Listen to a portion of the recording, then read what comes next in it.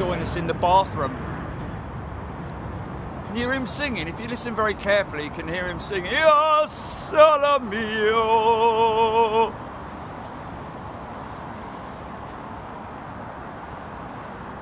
In the shower. He's in the shower. Sounds better in the shower, doesn't it, in the bathroom, the voice.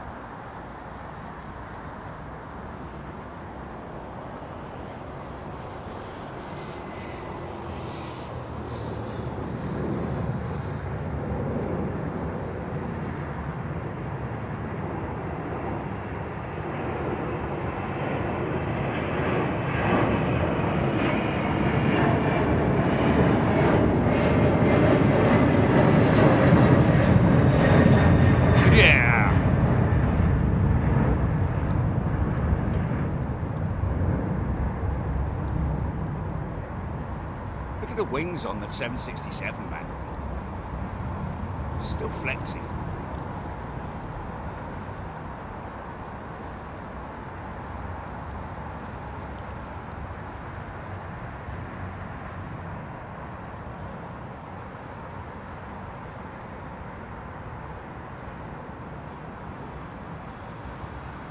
Start winding the flaps up, look.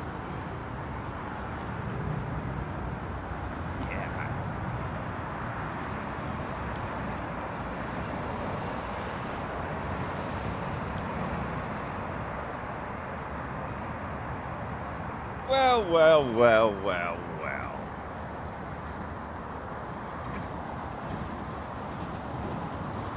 Just there, mate. Yeah, that's it. Just there. Yeah, that's nice. Yeah. You getting nice, big cleaning.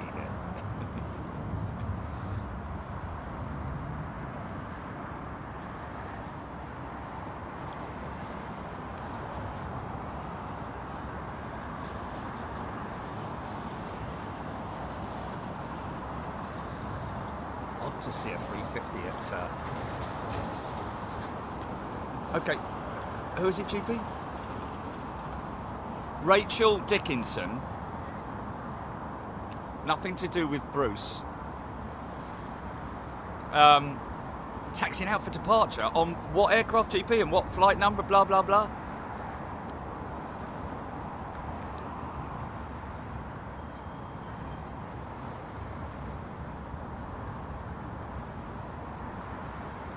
VS131 to Bridgetown, and that is one of our members, folks. I hope you're all doing well. It's the middle of the week. It's all downhill from here. That's if you're on a 5-day week or a Monday to Friday, which a lot of us are not, let's be honest. Slog eye cuts out.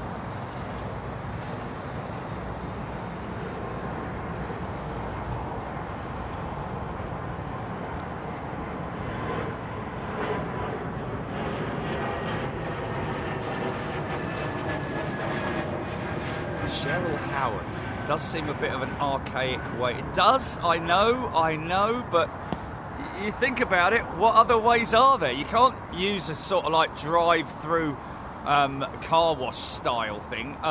There is, I remember seeing it, and I can't remember where. It was somewhere obscure, like Brussels or something, where I saw like a wheel with bristles on it, and it was like on a cherry picker, and it was obviously never caught on because yeah, it was like blue. It was, you know, but you know, that is just, it is. I agree. It does seem quite archaic, but and especially look at the size of the cleaning implements. You know, they're just it's like window cleaners, isn't it? You would have thought they would come up with something a little bit more, you know. But the thing you've got to concern yourself with is, you know, you're working around an aeroplane. So you've obviously got to be careful, especially when you're working around, you know, aerials and nodes and masts and stuff like that. They've got a lot of masts there. You don't want to be running something over a mast like that. That's obviously, you know, quite delicate. So you just got to do it the old-fashioned way. What'd you do today, then, fella? Cleaned a 777. He's on the solution, I think. This fella. I think he's on the solution. What's that, Chiefy?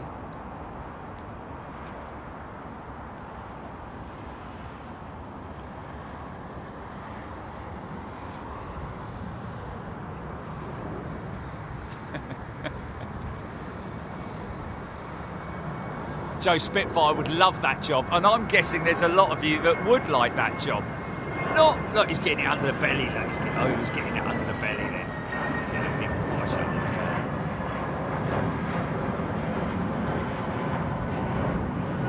belly. Kyle, Anchorage is next week. First class and super class members. Leaving Monday, arriving Tuesday. Sorry, I arrive Monday. Oh, that's right, yeah, because I'm going back in time, aren't I? So, yeah. So I leave on Monday, but I arrive on Monday. Tuesday is recce day, and that is all about... Well, you know what happens on a recce day, folks. We usually do a show. Yeah. Gina Graham, good afternoon. Mike Weaver, Heidi Heffington, Stephen Rouse, Ben and Amy. Now that's fun, yes. I mean, I wouldn't want to do it as a full-time job, put it that way, but I think these guys are not like full-time aeroplane cleaners. I think they're just technicians who have been brought in to do the specific job, because, you know, that aircraft may have gone through a bit of maintenance, may have a little bit of extra time on its hands in terms of, you know, being in operation. That they've got time to give her a wash. I think these ones down here have already had their cleanies. Look, they're quite clean, aren't they? Shiny 777-200s.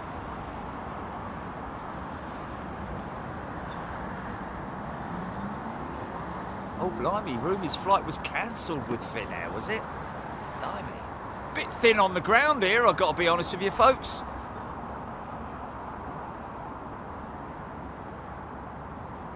Chester Draws, good afternoon to you. Jules Harris, chirping bird. Paul Nash, Caroline Brooking. I read that they had unexpected snow at Anchorage this week. Jerry's mound may be there. Yeah, it won't be enough to create a mound. And anyway, the mound was not, the mound was ice. It was an ice mound that had been created by the workers there who had I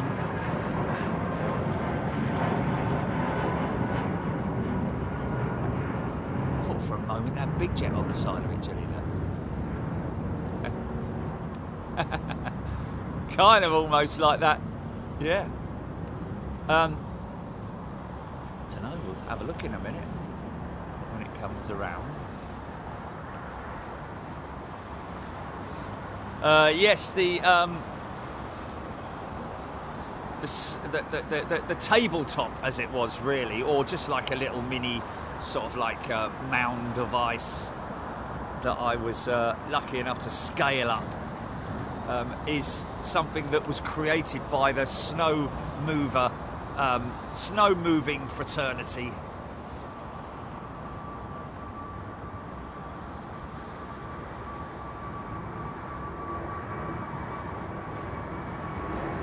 Richard the roadie going to put it in his CV. He's cleaned his 75-foot patio and path.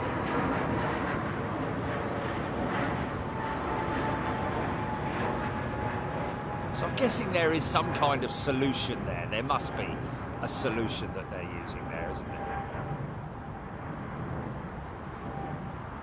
Anyway, that 777's getting a nice clean up in. Nearly done, boys. Twyscape. It's an absolute pleasure. Anchorage shows are best in show. Bruce Fine, good morning, good afternoon. Michael White sat in a cockpit of an ex-Cathay TriStar today. Now that's not something you do every day. Wow. Where is that? That's got to be in America, in one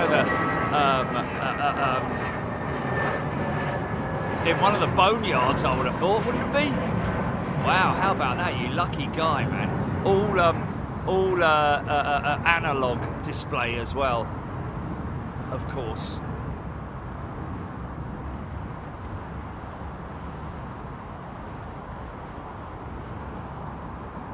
Oh, AC Milan. There we go.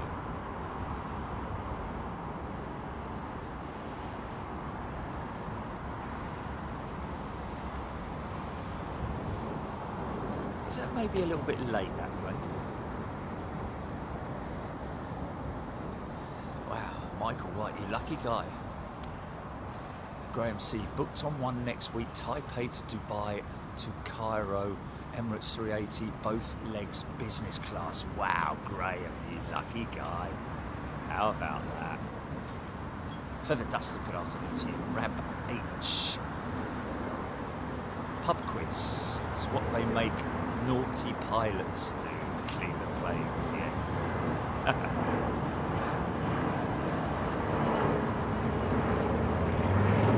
Goes quite flat, doesn't it? Look how flat it is. Once it dries. Whereas you get that shine, that beautiful sheen.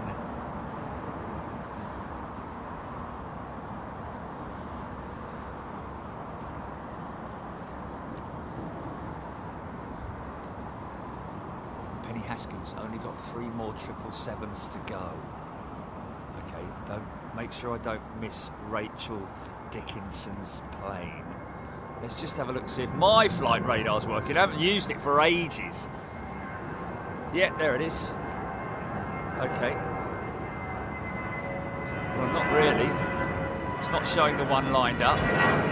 It's not showing the one crossing. Oh, yes, it is now. It's showing the Qatar jet, but not the one lined up at the end of the runway. There is Virgin 131 to Bridgetown. That's the one she's on, I'm guessing. There's a big stock of aircraft down there, and there's only 2 on my flight radar. So I'm just going to close that for now, because it's going to wind me up.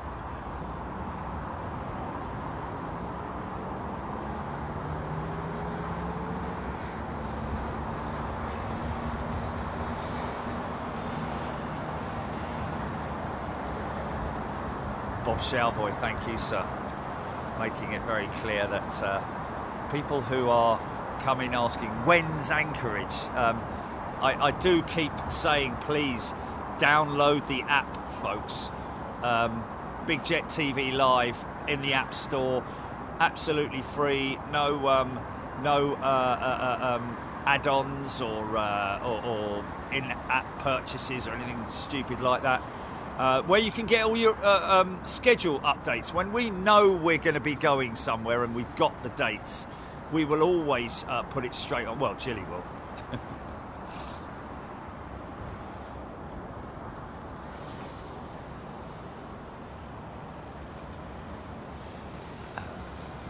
Karen Langley, good afternoon. German Air Force A350 coming from the West, Paul Clifford saying.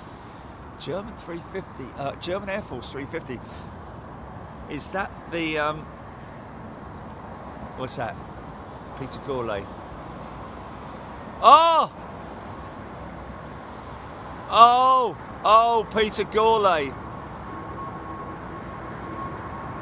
Yeah, he knows his stuff, doesn't he? 2 Dreamliners in at Anchorage next week, folks, when we're there.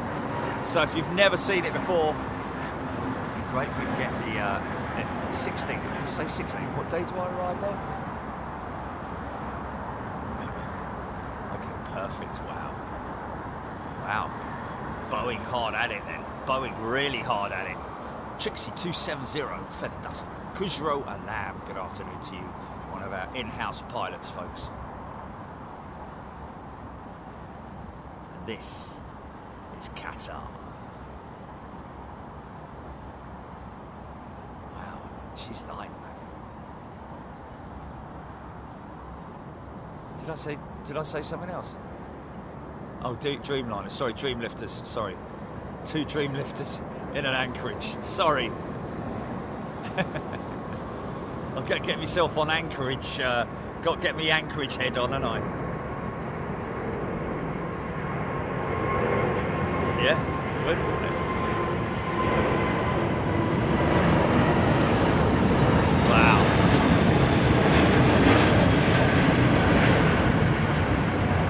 You should see the shadow that casts, folks. It's quite scary, really. It's the Bridgetown jet due next, Julie.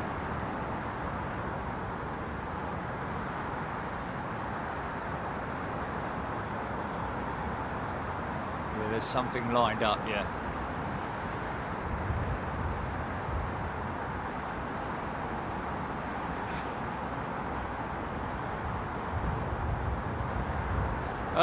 Joanna, no, they'll have drainage down there, obviously, you know, at the area where they're washing the aircraft. They'll have, yeah, they'll have drainage down there, or drains.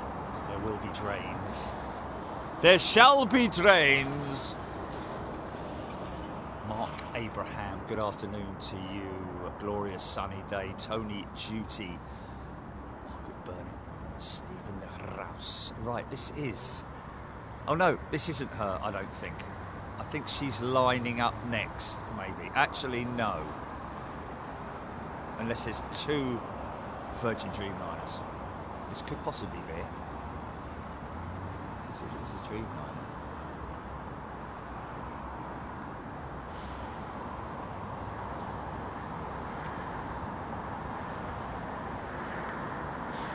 And I've just been messaged by another pilot, Gilly.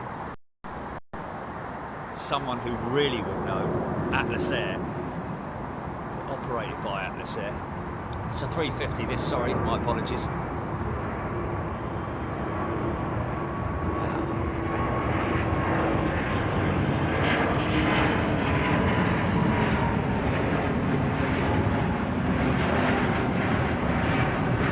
Wow.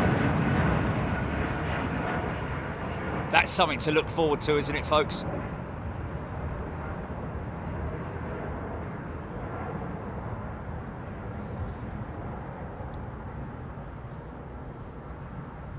I did hear that apparently, whether this is, I don't know if this is where you got your source from, Gilly, but hearing that apparently Apple operated how many jumbos?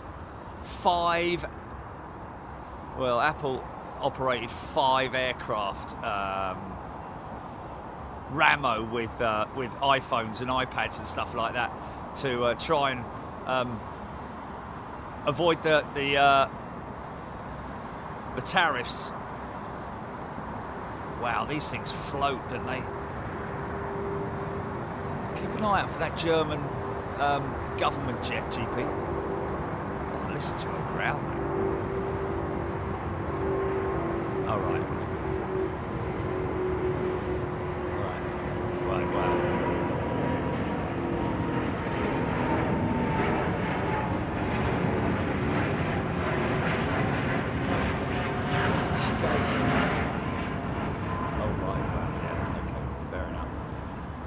Okay, Bridgetown bound. Rachel Dickinson. Basil Sims, good afternoon. Joanna B. Ian Newton, bit of teacup. You're right, mate, you're right.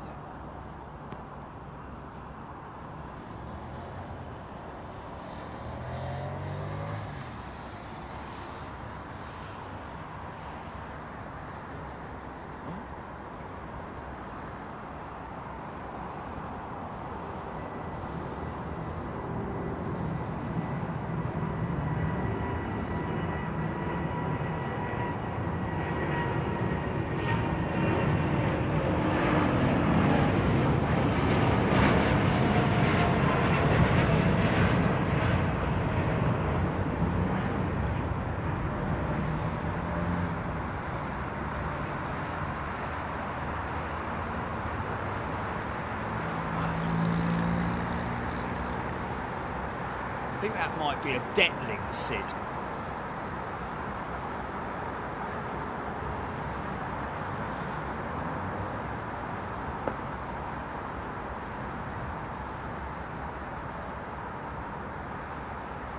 Nick Gray. Yeah, that's a long... Wow. He's going a long way out, isn't he? He turns. Wow. Yeah, just turning now, there it is.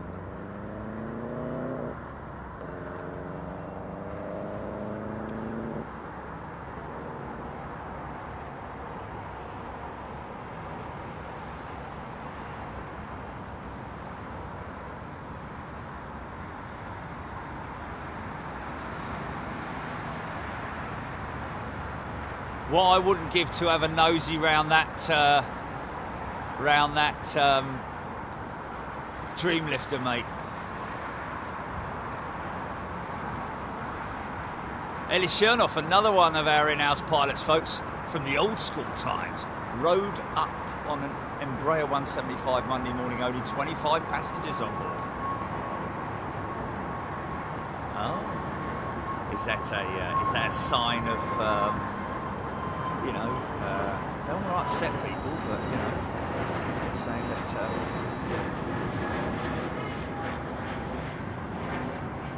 Oh, Alpha Echo, probably a mod me, Sid.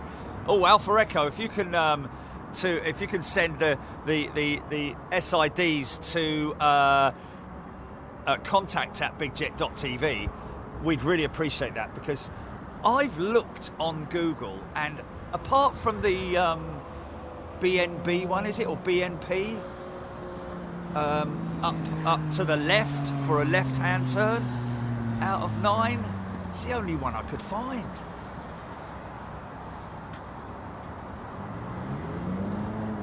Or Gazgu, Alpha Echo, or Gazgu. Brilliant. I would, if you could, it's not just where they are, but if there's a you know, some kind of a map with them on, that would be really helpful. Peter Room, oldest aircraft in United's fleet is a 34-year-old 767-300, and I wouldn't be surprised if that's around here somewhere. It's a lovely old triple being pushed there, is it?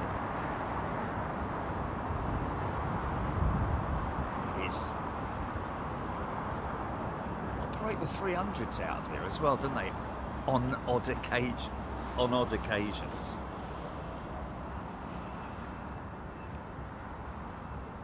Ellis Chernoff, not a popular departure time. Oh, 5:40. There we go. There's your reason. Yeah, thank you. Joe Madden will ring the day before to request, as they wouldn't let us choose at booking. Okay, Thomas Wallace. Oh, Hilton Garden Inn, right, okay. Yeah. Yeah, Hilton Garden Inn always. The one thing I will say about the Hilton Garden Inn is if you book here, if you're at any of the other hotels, I don't want to mention them, but on the north side of the airfield, let's just say, if they're on 09s, you're kind of screwed in a funny sort of way. Whereas here at the Hilton Garden Inn, you're always guaranteed to see aeroplanes, because 09s or 27s, you get them coming past here.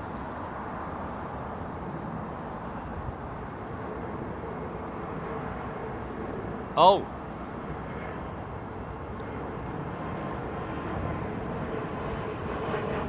Oh, okay, yeah. But I need to see. Oh, so Navigraph's got them on. Navigraph has got them, but will I see it on a map as well? I guess I will see it on a map as well. Richard the Roadie saying he'd add an update, Flight Radar 24. Maybe want to uninstall and reinstall. Shall I try that, Jenny? Remove app. Delete app. Delete.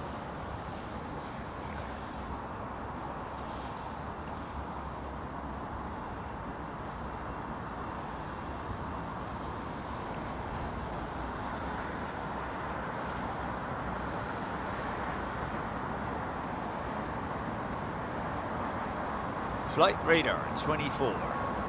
Just put flight in your search bar and there it comes. Right, okay. Download.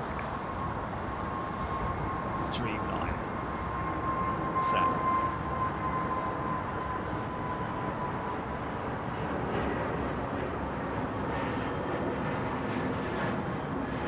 No. You've just found them. You've got a map with them all on it. Oh. Yeah. Oh. Okay.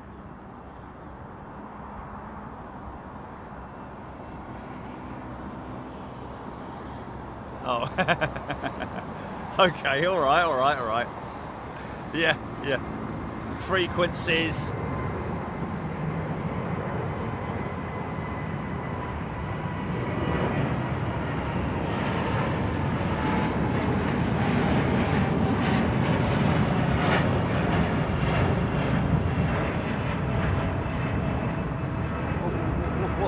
What was that? Why did you say Southampton sits? I just want Crowborough and all that sort of stuff. That's all. That's stars in it. Crowborough. I don't know. Whatever. Maybe. Is that a star?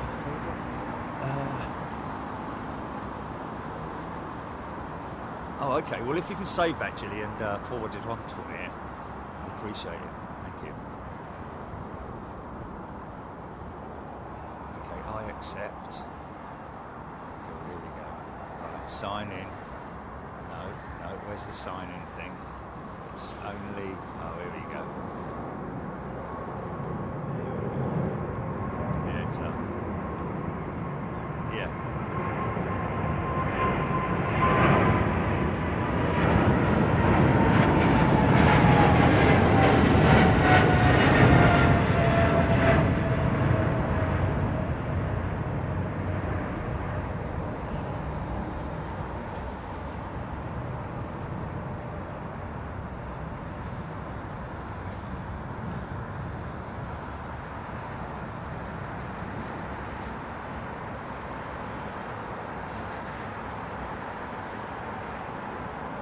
Subscribed, log in.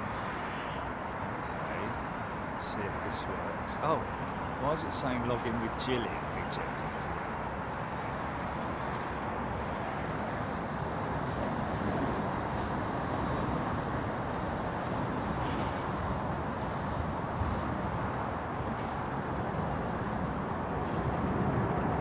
Oh, listen to this.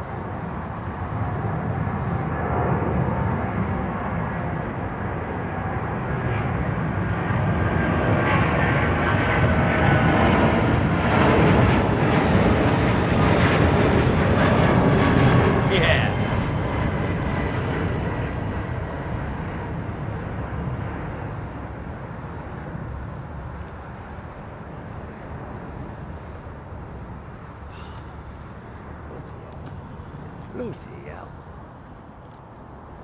Okay, let me just, that's 7.6, isn't it? 7.6.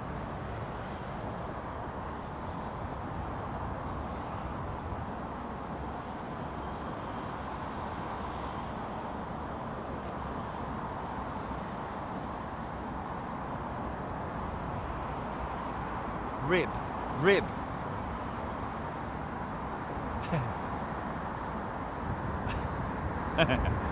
Got the wrong person.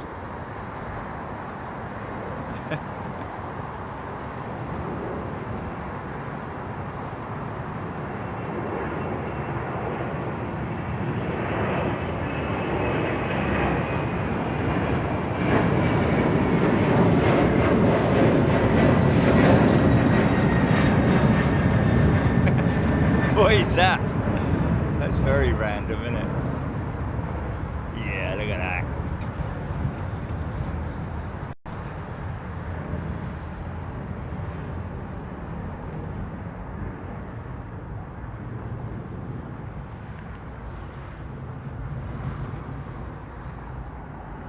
Yeah, it's high, man. Triple.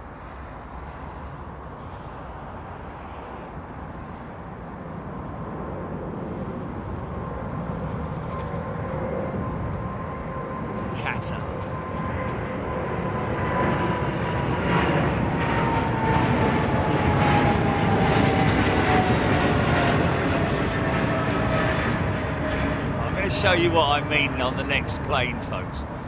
Get ready, because you're going to see me suddenly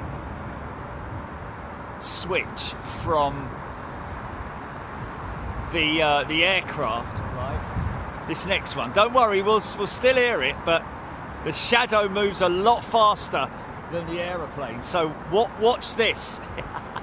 Watch this. Jilly, you ready? It's quite scary. It's a bit like, was it what was the name of the film where the ghosts were all black and scary? You know, sort of like shadows. Yeah, you'll know what I mean. Oh, switch there. We're looking out for I'm looking out for the shadow.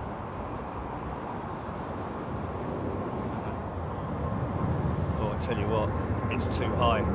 It's too high, I think. Scary ghosts. Here it is. Oh, it's too late. Look.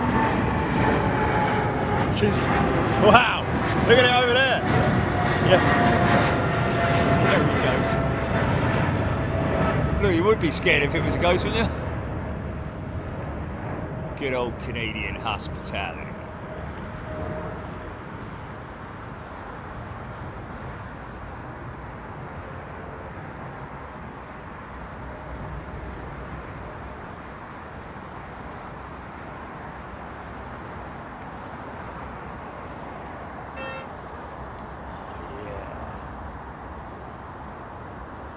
Here's one. Here comes one now. Let me follow the shadow. Look, Jilly. Look, Jilly. Look.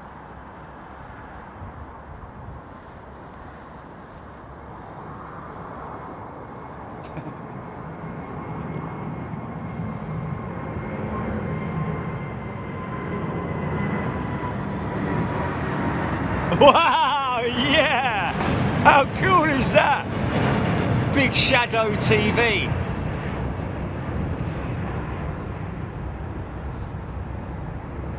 So should I be signing into your account, Jilly, for flight radar, or not? No. Okay. All right. Otherwise, I'd have all your things on it, wouldn't I? No, I'm just trying now. I'm just trying. Logging in. Here we go. Oh yeah, as I thought. Yeah, that worked. Yeah, it done work. I knew it was going to happen. I knew that was going to happen. Oh, hold on a minute. My password's wrong.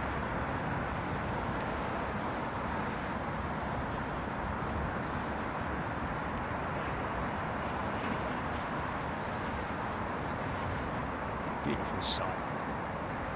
Dreamliner on a turn. Look at that wing flexing up, man. Oh God, it's still not working. It's still not right. No. I didn't purchase it through iTunes, did I? I didn't purchase it. Oh, really? Through iTunes? Okay. Restore now. Okay, here we go. Restore attempt failed. We couldn't restore. It's because me, mate. Yeah, it's because it's me. We could not restore your purchases at this time. Please try again later. Anybody else, absolutely fine. Not me. No, it's not doing it, mate. So now I have no flight radar 24.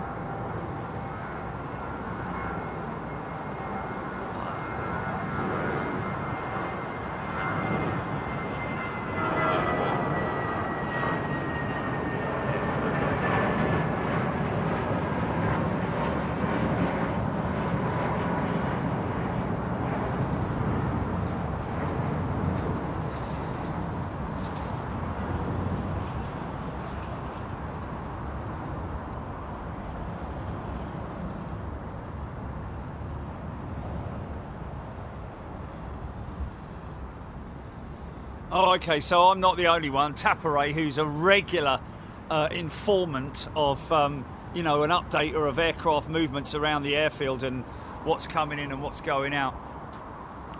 He's having problems, so it's definitely nothing to do with an uninstall and a reinstall. So I don't care, I'm just going to leave it off anyway, whatever. Ellis Chernoff tried to buy that FedEx DC-10 from ARD, and what happened? Didn't have it, didn't run out, sold out.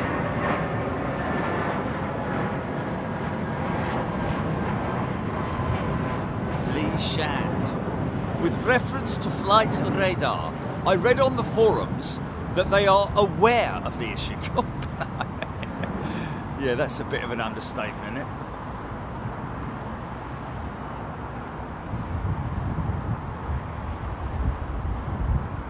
Oh, Aidan Campbell, I think that Concorde joke has messed up the real Flight Radar 24. You know what? That's quite funny. I did wonder how they... did they input an old flight plan of Concorde, Gilly, in order to put it on Flight Radar? Because I wondered how the hell they did it. They sort of overlay it, and now it's all gone up. Lee Shand, yeah, like exactly what you just said. Yeah, it's to do with the new graphics they added. It's the general consensus. Oh, Ellis Chernoff, they were very nice about it. What's happened then? Did they? They didn't want to sell it. Oh, the last one. Oh, blimey! Wow. Okay, well then. Oh, is this an RTO? He's going out. No, he's going out. That's just an intersect departure. I think gets up to 2,000 feet, real sharpish, man, at a 15-degree climb rate. Looks like a bit more than 15 degrees, doesn't it? I don't know, maybe not. Maybe that is, because that's what I'm climbing out at. Maintain 15 degrees, hit 2,000 feet, and then throttle back to climb. Paul Skilly off to work. See you later.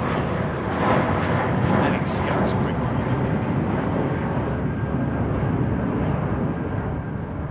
Alex, what a job that is, cleaning that 777 in the sun. Yeah, good afternoon's work, innit? You would have thought you'd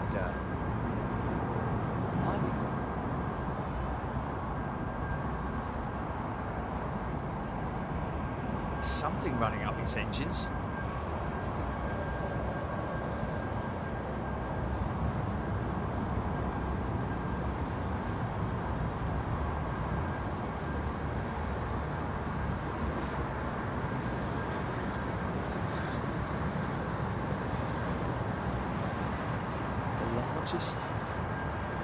WebGL. Okay, so Gilly, they've basically gone through it. So it's a bit like us changing our store thing, isn't it? They've gone to WebGL apparently. No, all right.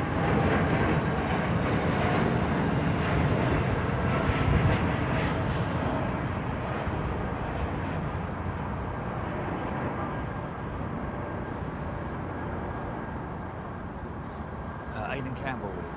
This is obviously, he's reading this from their forums.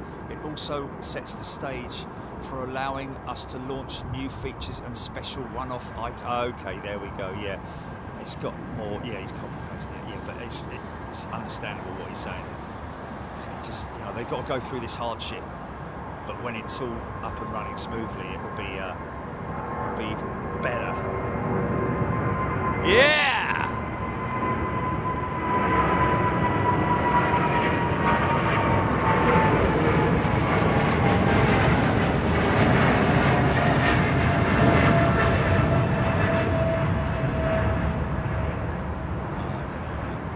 Barbara Seenan. Barbara has gifted 5 channel memberships. Thank you, Barbara. If you're a recipient of one of those memberships that's been gifted to you folks out of the kindness of Barbara's heart, and anybody else who gets gifted memberships, please do the righteous thing and say thank you. especially if you're, you know, if you're not an organic member, if you know what I mean. You've been, you know, organically grown member. Sounds a bit rude, doesn't it? Oh yeah, I'm an organically grown member, me. Good for you. This is low. This is a low climb. It's a very low angle.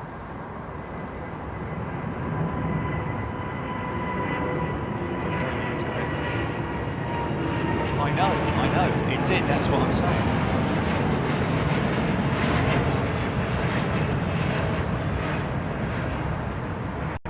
That Linda Series has done the same thing, gifting 5 channel memberships. Thank you, Linda. That's very kind of you, very generous. Anybody to do that, folks. You need to appreciate how generous that is when people gift memberships. Don't take it for granted, okay? I know there's a few of you who are sort of like, you know,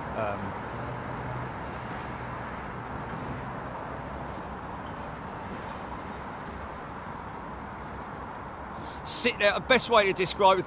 What do you call it? A goal. The goal. One who's always standing by the goal, waiting for the ball. Goal hugger or goal hogger. Goal hogger. Goal hogger, innit? Goal poacher or whatever. Yeah. Definitely fine. Is there an aircraft in the test bay? That's not in the test bay though, is it? Or is it? Must be in there at an angle if it is. Is that on radar? American. Thank you, Linda.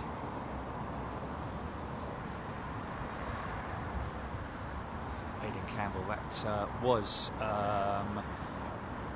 British Airways 787-9 Dreamliner to Mexico City. Flight number would help as well.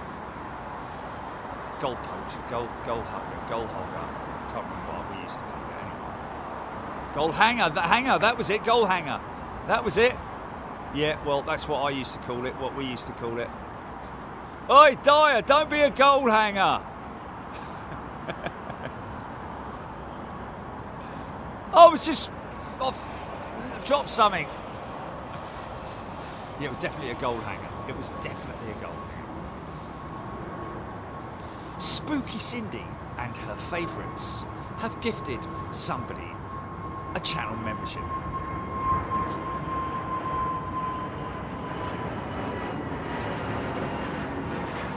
Anyway, had a great meeting on Monday with a lovely fella from BALPA, folks, British Airline Pilots Association. Hello to you, mate. I hope you're well. Great meeting you, and yeah, great chatting as well, because, you know, just, it was an interview, but it was a lot of chat about piloting and operations and stuff like that. Brilliant, mate. Learned a lot from him, man. Also, I learned, which is interesting, I'll tell you in a second. Go on, son.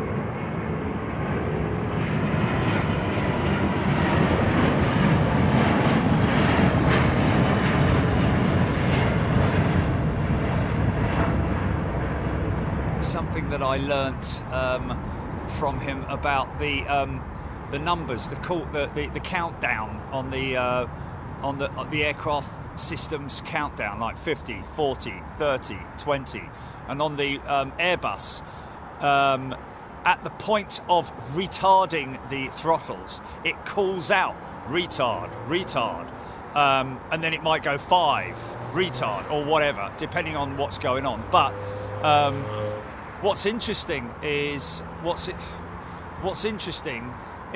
that the retard, the word, the call out retard, is for the autopilot. It's actually a system it's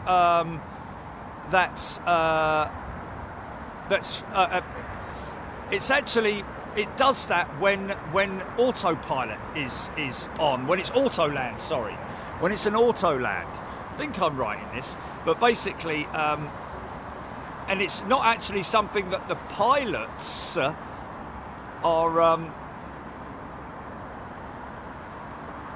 are supposed to really take notice of, if you know what I mean. It's not meant for them. It's meant for the auto land system.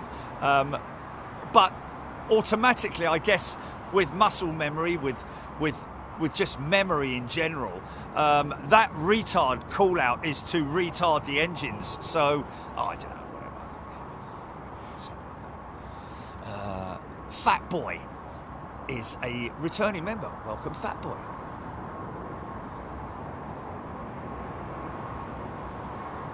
Oh, right, okay.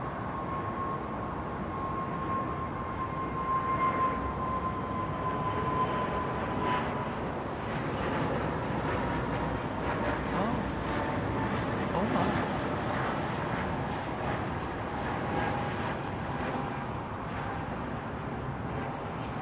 Okay, stand by. Oh, you know what? I think that was what it was. I think that's what it was, mate. Yeah. Yeah. Okay, wait a minute.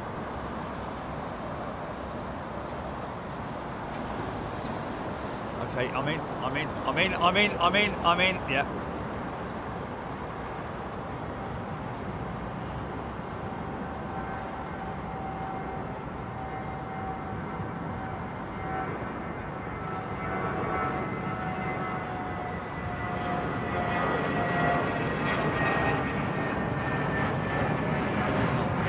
That's hilarious, mate. That's hilarious. Under categories, yeah, for airports.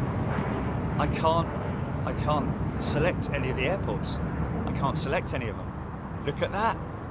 Hold on, enable filtering. Oh, blimey, you've got to select enable filtering, for crying out loud. It's all right, don't worry, chill out.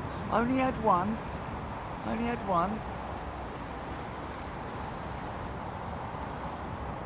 Yeah.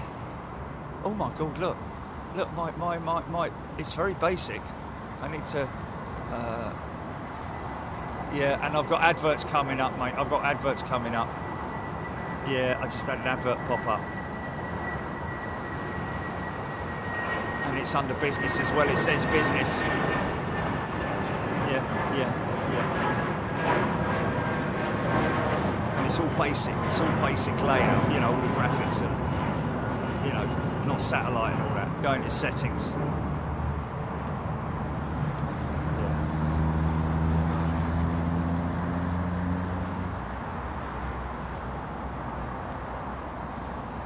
Oh wow. Is it? So ARD, I'm guessing that's Jordan, yeah? Saying that his uncle is on that Malaysian 350 all the way from Perth.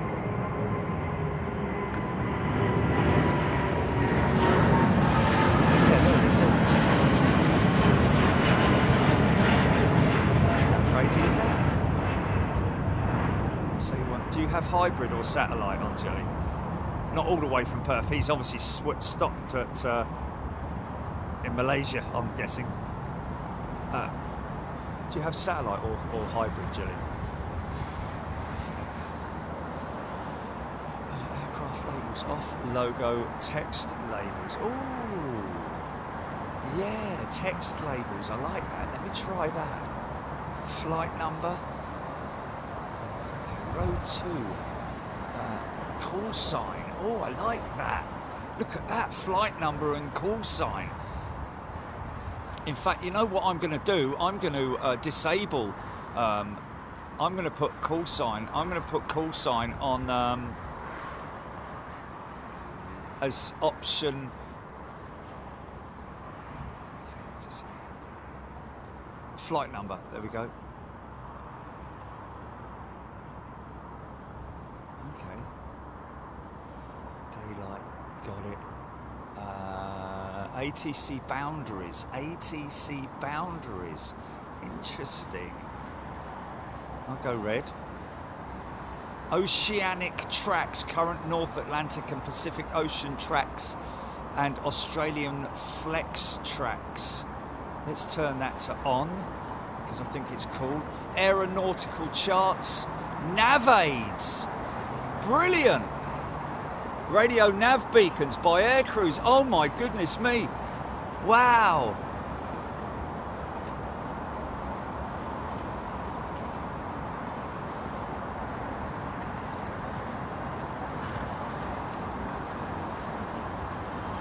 Yeah.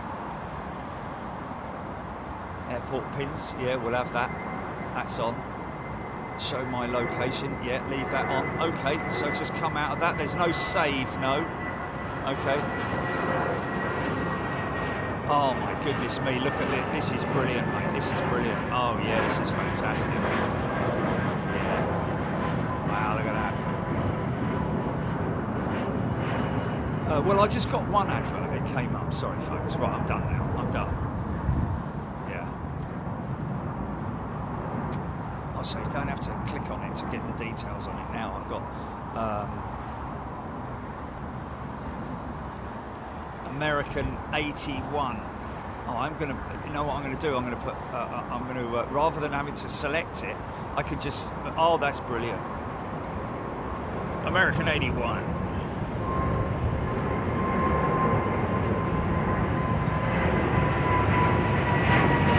Oh, now I know I'm gonna film that. I'm gonna film this. Yeah!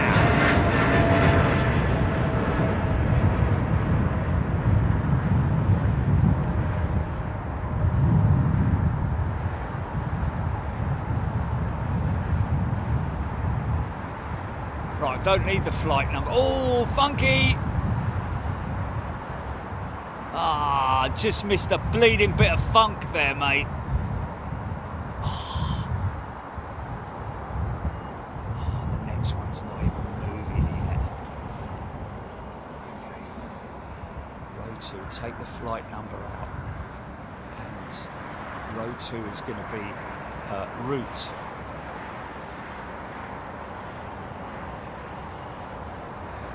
Let's do row 3 as aircraft. Row 4 is an option for altitude there. Let's see if I can, because that's a lot of information coming at you, isn't it? Let's just put row 4 as altitude on, and then come out of that. Pardon me. Now you see, this isn't showing. Oh wow, yeah, this is damn cool, man. You've got Flight Radar 24, folks. I'm guessing this isn't new, is it, Jelly?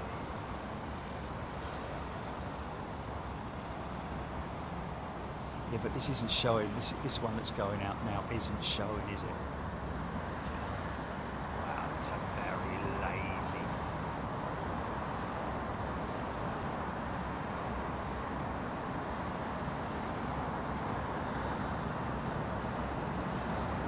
We should get one up on the top of the Hilton Garden Inn here, mate.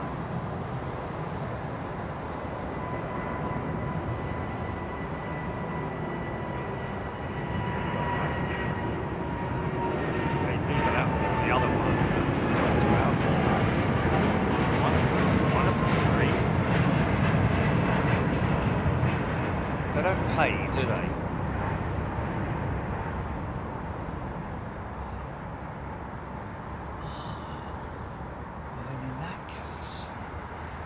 They get free. Can I just ask you this? Just if they get free business subscription, description. Take 2 Flight Radar 24s a day with water, preferably after a meal. No, if for example a hotel was to do it, yeah, does that mean that they could put a big screen downstairs? A big difference then, doesn't it? Because I tell you what, I know a few people who go for that. I know a few people who go for that. Right, that was Virgin 23 X-ray. Heathrow to LAX, climbing through 3,000 feet now. 787-9. That's info that's, oh man. Obviously, Gilly, is that something that I've just learned that's been on there for years? So rather than actually selecting the image on your phone, wow, how cool is that? So this next one is not on radar either.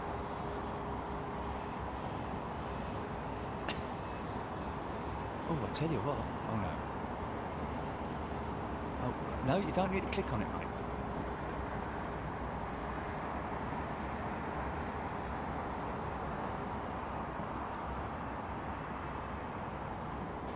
Oh God, it's not cruel, man. It's not cruel. You know it's an April Fool, man. You can't say cruel. Yeah. Wouldn't it be a wonderful thing, but it's not. Now she's on radar. Yeah.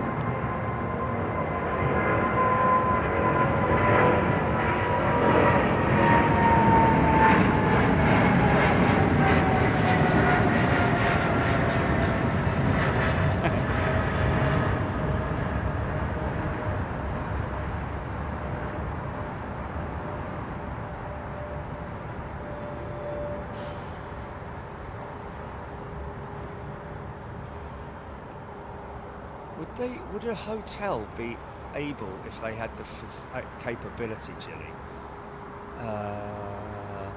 Is there any way that hotel TVs can have a channel that's linked to an Ethernet line with flight radar on that channel? I wonder. I don't know.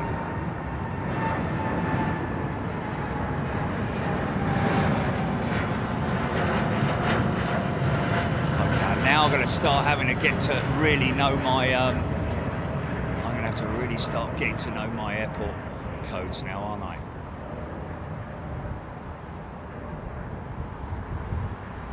CVG.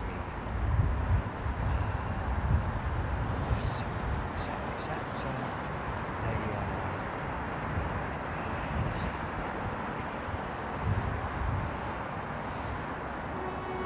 pardon me. I'm gonna have to.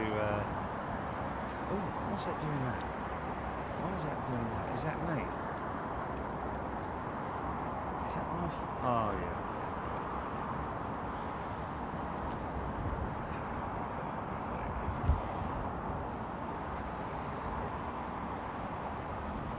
Last 777 off to Atlanta.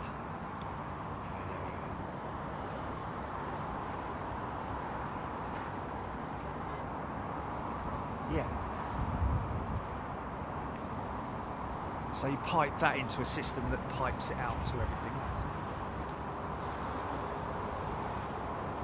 Oh, thank you, Sananda. Thank you, Sananda.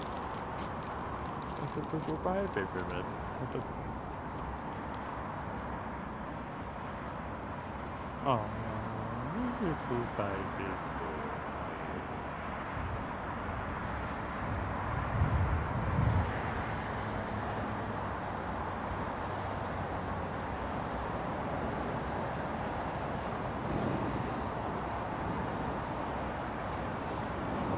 Okay.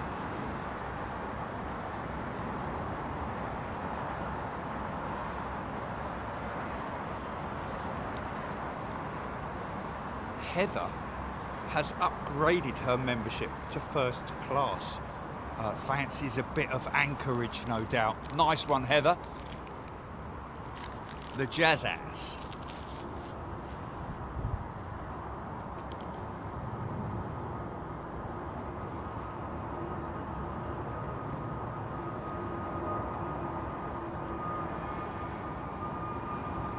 Now, I wonder...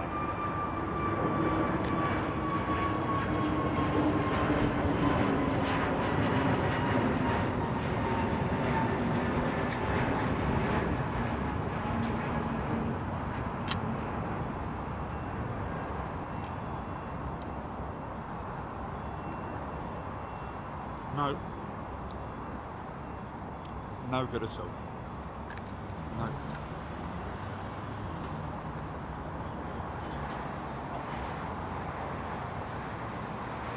Absolutely useless.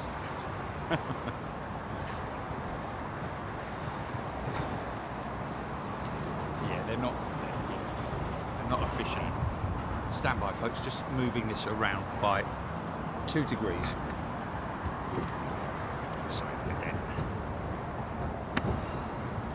Well, to be honest with you, mate, it just makes it even harder to read comments because there's still a glare there. In fact, at the moment, it's a bleeding nightmare, to be honest with you, because of the sun.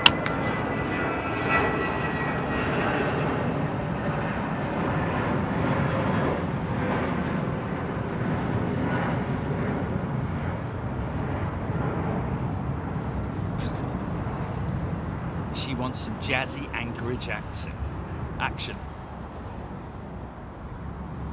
Even.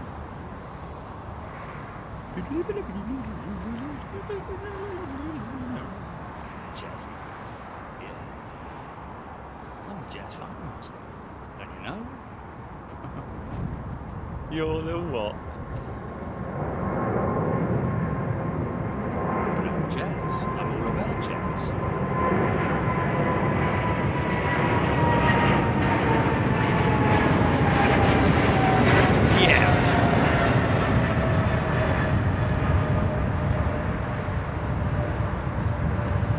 Oh yeah, I know about the augmented reality on Flight Radar 24. It's brilliant, folks. You should get it. It's a brilliant feature. Kind of groovy because you can go above and below your flight path and look at all the other aircraft that are in holding patterns, and like if you're on there now, it's just you know, it's almost like having a drone option or drone feature in Microsoft Flight Sim, but it's from an aircraft, from your aircraft, I think. Is that right? Is it from the aircraft, or is it as a no, it is. It's not a movable drone, is it? It is actually from the aircraft that you are following, isn't it? Oh, this bloody thing's causing me a right load of flipping shit. What's going on here, son? What's the matter with you?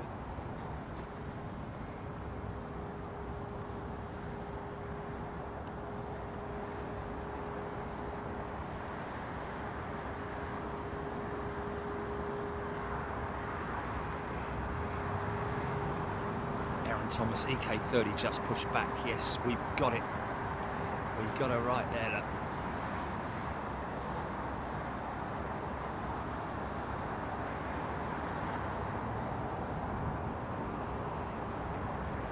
So, folks, we're gonna give it another try this Friday. Sim challenge. I think we've got it, man. We have been working on it. And I am going to use a voice filter, okay? So be patient with me on that. I want it to sound authentic.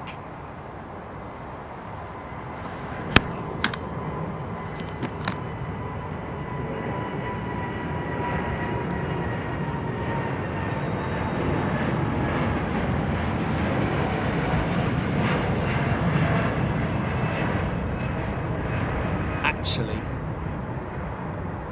you know what? I'm going to change that to just the call sign and let everybody else say where it's going to and other information on it. No, get that information across to me, folks. If you like doing it, Tap Array's one who does it. But always good to get sort of like call sign. I'm gonna sit on the call sign on Flight Radar, but I don't have all the time to look at my phone because obviously I'm doing things like this and filming. So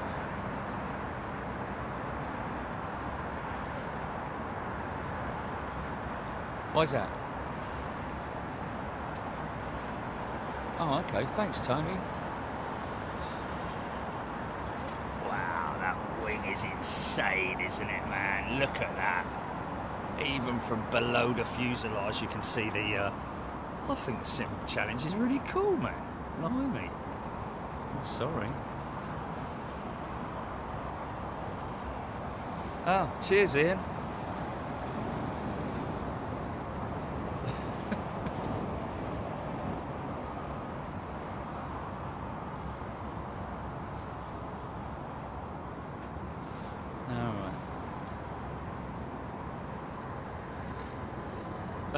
It's funny though, it is true, in a funny sort of way. That is quite funny, yeah. Jerry knows everything now, he's done 6 hours in the sim. It's quite funny, you know. Yeah. But that is funny.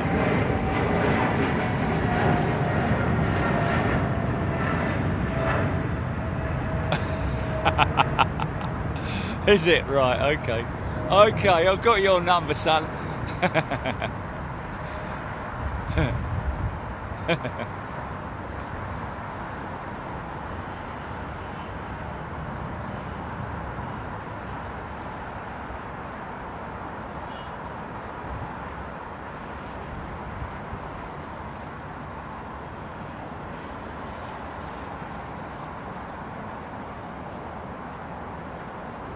Oh, thanks.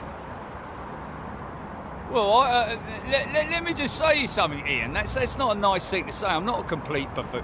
Tony, sorry, mate. I'm not a complete buffoon. I think you should take that back, mate, because, to be honest with you, you know, I've brought you on this journey right from the beginning, but it's not just, as you even said in that comment there, you know, as you even said in that comment there, you know, you have enough trouble with it yourself. And I've been doing it you've been doing it for years. Well, if that's the case, then that's the case. But to be honest with you, you know, most of our problems have actually not been me and my capabilities, but more about the equipment itself. Oh, is he? Well, I hope not. Well, did he put a laughing face at the end of it? No? Okay, all right, fair enough. It's banter then, is it? Oh. Oh, okay, I've got you, Tony, yeah. Okay, it's banter, is it? Right, okay, fair enough. Yeah. Take it back. Come round your house, Tony! Do. Where's Tony? What do you want? Tony? There's a man at the door! Through the letterbox. He called me a buffoon!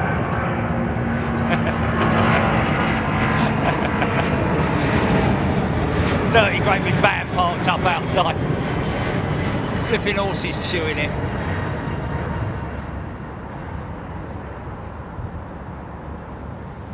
Yeah, but Ian agreed with him, so that's 2 people who don't want to watch the sim show, but there you go, it is what it is. Or unless he was joking about him doing his hair. In which case we're right back at the beginning again, aren't we? Oh, lordy. Anyway, so can I carry on then? About the Sims challenge, yeah? We have now dialed the equipment and the technology and the audio and all that kind of stuff. So, yeah, listen to this.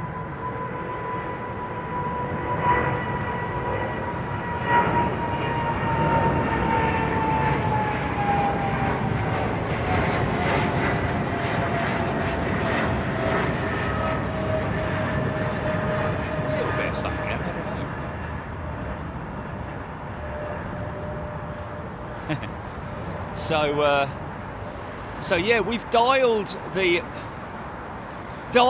equipment,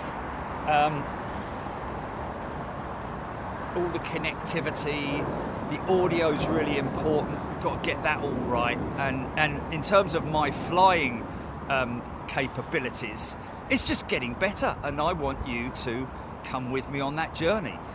And I think you'll be quite surprised when you see me this next time. Please work. Please work. We're going to do at least half-hour running, originally.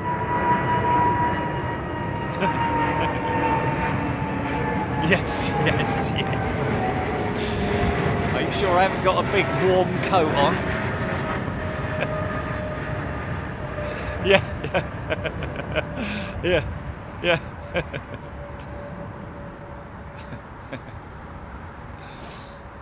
So, yeah. All the lighting's good as well. That's another thing that we had a problem with was the position of the camera. That has now been completely dealt with. We've got good lighting in there for the green screen. Yeah, it's all looking good for Friday night, folks. If you've got an hour spare, if you fancy tuning in, if you're not doing your hair.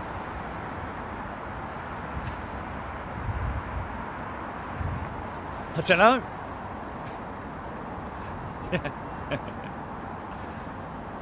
It's funny because I think of Tony Rivers as a bloke of my age, but how many times have we done that? And we meet somebody, he's like 16.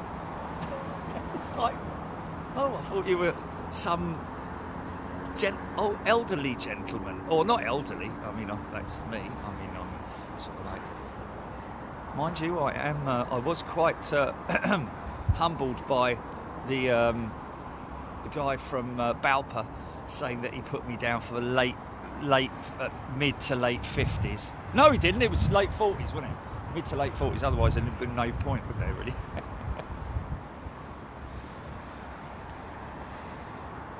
Anywho, yeah. So landing challenges, I think, is we're going to continue on that theme, but we're going to get at least one push and start. I've got all the tug system and all of that, the pushback procedure. I've got that all sorted out.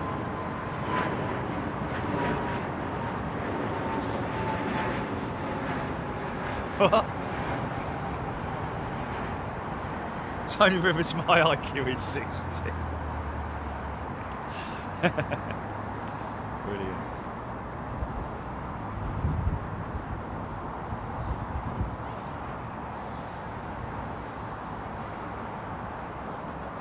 Hair dye, Steve Batty. The only thing I ever did, and by goodness me, did I get it wrong when I tried. My mate John, he turned up at golf one day. I'm like, mate, what's happened to your beard? It looks really good, man. You look like Action Man, but in a good way. You know, it's not overpowering in a way. You know, all his grey had gone off of his beard, and it was all like a nice. It matched his hair and everything. Of course, I went down Boots and bought some, didn't I? Applied it, and sort of like forgot that I'd applied it. And you're supposed to wash it off after 20 minutes or something like that. And I realised about 2 hours later, by which time it was far too late. I was stained,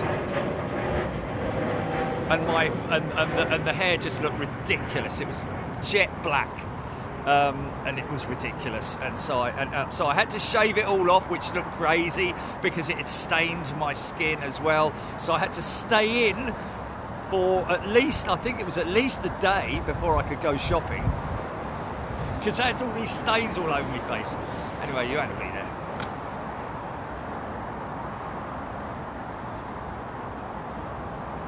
Quite clearly you could also see that it was hair dye, you know. Anyway, so don't try that at home, folks.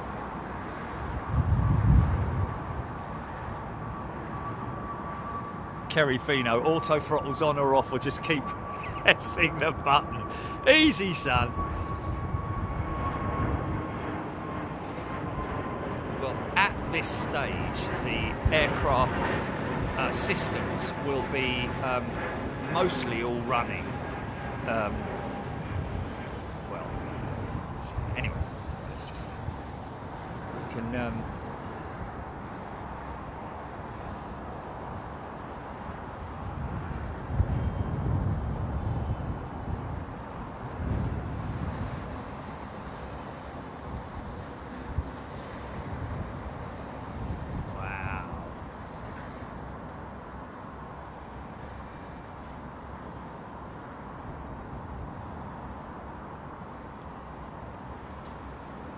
apologies for the reduction in reading out comments, folks. It's just that the phone is not to my right in the normal position.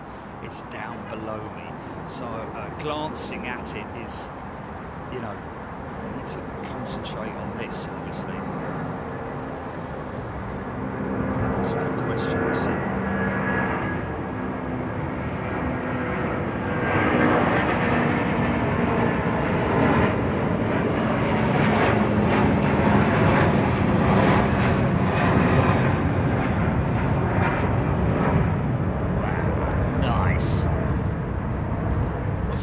Turkish 330-300 with Trents on it.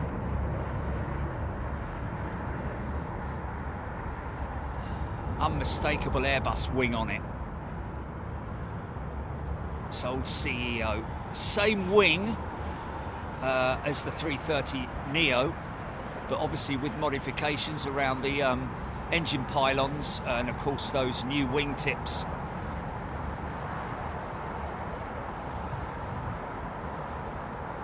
Wingtip devices, which I believe were developed in at Broughton. Was it Broughton? Chester. You're right down there, mate. You're nice and clean now, are ya? Oh, some Pico 737 above me. Oh, no, there's a twin engine. You're making it up. Aaron Thomas, we got the Saudi Formula E taxiing. So that'll be coming out at 4.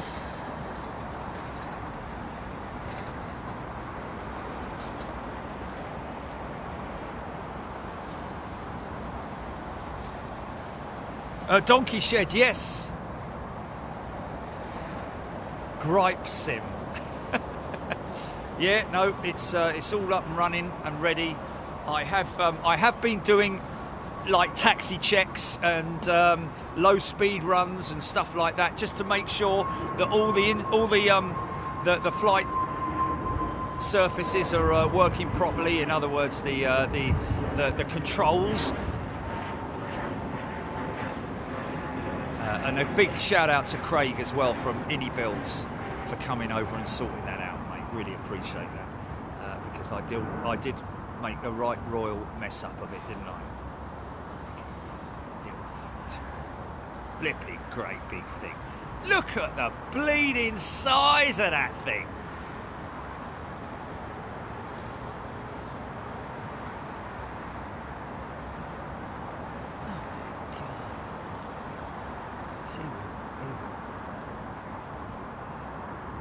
Even in a funny sort of way, worthy of a thumbnail, actually. Do you know what I mean? Beep, beep, beep, beep. Who's that? Yeah, hello, it's me. I can't see you, mate. Where's my big? Can I come past, please?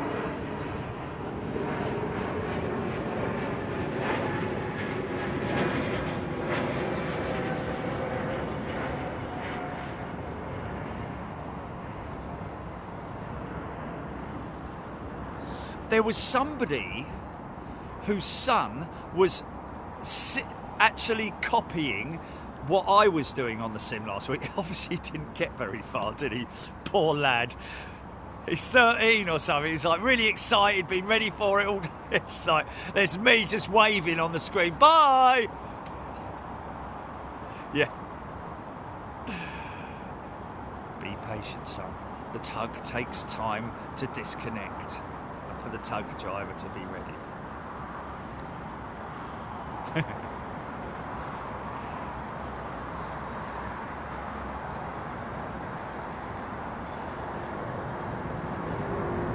Yeah, listen to this. This is 350 to JFK, I think.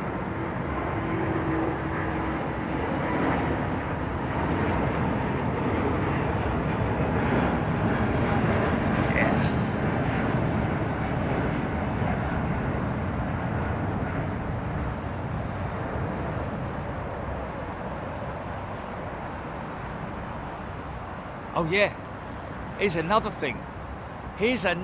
A great tip that I got from the man at Balpa. And this is a really good tip, folks. If you're worried about taxiing, okay, put yourself at an airport which has automation on it in terms of air traffic control, have systems where your taxi instructions are handled by the in terms of the lighting. In other words, when they say follow the greens. And here at Heathrow, it is it is the case. I don't know if they do that on VATSIM though. That would be something interesting to find out, because obviously it makes your life a hell of a lot easier. Obviously you need to understand and read back the taxi instructions from tower. But in terms of, I mean, obviously you still need to understand and know where you're going in terms of, you know, writing it down. When you come to the intersection, you either turn left or turn right, or hold at, you know, cross and hold, or whatever those instructions might be.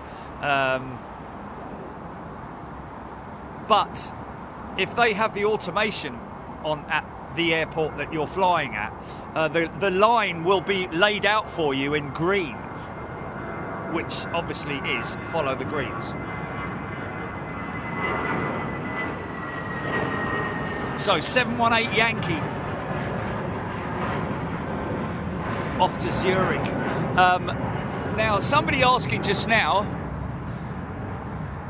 what's my call sign? You know what? It's an interesting one, because Johnny has just got one, hasn't he? Something Yankee, hasn't he?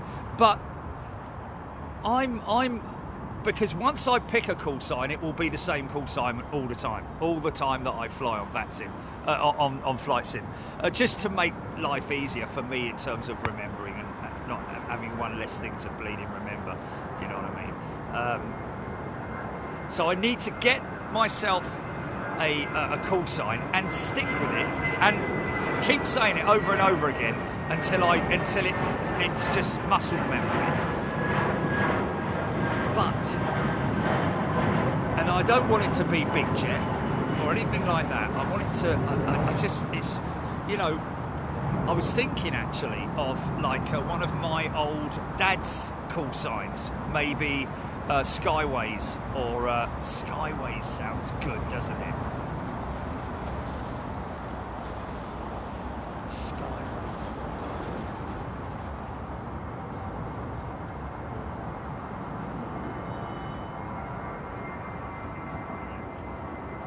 My call sign.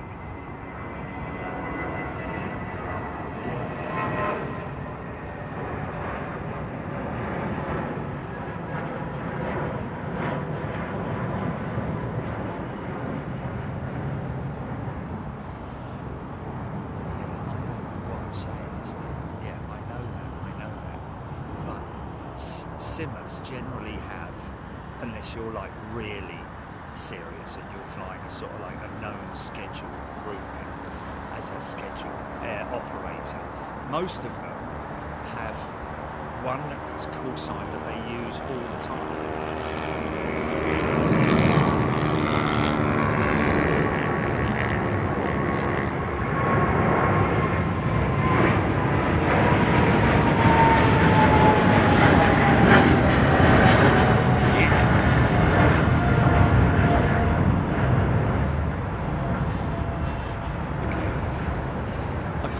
I know what you mean now, because you tried that, didn't you?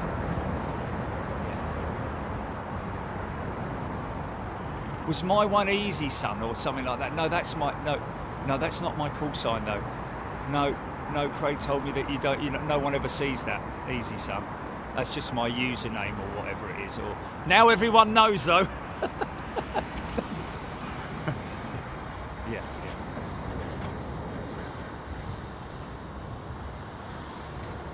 Sim brief. Yeah. Oh wow, is it? Okay, all right. Well, it's just okay. So that's fair enough. Skyways is already taken. There you go. That's amazing. That's a shame.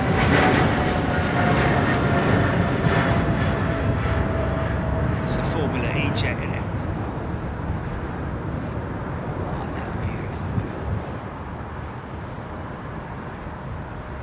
Triple.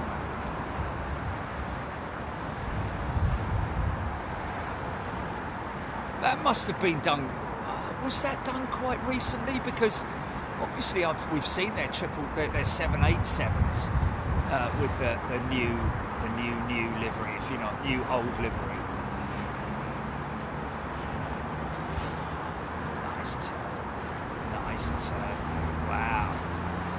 It's a bit of an odd term for Saudi, really, to be honest with you.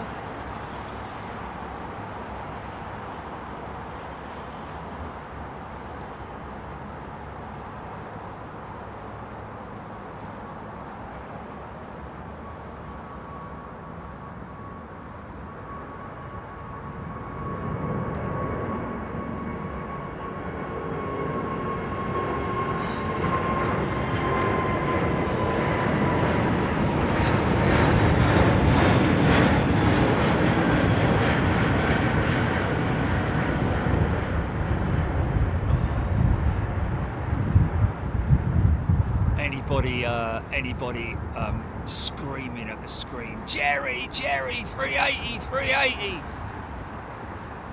Oh, I just heard it behind me, and I was just keeping an eye on that Saudi jet because she looked good. But this thing...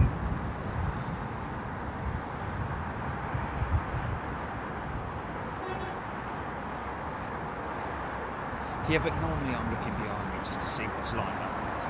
That's normally I would do that. It's just this one time. It happens though, but it happens when you look, sometimes you...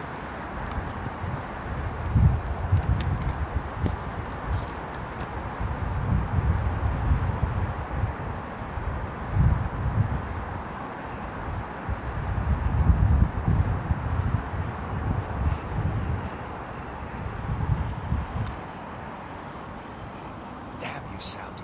Damn you.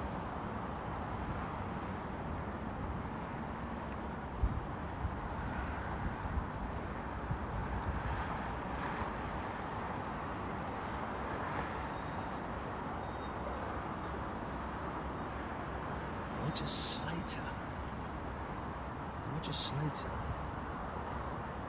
American 9783 on finals 777-2 from MXP. MXP. Yeah.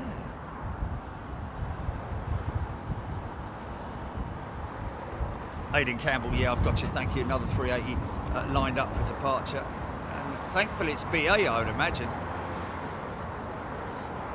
So what's the deal then, Roger?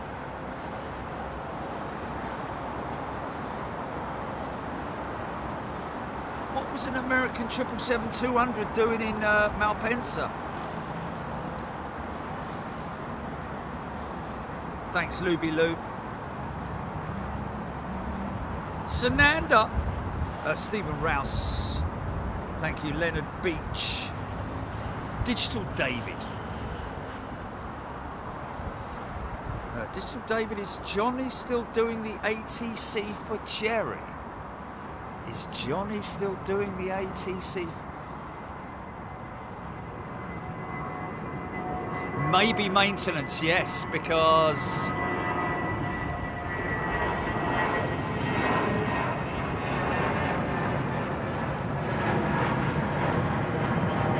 I'm guessing Eagle is taken. Yeah, Eagle's definitely going to be taken, isn't it?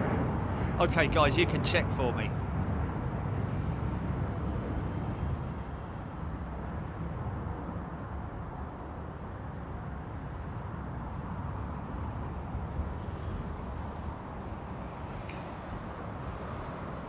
Is this it here? Is this it here?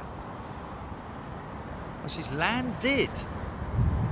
Isn't this it here? No, because American do have maintenance here at Heathrow. Believe it or not, folks, what I found quite surprising was that American Airlines engineers and technicians get paid £100,000 a year at London Heathrow. Their technicians, so they must borrow the workshops, because these are engine shops down here, as well as single aisle jets the other side of that, those sheds there. But I think that's an engine shop down there,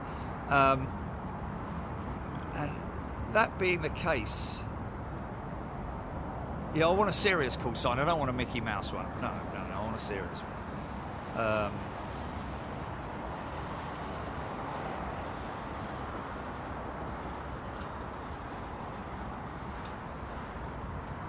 don't know what you mean there, Digital David. What I think what he means is, yeah.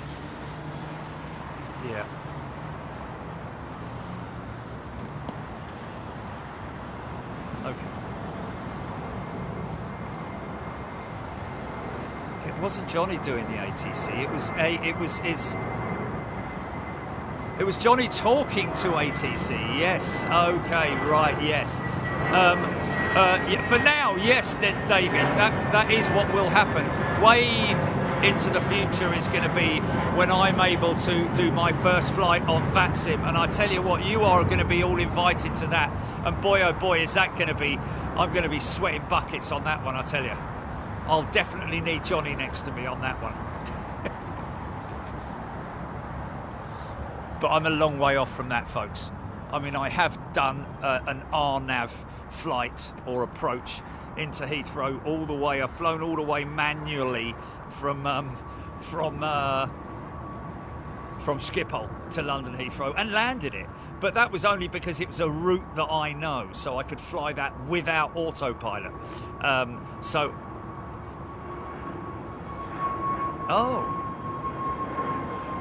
Oh, it's positioning from Mount Penson to do the American route to JFK tonight. Okay, not missing this one.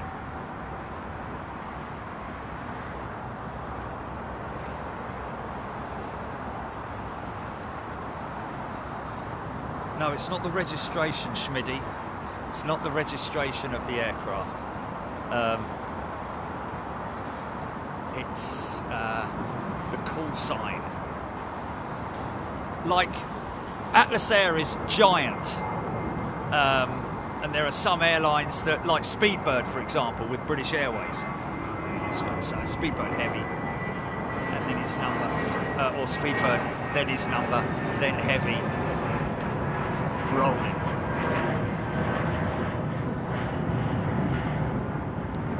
He did. He flies mainly with BA. And his call sign's always the same.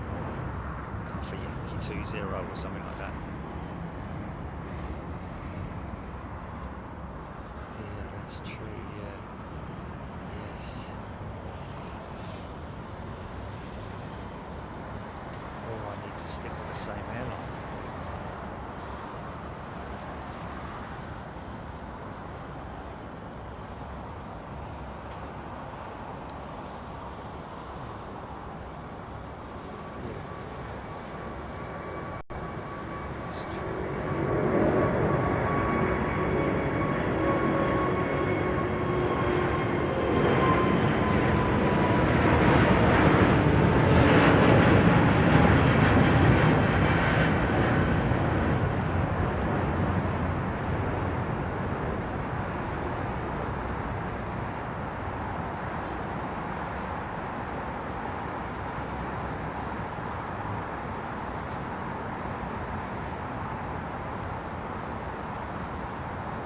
First contact, interesting. Right, I've got you. Yeah, that's a good point. Yeah, but first contact would be New York Tower. This is BA so-and-so Heavy, 10 miles, whatever, or joining the whatever, and then that would be it. That would be it, because he's already on the system then, isn't he? So that's right. Yeah.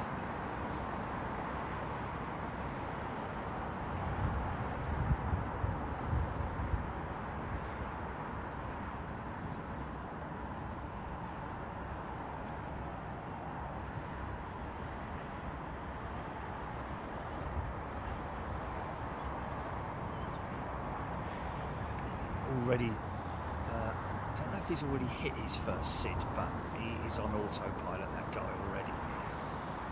So it's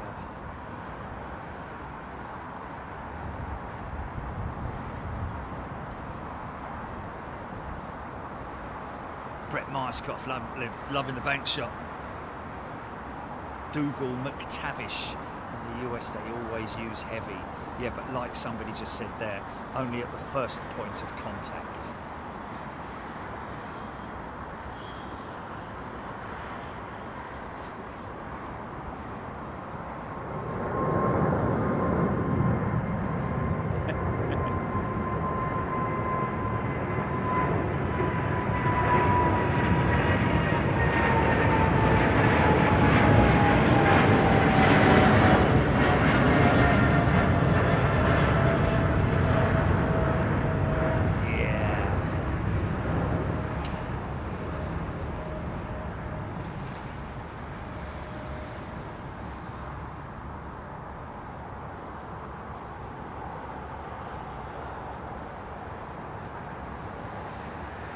Exactly, man, exactly.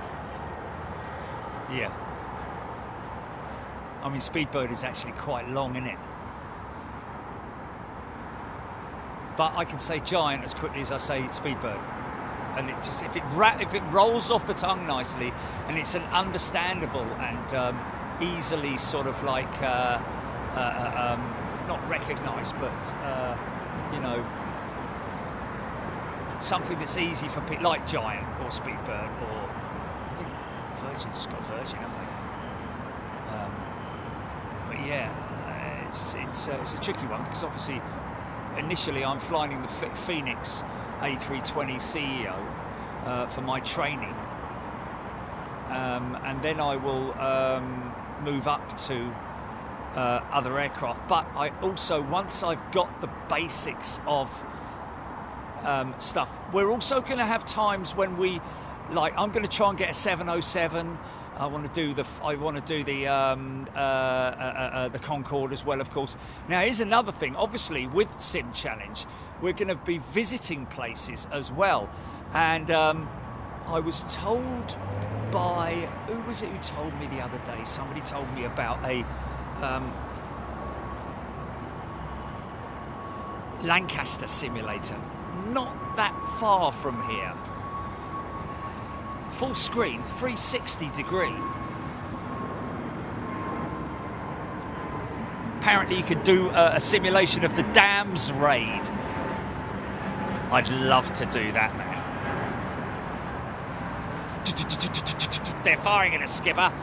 Keep steady, keep steady. Bomb aimer. Do what, sir? Beyond ATC, yes, somebody... Oh, is it? Oh, I'll write that down, Jilly. Is that what format is that in? Is that on? Is that something you read, or is that something that is like visually given, like on YouTube, sort of like tutorials, like you get with the 320 and Phoenix and that fly guy, whatever his name is?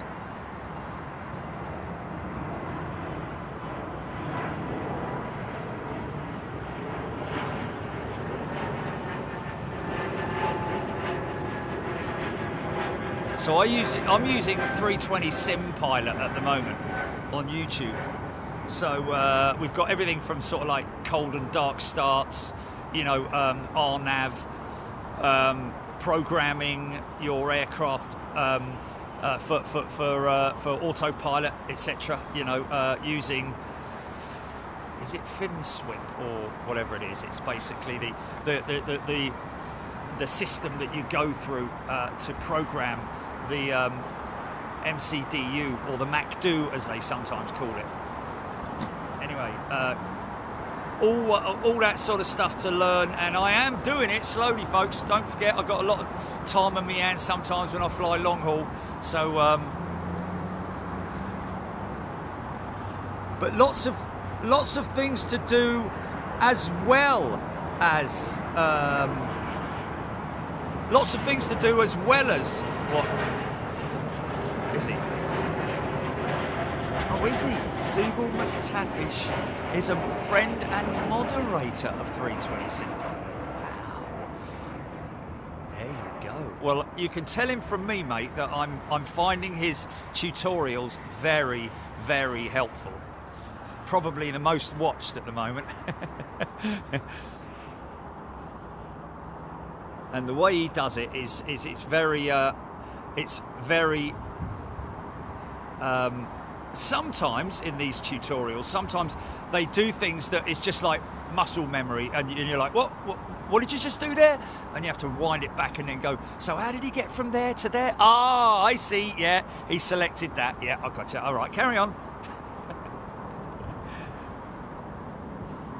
But it's good. And I love talking to pilots as well, because, you know, like I did with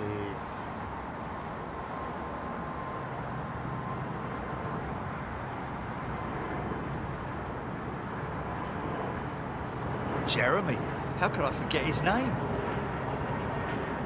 He does watch it,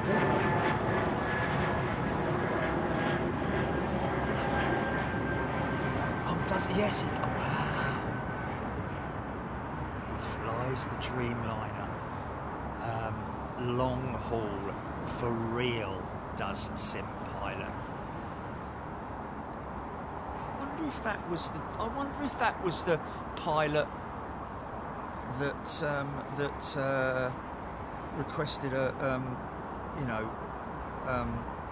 LinkedIn request the other day, and I accepted it, of course, because he was a bleeding pilot. Why wouldn't you?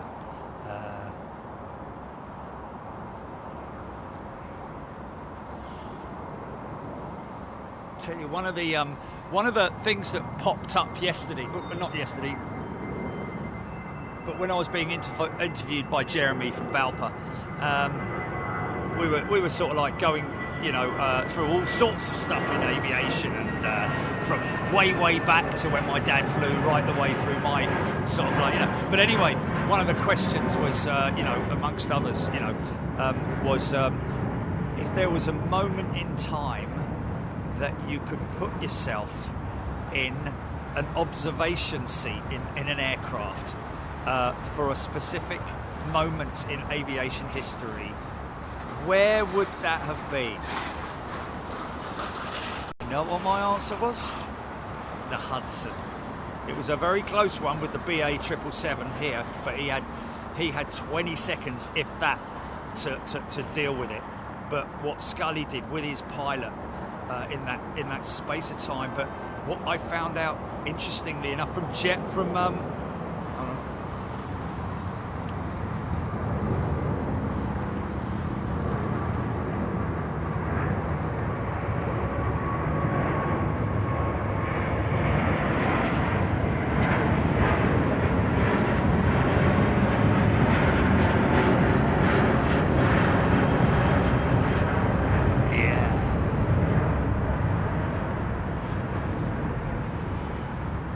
tell you what, one of the that's a good question that that could come up in your questionnaire when you're doing VATSIM, couldn't you? What would be one of the recommended things to do if you lost both engines at, say, 3,000 feet as a result of a bird strike? Because I would never have thought of it, but I'm not a pilot. But it was just interesting to hear what Scully basically did first. Yeah,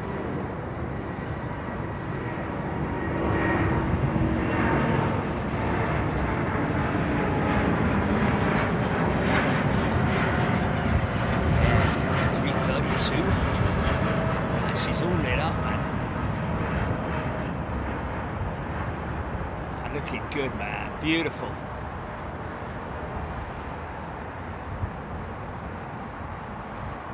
I think they're Pratt & Whitney PW4000s, are they? Nice. Nice. Oh no, hold on a minute. No, that's a Neo, isn't it? Sorry, my apologies. Blimey, I'm miles away. Rolls-Royce Trent 7000s. Thought it was a bit quiet. It looked a bit stubby. I thought it might be the 200. That's why I sort of like thought of it that way. Anyway, whatever. Mind that.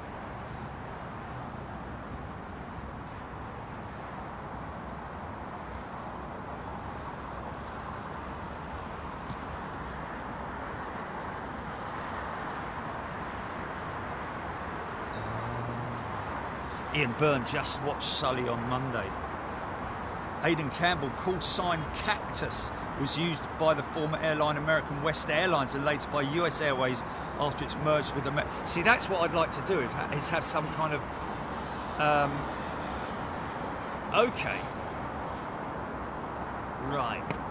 I kind of think I need to think outside the box with the call sign. Something that... Because, to be honest with you, when I fly the 350, eventually, when I get to the 350, probably won't fly BA, and I probably won't fly Virgin either. I'll probably fly, you know, something like China Southern or something like that.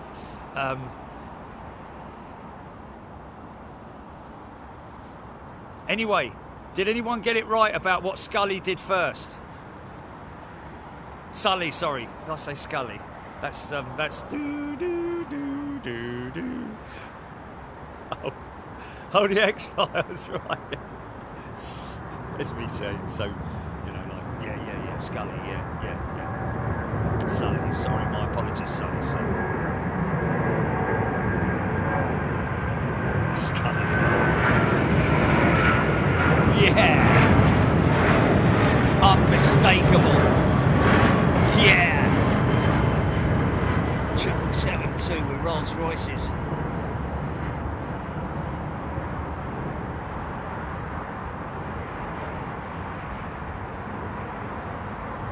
The saviour engine, wasn't it?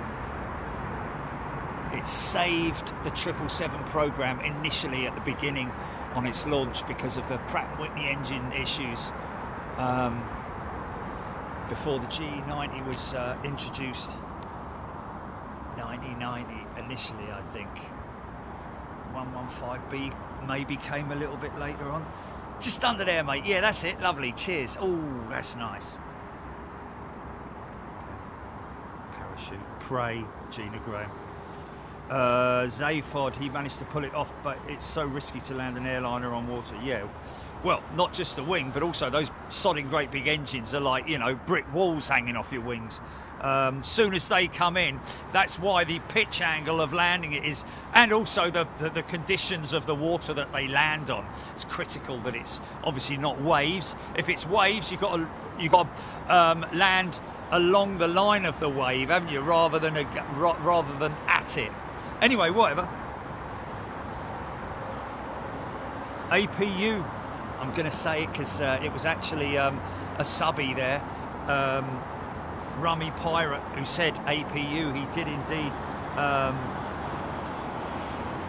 start the APU so that he would get, he obviously, I think he dropped the rat as well. I think the rat came down, and that might actually have been an automatic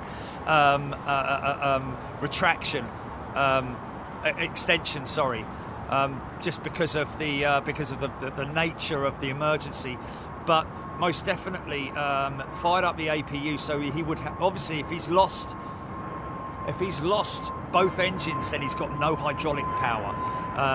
So the first thing he did was, and I'm guessing that's part of pilot training, is fire up the APU so you're back on hydraulics. Then you've got some control of the aircraft in terms of obviously no power, but in a case like that, speed and altitude is always your best friend, isn't it, when you're flying an aeroplane. He didn't have that long really he had to think quick, he had to think really quick, whilst also maintaining the aircraft's flight path altitude, because he only had one chance, didn't he, to make that approach. Okay, so didn't use the rat then. The rat didn't act. I would have thought that the rat would extend automatically. Anyway, but what was amazing, obviously, there's so much going on. Not only that, but also communication with the with ATC, and of course the chat that was going on with him and his first officer, all of that kind of stuff, and also, you know, trying to keep the, well, I mean, obviously at that point it would be just down to, you know, at that point, I don't know the full story in terms of when it happened, the initial, because they were, I'm imagining that they weren't even at an altitude for the seatbelt signs to come off. I'm guessing. Can you imagine what it was like as a passenger? All of a sudden the engines just stop. Because you will have had that at this point when you're climbing out. It's making a right old racket. But then for it to just stop altogether, oh, nice, must be a very daunting thing, because immediately you would feel the aircraft descend, like lose lift.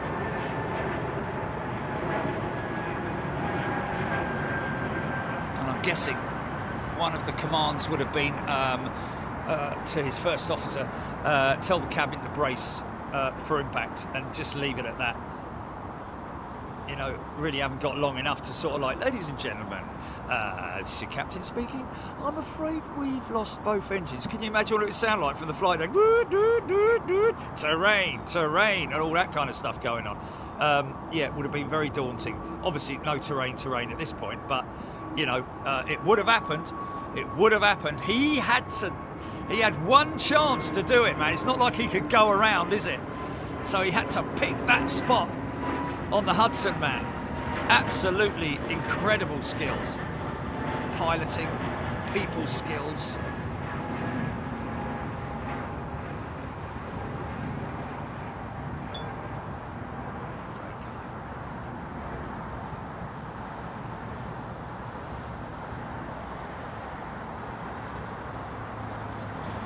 That's another thing. Completely. You know, I used to.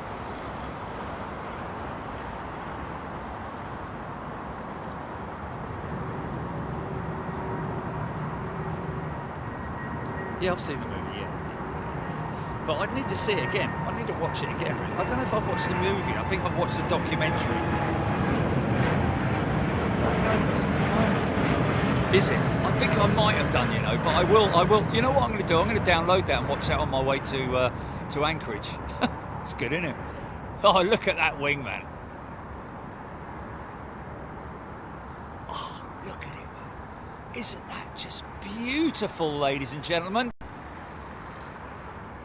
Like a bird of prey. Absolutely splendid. Royal Brunei.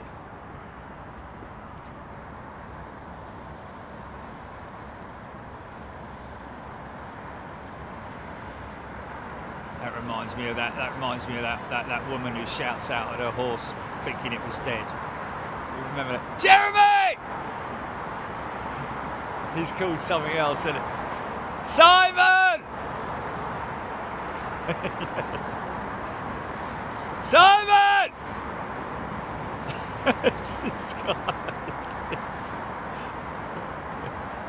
Yeah. Thought you were dead, mate! God's sake!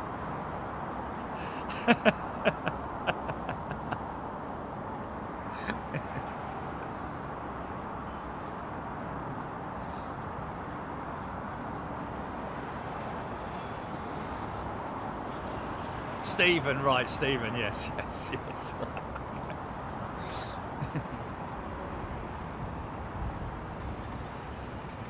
Aidan Campbell, is there any landmark in States? Not really.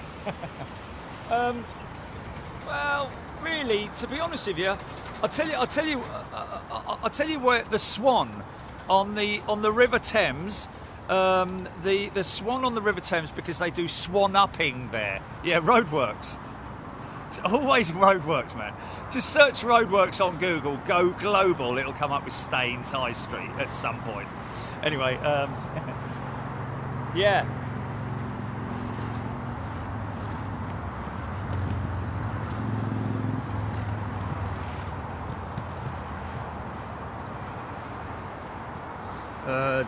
Dougal McTavish, VATSIM do not encourage emergency. Yeah, I wouldn't do that, man. I definitely wouldn't do that. But I would like to see some kind of simulation of the Sully, of the Hudson miracle on the Hudson. You know, is there a statue? Oh yeah, there is some geezer.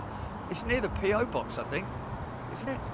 Oh no, hold on a minute. There's also at the top of the high street. There's those two fellas with a big roll of steel or something, isn't there?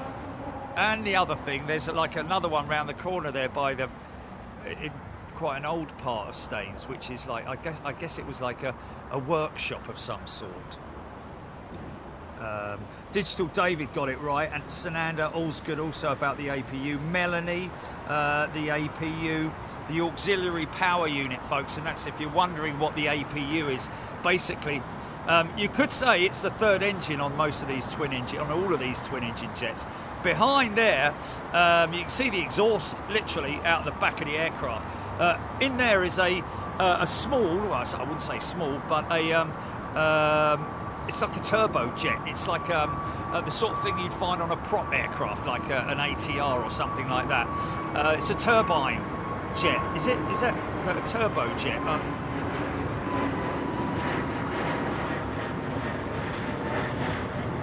Sky Warrior, your call sign, bird feeder. You see, we're getting there, Jilly, with that, aren't we? Hey? Hey, yes, I like that.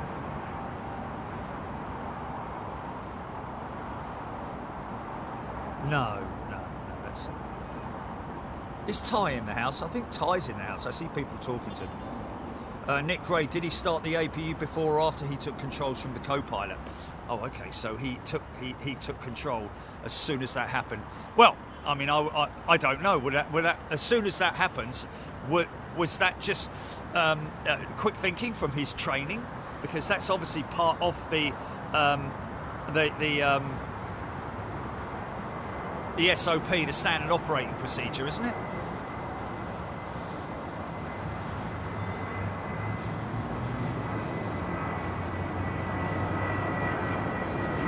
Sananda Allsgood, he actually skipped ahead of the checklist by 12 steps.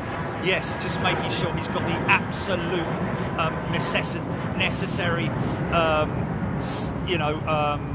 flaps at the right. Well, I mean, to be honest with you, it's not.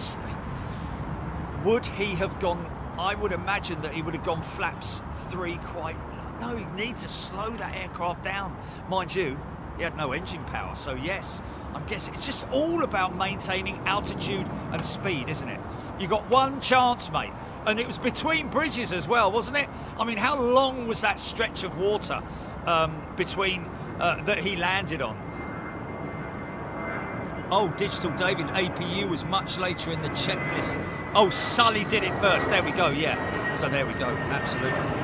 So he knew it before he even went through the checklist, obviously.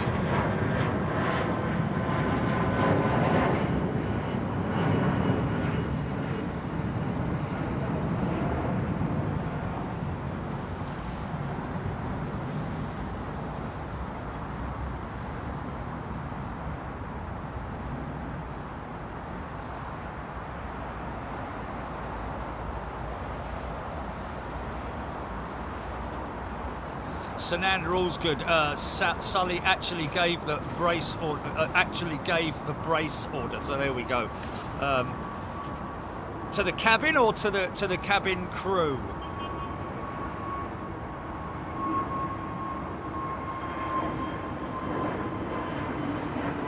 Sleepy horse. Oh no, I thought that was my call sign. Sleepy horse, Alpha Yankee. No. Oh, I have seen it. Tom Hanks, Sananda. I have seen it with Tom Hanks. Yes, there we go. It was good. It was really good. But I need to watch it again now because, yeah, I definitely just need to see it again. So that'll be on what? iTunes, Netflix, something like that. One of them, won't it?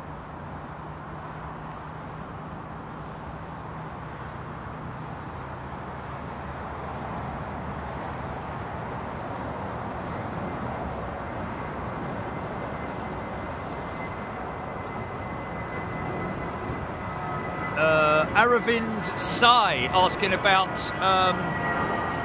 Stig Aviation. Yes, Aravind, I've actually been mentioned by him a couple of times, I believe, but yeah, it's a great one to watch. Is Stig, an American Airlines technician based out in Los Angeles, isn't he?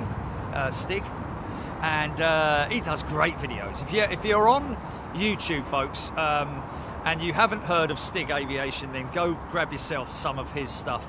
Go subscribe to him, leave a message on there, say Jerry sent you, and yeah, he's a great one to watch. All about, what they have to do when they're either prepping an aircraft for departure or when it's just come in, when they're taking it off for maintenance, and things like what they've just done down there with that 777, cleaning the aircraft. Don't know if he's done one on that actually. But definitely, technical stuff, which is really interesting. hydraulic systems, electrical systems, you know, the avionics, changing this, changing that, tyres, well, wheels, checking brake systems. Thing is that when you do a full brake change out on an aircraft, you just slide the whole thing off the axle. It's insane how easy it is. It takes a couple of you to get it off, but and then you just replace a newly refurbished set. There's actually a company down in Ditchling that does that I was going to go down and see one time, and then bleeding COVID came along, didn't it? That'd be quite an interesting one, actually, wouldn't it?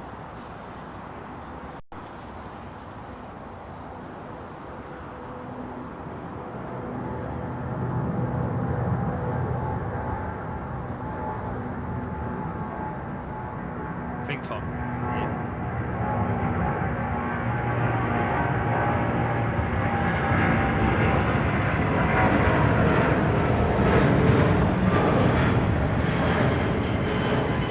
The good old, reliable workhorse of the skies.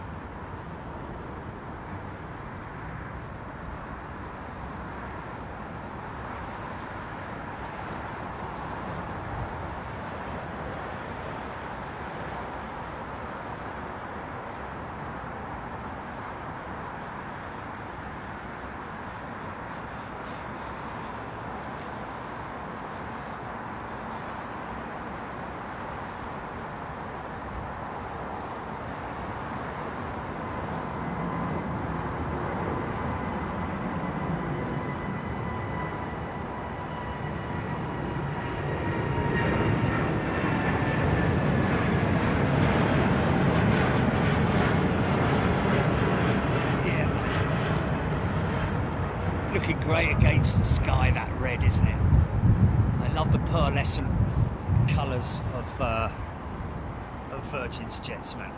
Especially the most up-to-date one. I don't think there's any left in the old branding.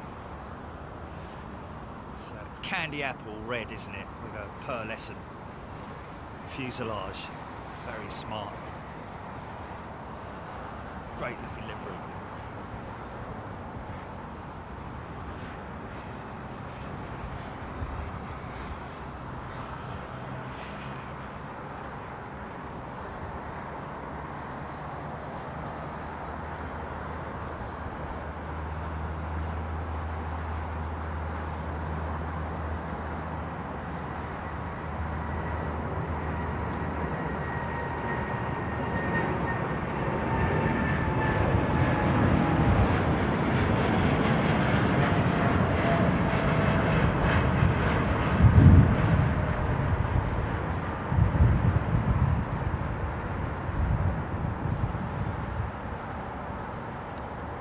What's that?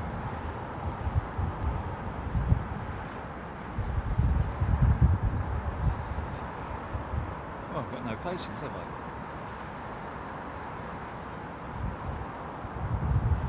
Oh, okay.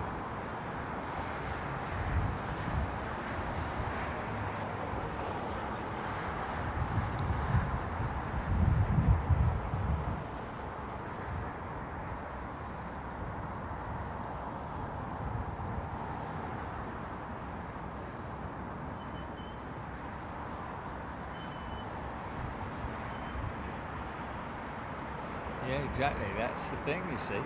That's the thing, man. That's the dilemma that I'm having, because once I know it, I'm going to stick with it forever. It's going to be like my second name, isn't it?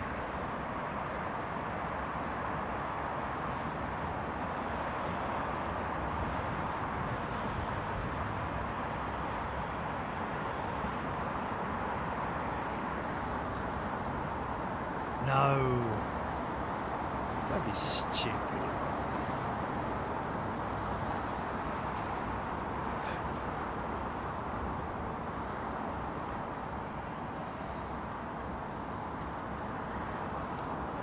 So, the sun is so flipping. Oh dear.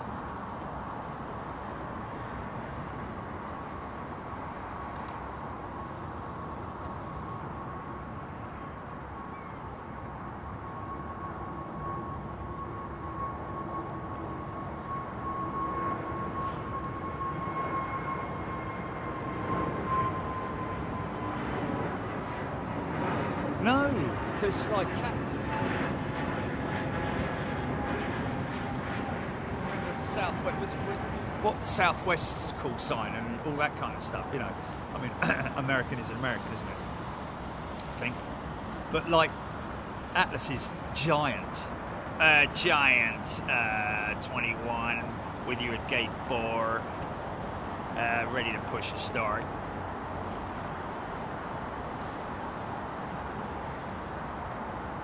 Stand for, wouldn't it be? Like right at the other end, wouldn't it be? Right at the top end.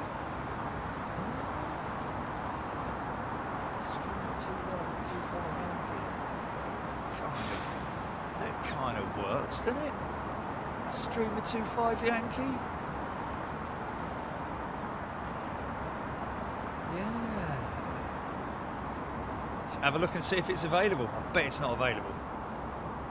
Someone looked earlier on, didn't they?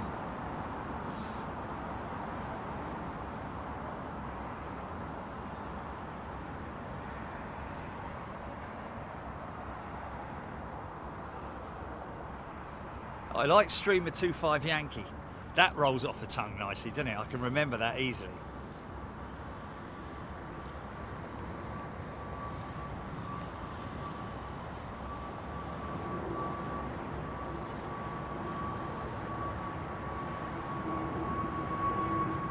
Eagle Atlanta taking a mickey.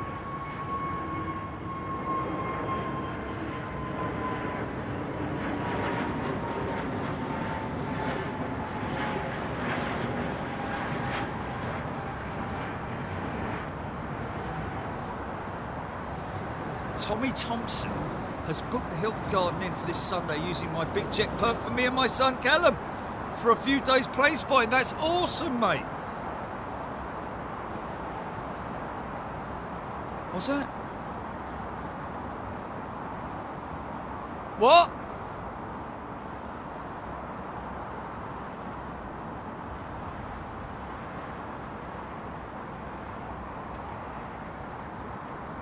Yeah. Well, that's what I do when I pick up the phone and go, hello, Diriyah.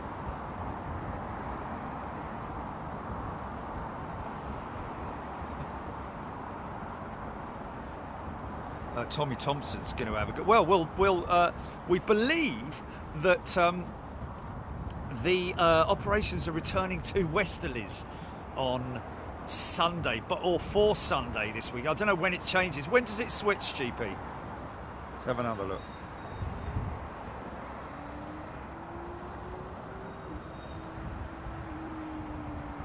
Ty, see you later, mate. Didn't get to speak to you. Hope you're well, and the guinea pigs as well. Okay, it switches over Saturday evening.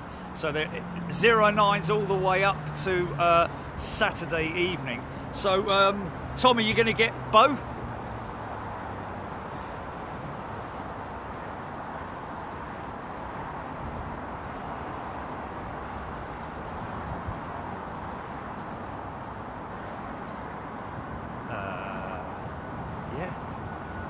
See, I remember always Streamer 25 Yankee. There you go, that's it. That's my call sign. That's it, folks. Streamer 25 Yankee.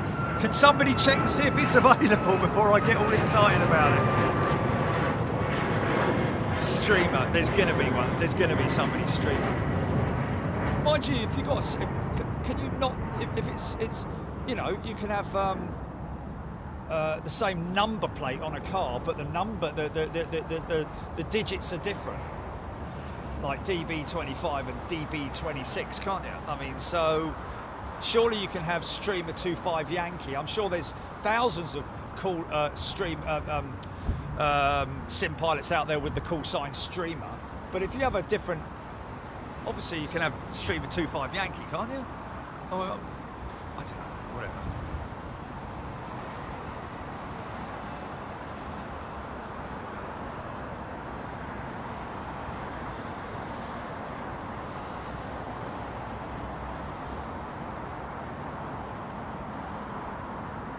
That's where that, down there is where that chicane is.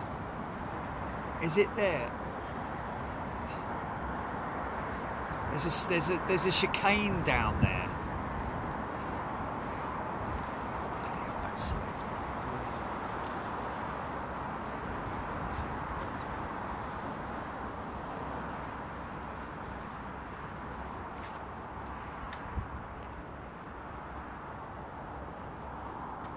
I can't. That's just as bad.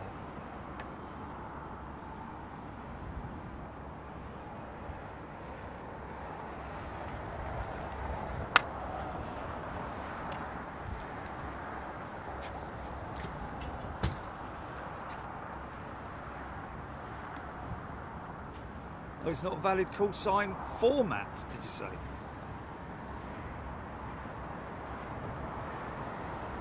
Joanna B. Okay, it's not a... Okay. It's not... Well, what about Speedbird 25 Yankee then? What is that? What's different between that and Streamer?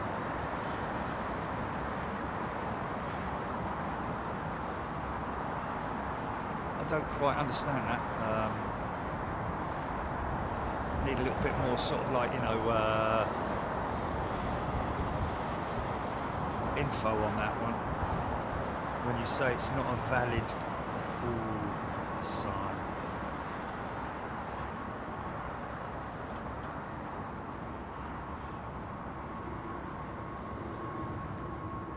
.46 is the number on the van. I was thinking of putting 46 in it, but I could have Streamer 46 Yankee, but you know, I just like 25, just rolls off the tongue nicely.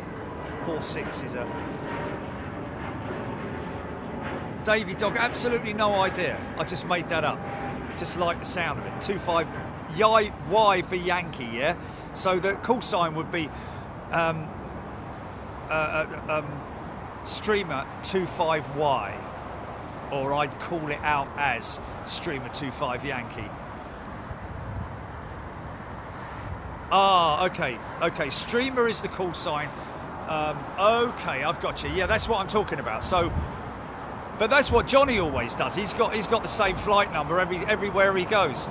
Yeah, he just types it in. Yeah, every single time.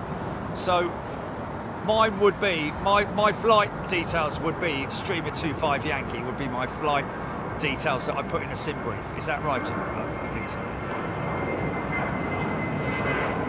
Oh, amateur radio? No.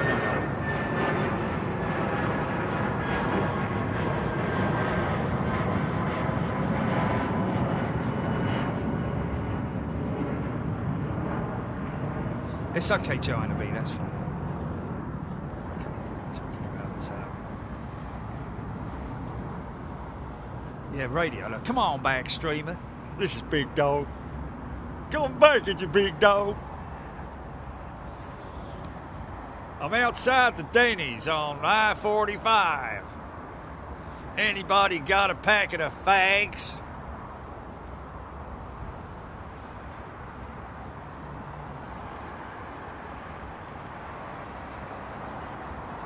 Van Man, Kev Miller.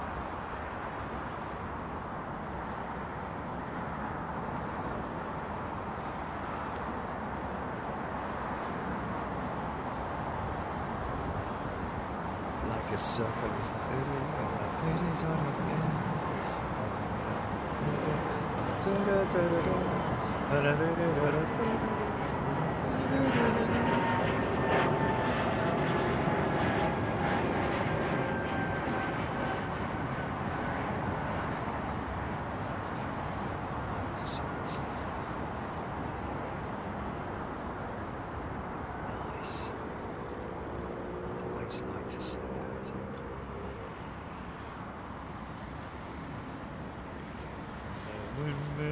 Of my mind.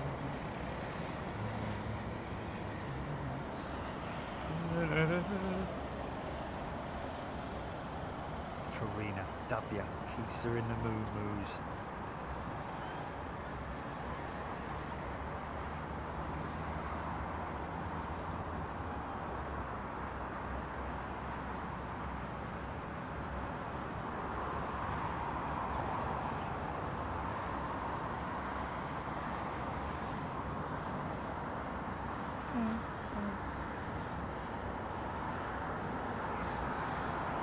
I'm guessing whatever you call yourself unless you're sort of like...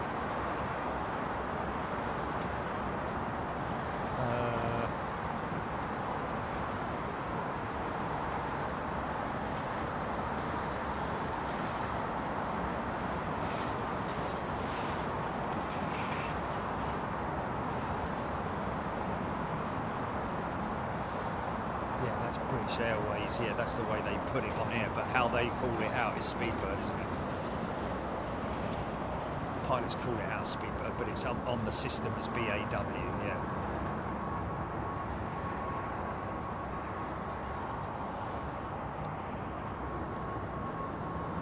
Oh yeah, totally.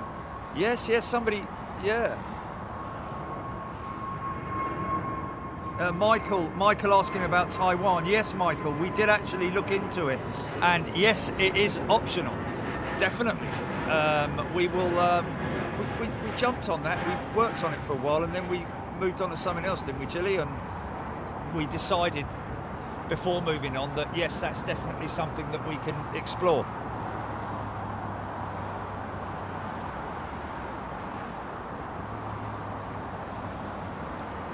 G-Man.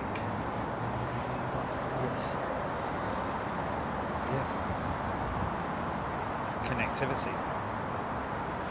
Yeah, what's the SIM deal in Taiwan? As in, what networks and, you know... Yeah, because if it's as easy as what it is in Japan, flipping heck, it's easy in Japan, isn't it? And America, to be fair.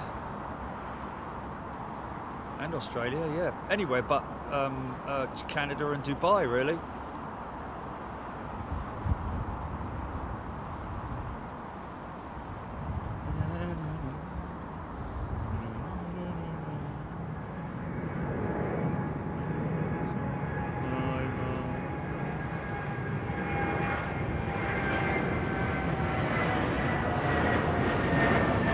Royal Jordanian.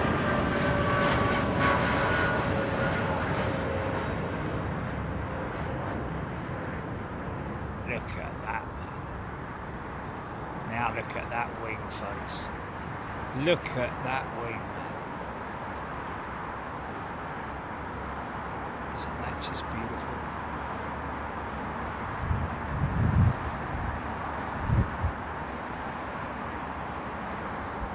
I wonder if it would be...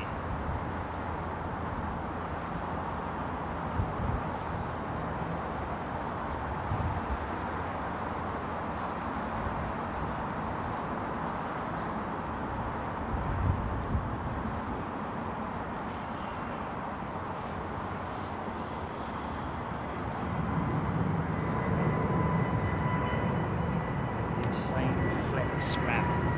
It is, isn't it? Oh, I wouldn't want to do that. No. No, I don't want to do all of that. No. Yeah, but that's not, I mean, they do that all over the place. Remember when we've done that? No, I'd want to go to one of the actual SIM stores, you know, not a third-party person in the airport selling cheap SIM cards. No. It'd have to be from the SIM card, you know, like Vodafone or Three or AT&T or you know, T-Mobile or whatever it might be. Oh, yeah, not convenience stores. To be in their own retail store, not just in like Tesco's or something, you know. Okay, right. I thought it was like a technology nation, like China and Japan. Oh, okay. Right.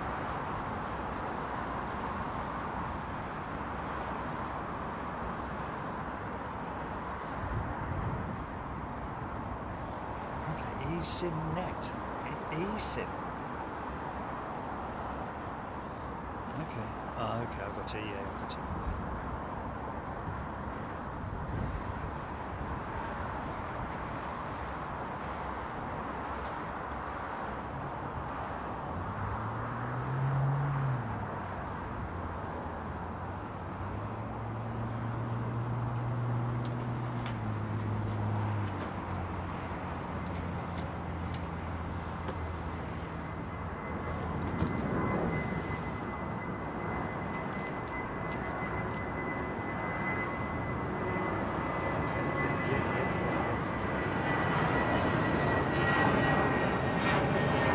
Oh, okay, Michael G. Kelly, Jelly, there we go.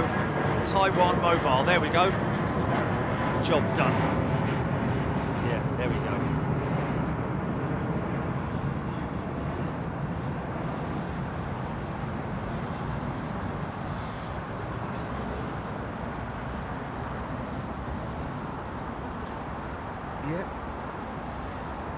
Yeah, Joanna, that would be the EU. If it's in the EU, then you just get roaming your network. You don't need a special SIM. Only when you travel outside of the EU, really, would you need to get SIM cards that are.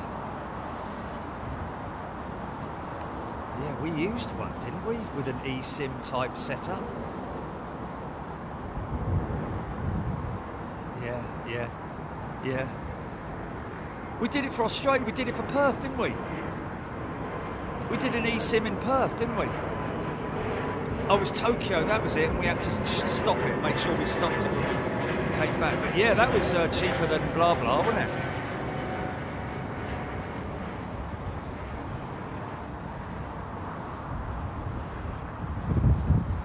Aidan Campbell, I would love to see a Denver show.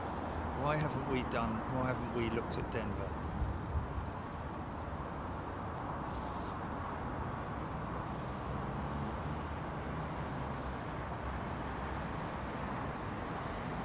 So Steph Bird must have a Canadian SIM card then to get free roaming in Canada, because it cost us like, how much was it? $2 grand.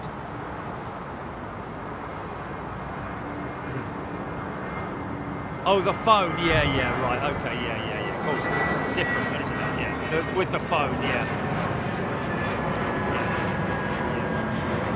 it's not the same as us streaming. Yeah.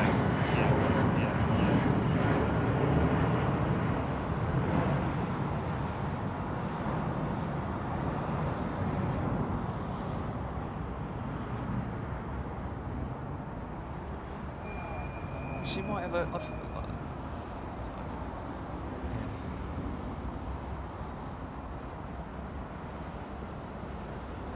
Michael Bodnar, we get ripped off in Canada for mobile and internet. We get. So that's a Canadian saying it. It is a bleeding rip-off, mate. There's no competition commission, is there? It's like one provider. You either have it or you don't. What was it, $2 grand it cost us? And anywhere you go in the world, you don't get free roaming unless you pay the £5 a day or whatever it is. Depends on the country, yeah.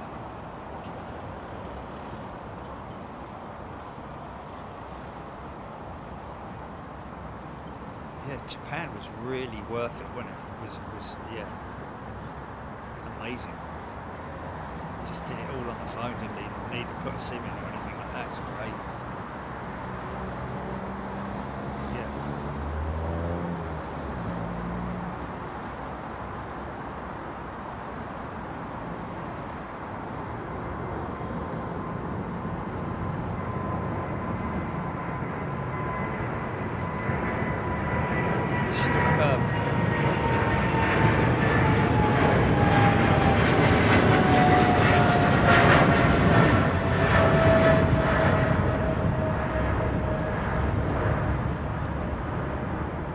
What's that, GP? Say that again.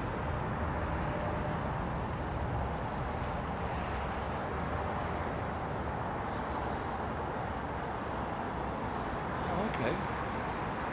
Well, that's worth it then, if it's worth it. You know, I mean, obviously, you know, Virgin fly there and.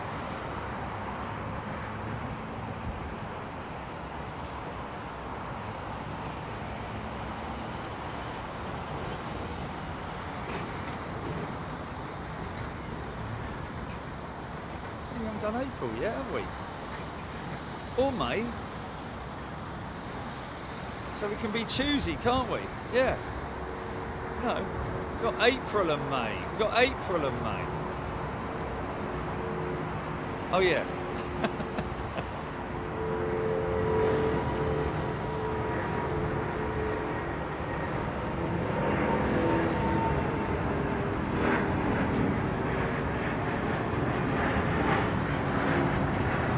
There's Rumi's plane, look. Oh, mind you, he was on the 321, wasn't he? Was he on the 350?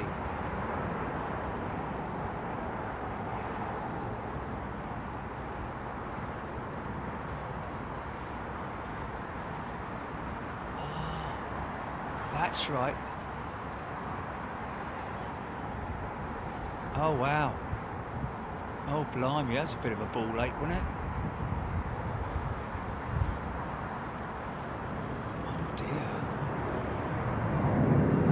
Ah, 767. Smokey Joe! Come on back, Smokey Joe!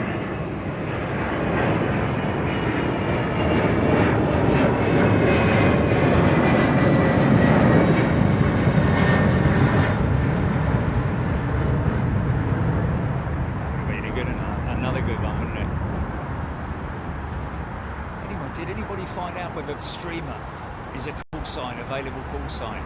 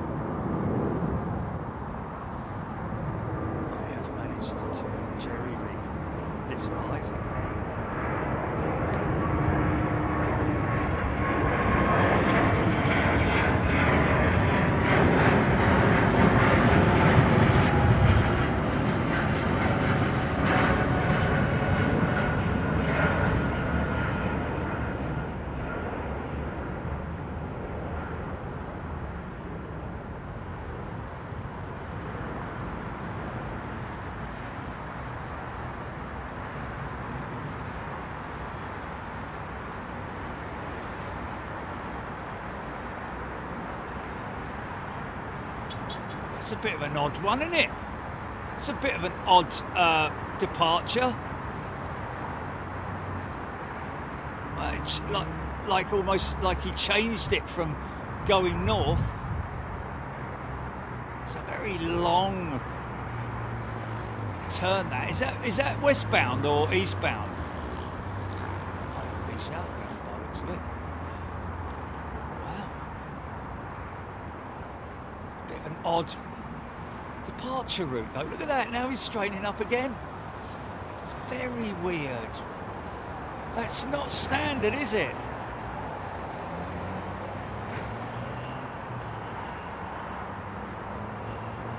It's like he's avoiding weather or something, you know. It's crazy. Look at that. Never had a 9 departure out of here like that before. Turned left, straightened up, turned right, went south for a little bit, and then he's turned back north. Well, northeast. Wow, yeah, that's a bit of an odd one. Where's he going then? Where you going, mate? Oh, there was a go around on the northern. Oh, wow, avoiding a go around. You guys, you know everything, didn't you, eh? You're great.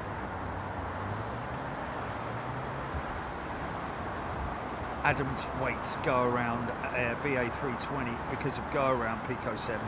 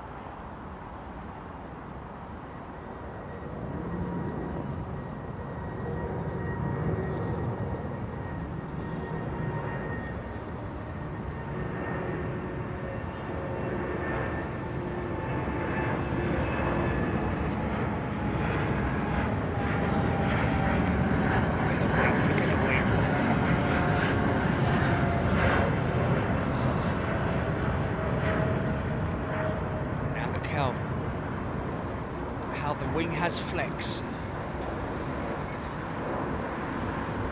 Well, another go around then.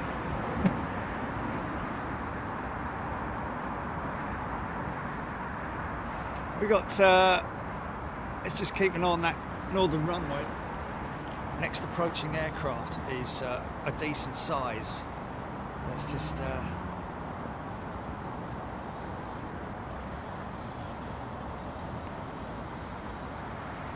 Is there something on the runway?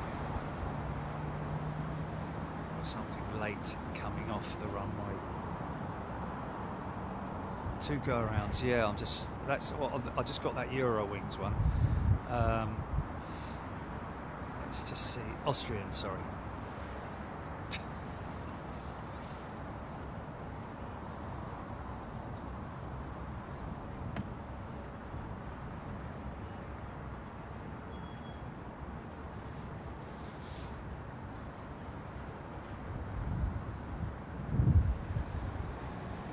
Oh, wow. That was Tom's brother operating that 350. Wow, nice one. How cool is that, man? How cool is that? Oh, wow. So that was the one that diverted around the go-around then. Hey, yeah. That's something different, isn't it, eh? Show that to the bosses, see? We know what we're doing. Lufthansa blocking the runway, Rab saying. Not anymore, eh?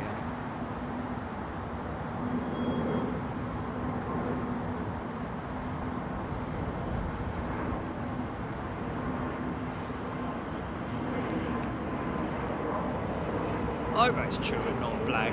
I doubt it. It sounded genuine, didn't it? Nick Fishington has gifted a channel membership. Thank you, Nick. Nice one, Tom Chidji. That was his brother operating BA350 departure, the weird one. Can't wait to show him this video. Thanks for filming. There we go. There we go. Yeah, totally. Tom, thank you, mate. And all the best to your brother. Nice one.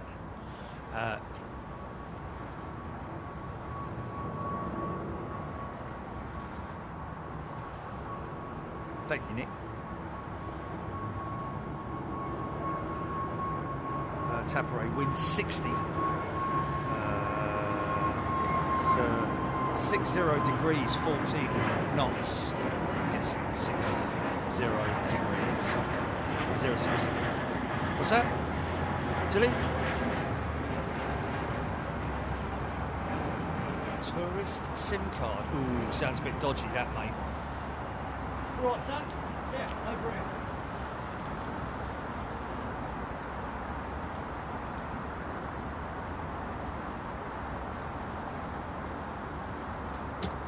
Okay, alright, okay. Here, mate, do you want a couple of SIM cards? Come over here. Just down this alleyway here, mate. Here you go, here you go. How many do you want, mate? Well, hold on a minute. You're not signing any contract? Nah, don't worry about that.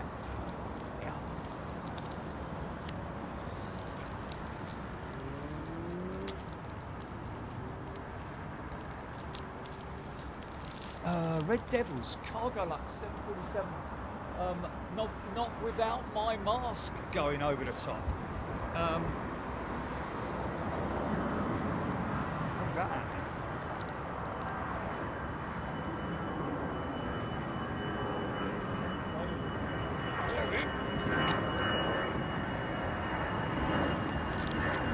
I'm going to get that.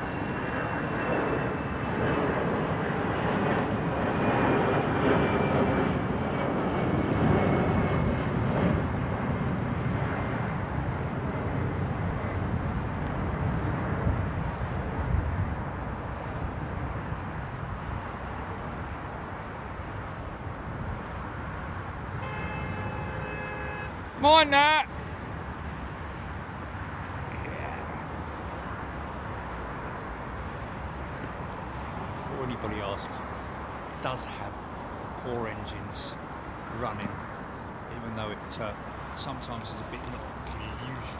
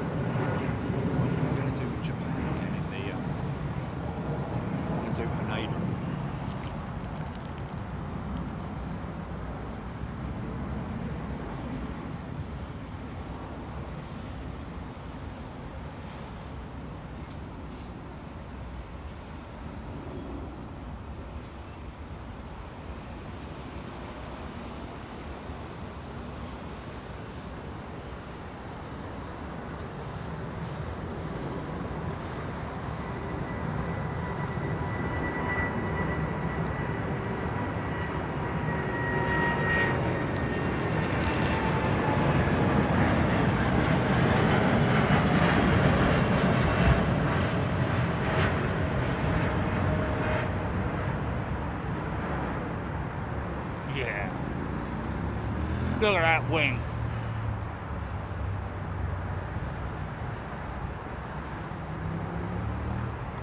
We have 2 dream lifters coming into Anchorage next Wednesday, we believe, folks.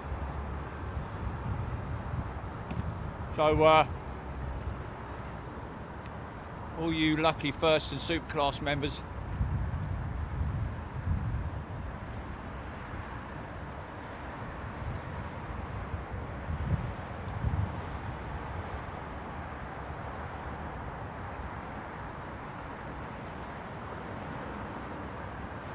be great if we could just do an airside turnaround show with them, but to be honest with you, we kind of get that anyway, because it's always up at the far end, isn't it, the Dreamlifter, at the Atlas Air stands, because it is operated by Atlas Air.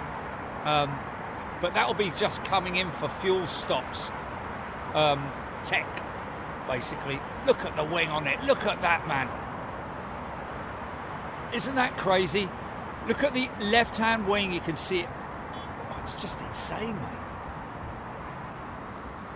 Shows the level of flex, man.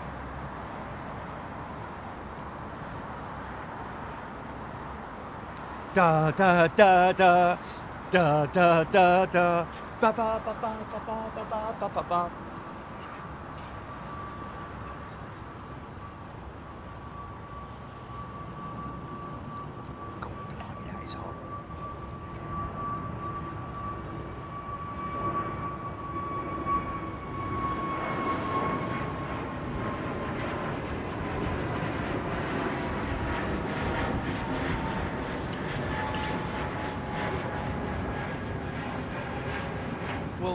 There is only, oh, is that a laugh?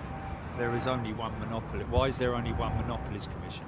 Well, there is only one monopolies commission to control the monopoly, isn't it?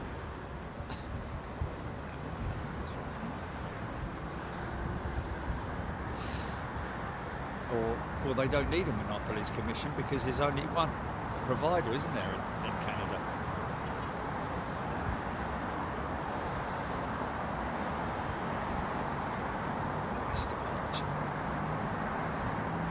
Nice departure. Nice steady climb, 15 degrees. Oh yeah, there it is.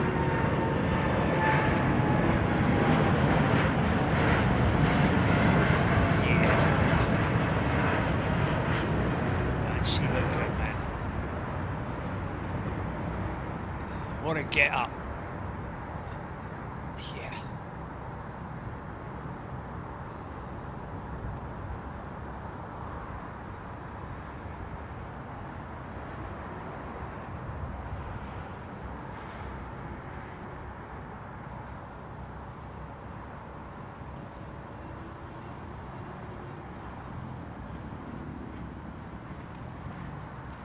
Sorry, folks, just trying to put something in my back bleeding pocket. Oh, look at that.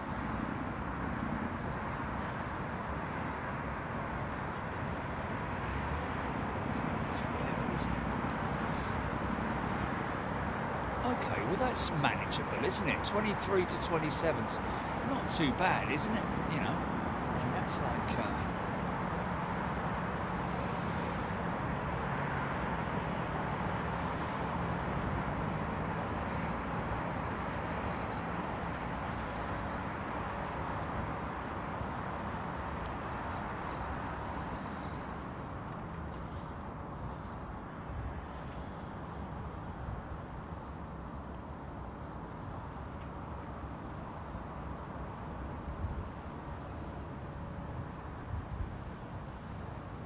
So let's just have a little look here.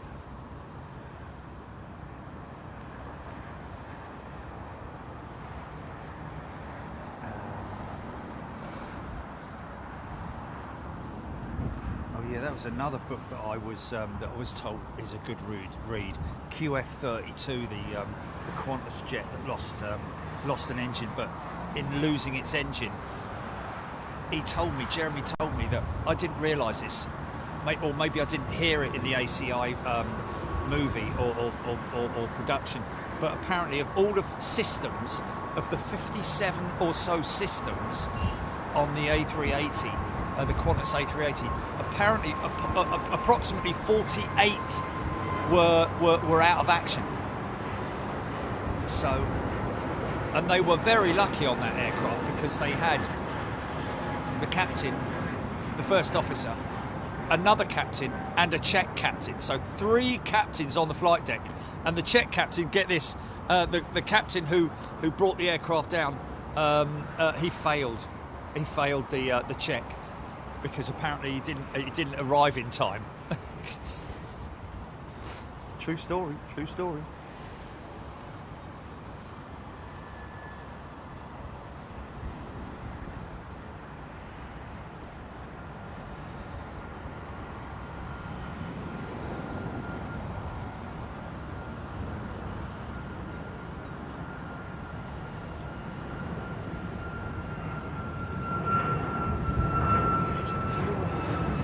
Specs.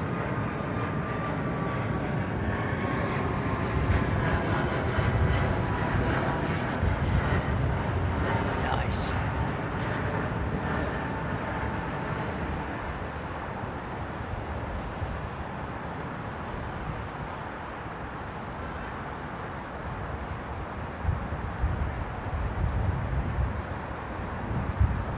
So we'd have to register it with VATSIM, will we?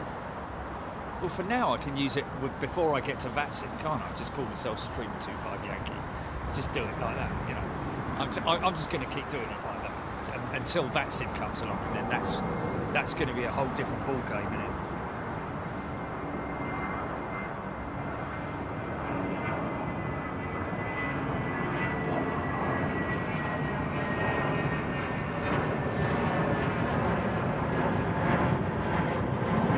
Something I read the other day.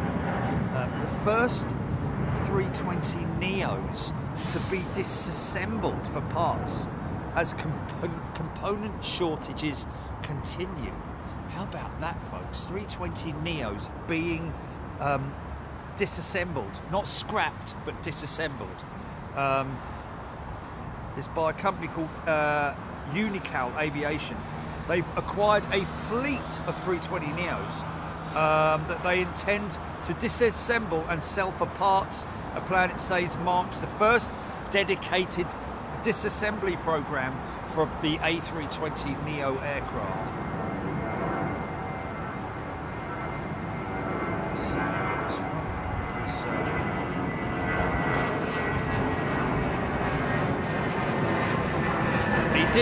They didn't say where the aircraft had come from, but a photograph that they released, the company themselves, clearly shows a stored Airbus jet that appears to be painted in the colours of defunct Indian airline Go First. They didn't last very long, did they? Wow. Taxi Sierra and hold at whatever it is. Oh man, I don't know what the...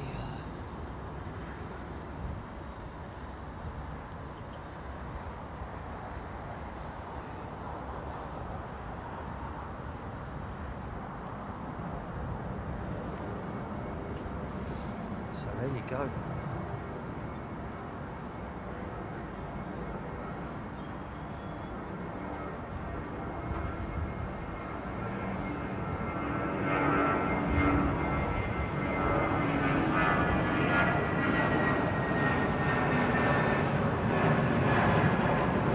Thomas, the two go-arounds landed back to back.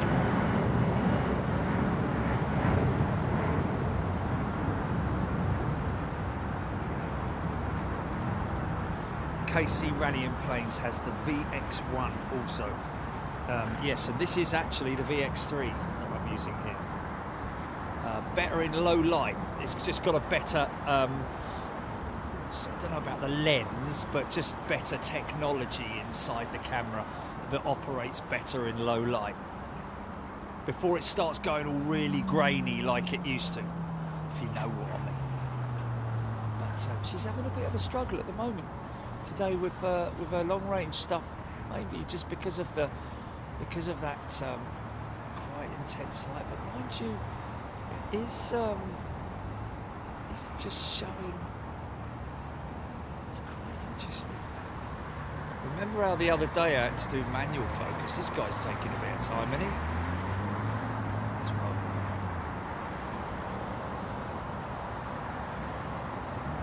It's difficult to sometimes see the quality of the image when you've got the sun blinding you in the eyes, and but he's doing it single-handed. That looks like quite a good picture to me. I love that transition when it meets the sky. You see that exhaust plume.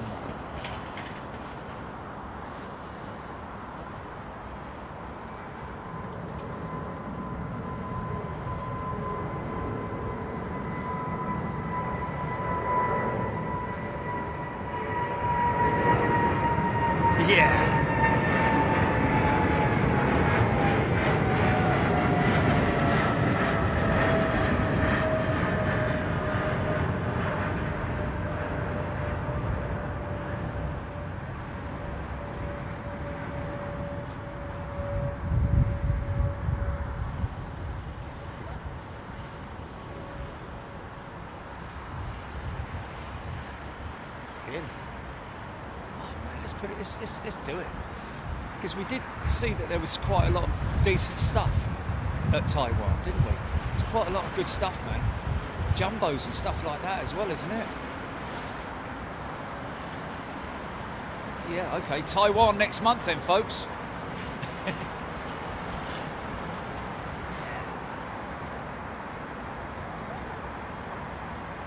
I look forward to that.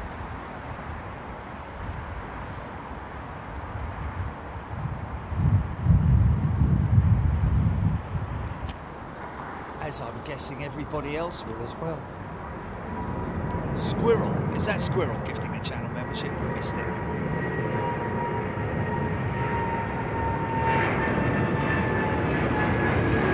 Yeah.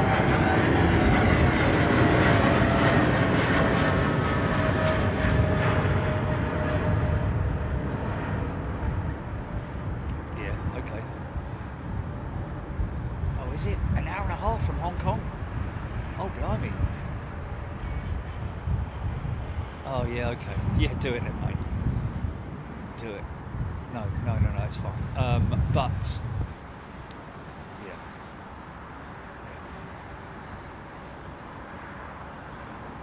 But an hour and a half. Only an hour and a half. Wow. So that's like Hong Kong. It's like London to Scotland, isn't it? London to... We did. Wow.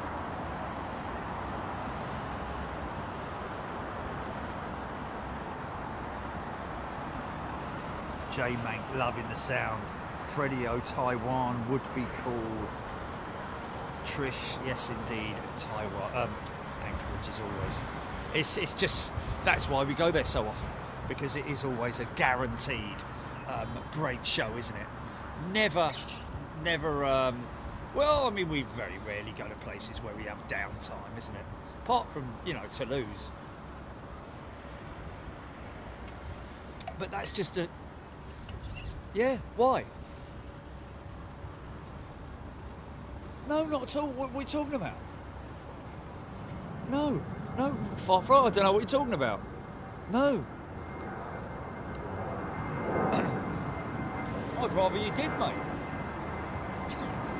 Because it's a long haul, isn't it? So one of them horrible easterly, you know.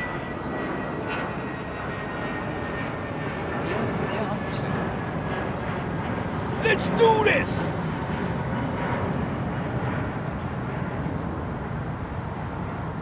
Oh, nice. Yeah.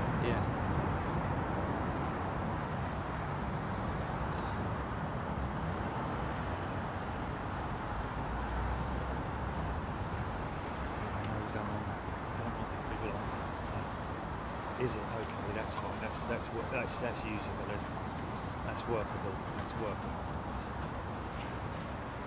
Graham Mead has gifted 10 channel memberships. Graham, thank you so much. And please, if you have been given the kindness of somebody's heart gifting you a channel membership, please do the honourable thing and come and say thank you to whomever gifted you that membership, because that's a very nice thing for somebody to do, folks. Don't take it for granted. It's not for free, it costs money, and that is just a wonderful thing that those people do.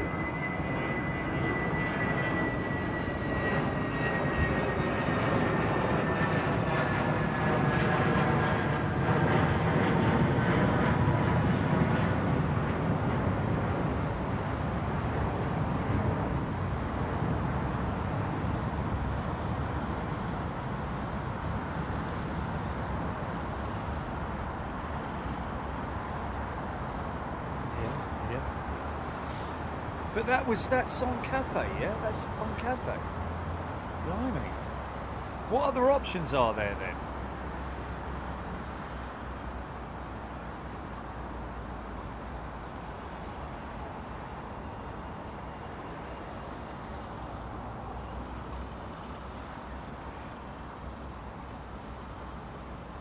Brian Byrne, there we go, he's a brand new member. He's someone experiencing membership for the first time. A very warm welcome, mate, and enjoy your time here. We do have a considerable amount of people who are gifted membership and then stay around with organically, if you see what I mean. So I hope you do. I hope you do stay.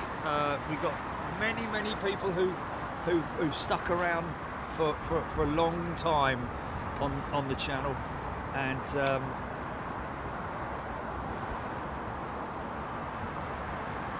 it's just a very great community that we have here on BJT. So what's happened with Rab then? What's happened with Rab? Chris Winchell. Hi Jerry, was on BA269 to Los Angeles yesterday, departure 9 right 464 passengers on board, long takeoff roll, toured Airbus Hamburg last week too, fantastic. Chris Winchell, wow, toured the Airbus A321 factory assembly lines. Isn't it crazy the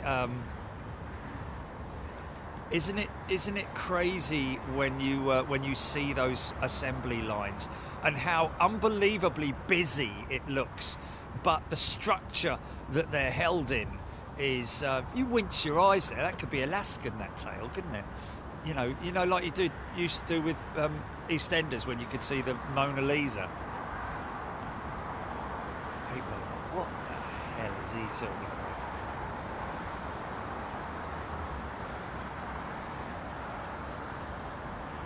So Graham Mead, and there's Chris Winchell has gifted 10 channel membership. I don't think I did read out Chris's one. Thanks, mate. Chris, thank you so much, man. And Sam Brown has gifted a membership. Thank you very much indeed. Very kind thing to do, man. Like I say, folks, if you're gifted, always do the righteous thing and say thank you. Somebody dipping into their pocket for you. Virgin Gel push. Ooh. Is there? What, from Heathrow?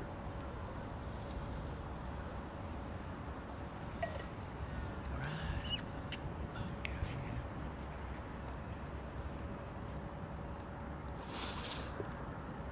Oh my God. Each.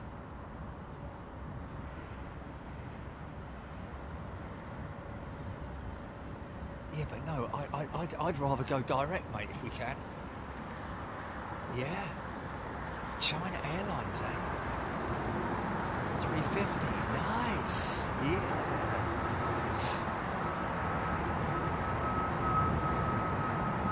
I tell you what, I was talking to somebody yesterday about the 777-9. Well, how that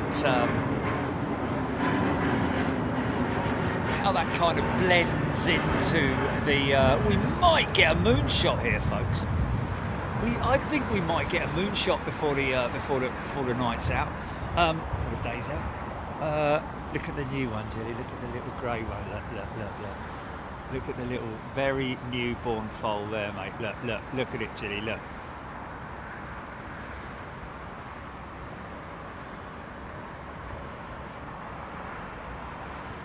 No, it wasn't there the other day, mate. No, she's new. Or he's new, yeah. All legs in it, look. Oh! Got an itch. Yeah, but that isn't the paddock. That's not paddock? That's not the paddock. No. What was I talking about? Oh, what was I talking about just then? Someone will tell me. Simon Gardner's gifted a channel membership. What was I talking about then?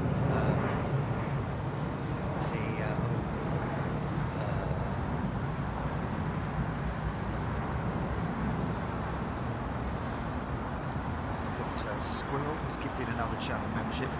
Simon Gardner. I got him, didn't I? Thank you, Simon.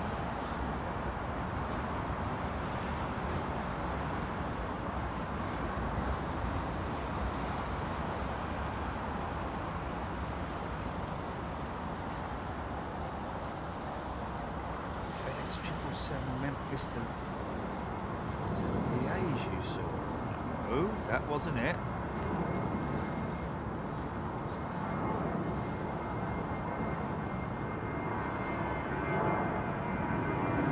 Yeah, it's not a newborn. I know what you mean, Debbie. Yeah. Blended wings. Was it blended wings? I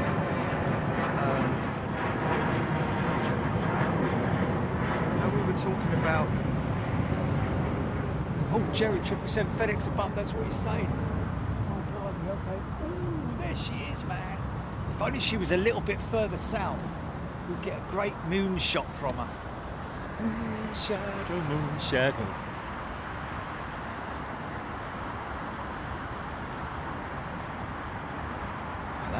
What happened there then?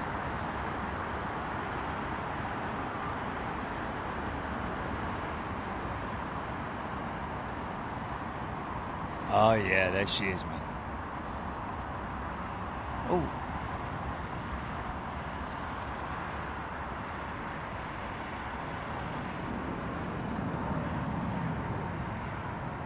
Yeah.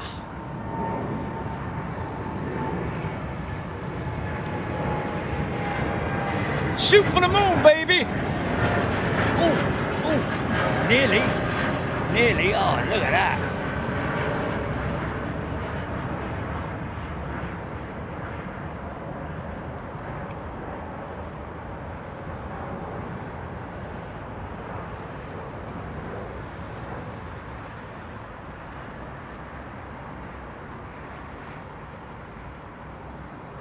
Oh, what was I talking about before I started shooting the bleeding?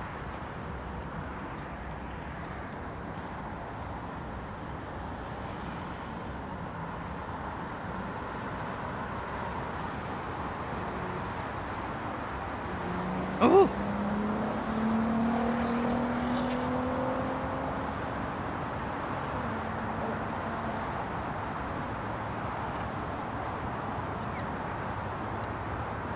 Oh, God. Really? Oh, no. In that case, I'd rather do the Cathay. Yeah. Dialect, yes.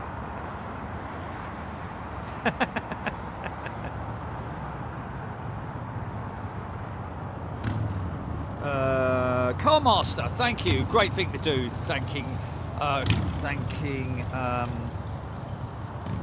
Chris for the gift of membership.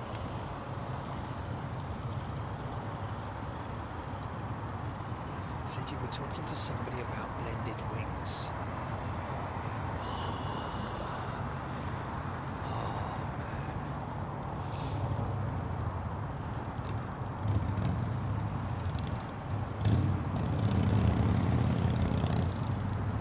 So we'd have to go economy on Cathay. Can't remember British Airways. Just get us to Taiwan. Oh, yeah, but can't we go?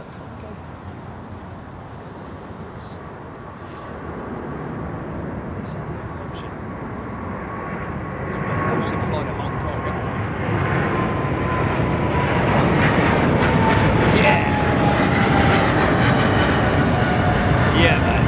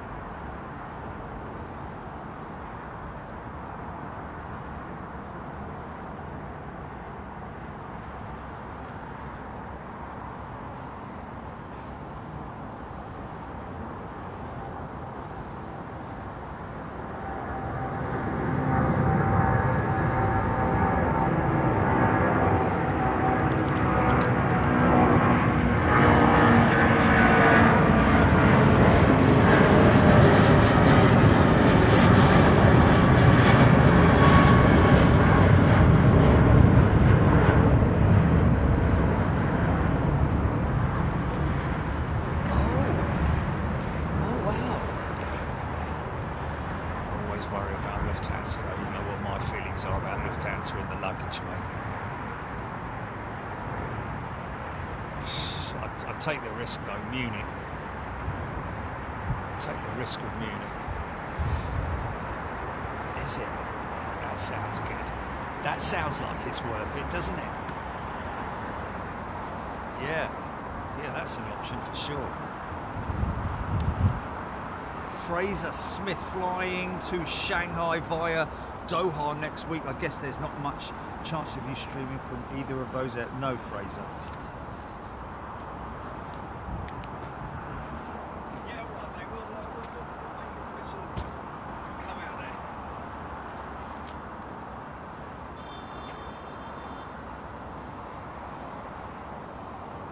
Oh, thank you, Andy P. That's very kind of you.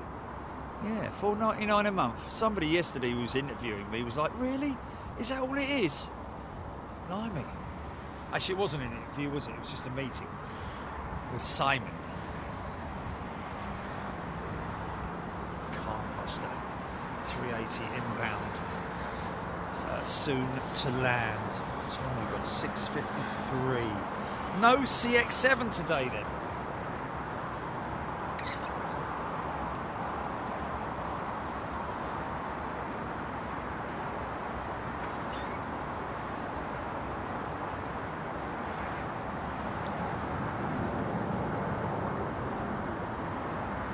See BEA recently. Mind you, we did see it.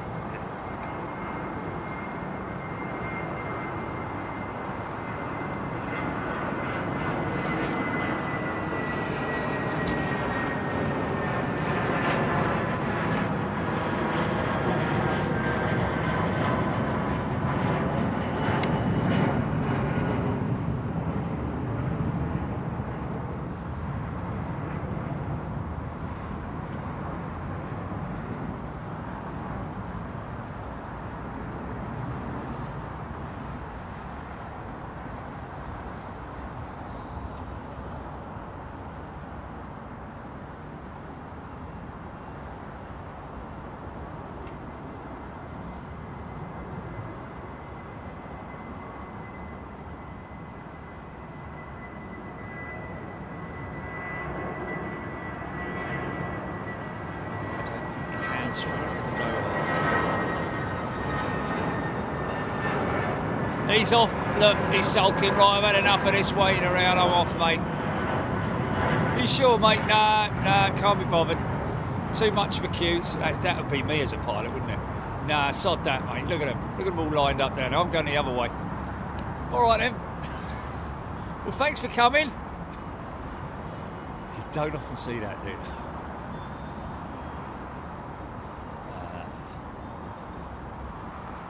Just come in, he wouldn't be on that taxiway.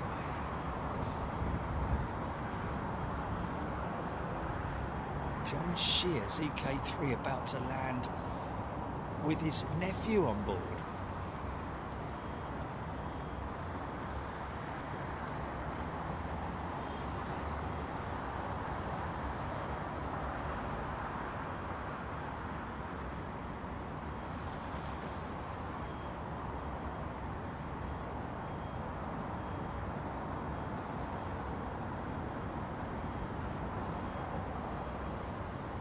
Got back-to-back 380s as well, haven't we, look? And I've got a 747, looks like a, well, it could be a 380 or it could be a 340. Approaching from the west. Kind of looks 380-ish.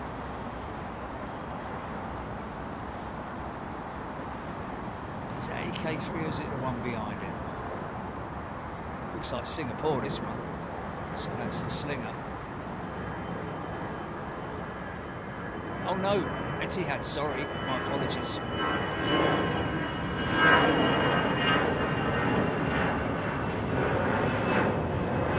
Wow. Flicking that rudder, mate. Wow. That rudder, putting that rudder.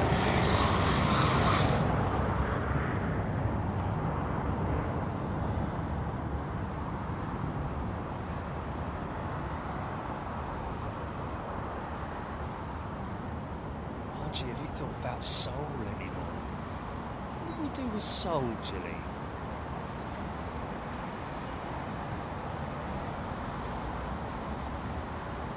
Oh, it's on top of a cafe, that's it, yeah.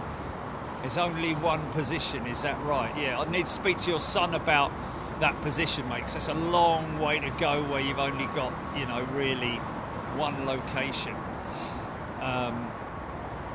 So yeah, I'd have to speak to your boy, it's Callum, innit? I'd speak to him about it before making any decision on that, because we obviously need to do our research as much as we can, and it's all well and good for it's just a long way to go in it. It's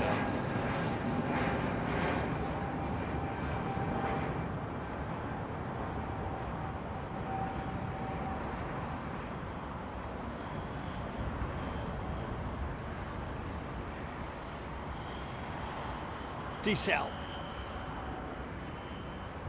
Oh no, he hasn't touched down yet, has he? There it is, there it is. Now it's your decel.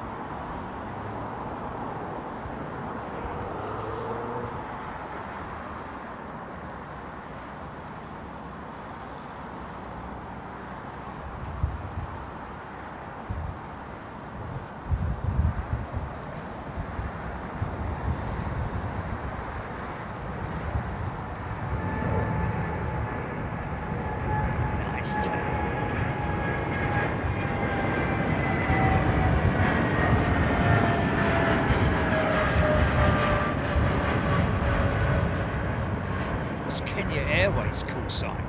Rhino or something like that.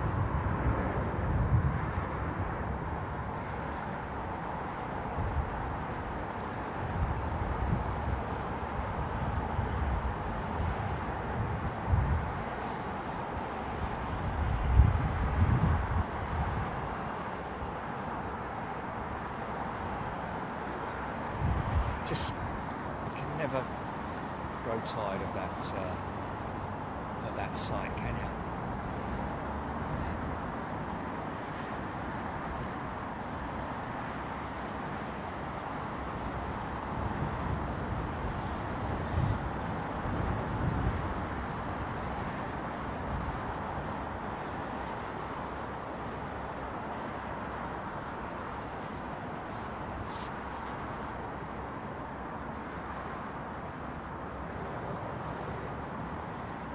It's got a bit of Los Angeles about it, that shot there, hasn't it? With all the look, you know, because in LA you've got all the oil fields, haven't you, in the distance? In a couple of sort of like, you know, smokestacks like that. You know what I mean?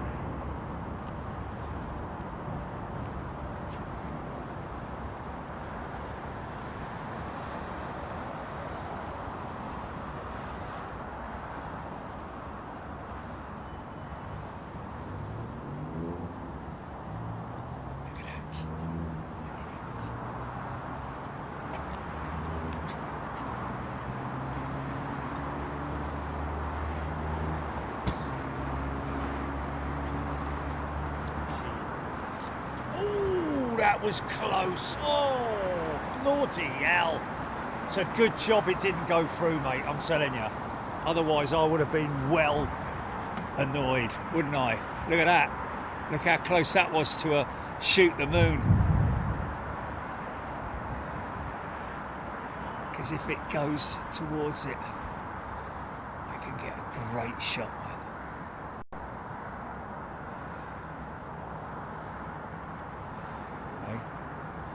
See your house from here.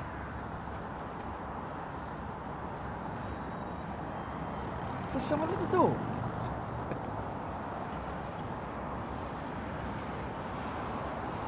Pico 7, Cherry 747 on your left now. Is that the one I missed? Is that the one I missed? Am I too far back on the comments? Oh, it's Kenya, is it, Kieran? Thank you, Kieran. Graham Johnston.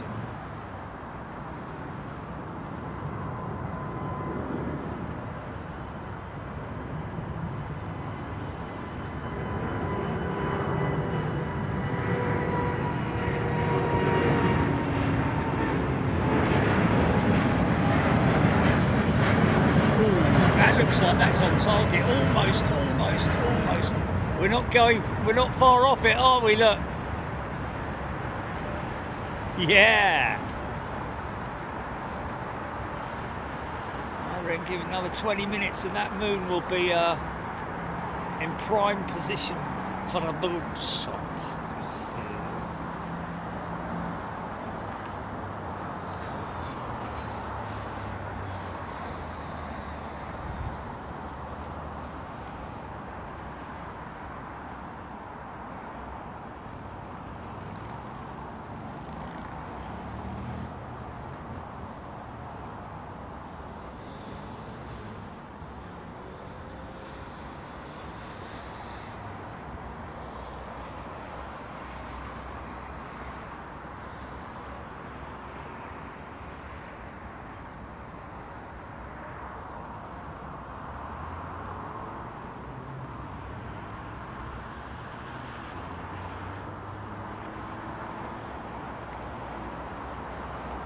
Awesome. I'll leave some stickers for it. Who's that staying here at the Hilton Garden Inn? I'll leave him some stickers.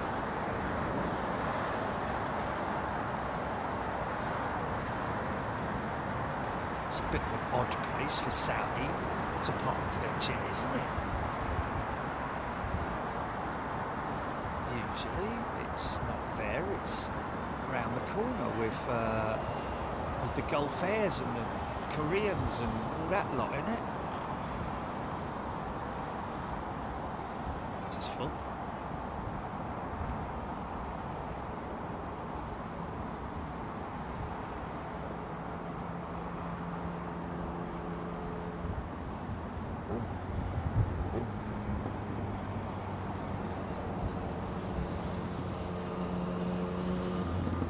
Keep an eye out, keep an eye out.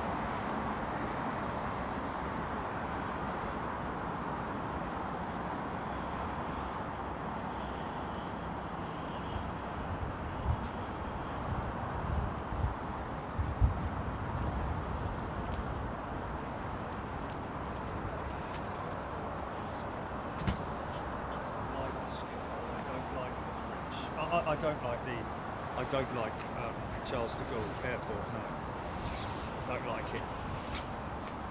I'd rather go through Schiphol.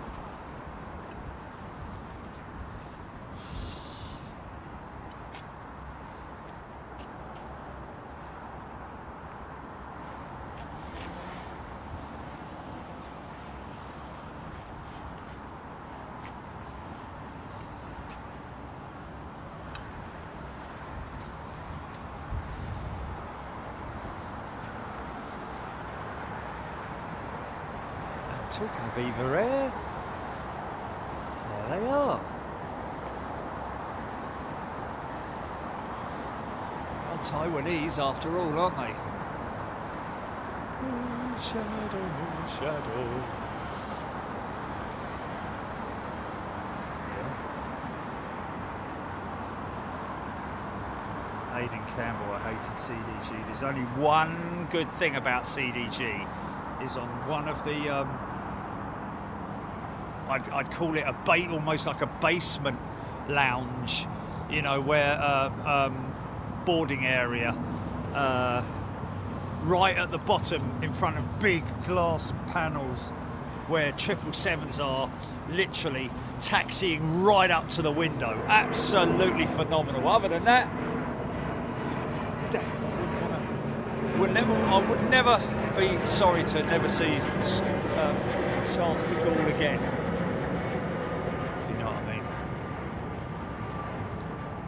Technical stop. Oh wow, a refuel. Wow, that's like the old days.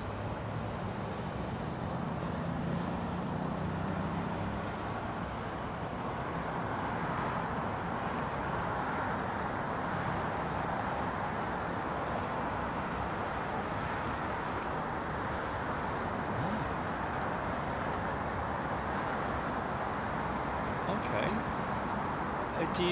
I guess they keep the passengers on when they, I guess you keep the passengers on when they refuel it.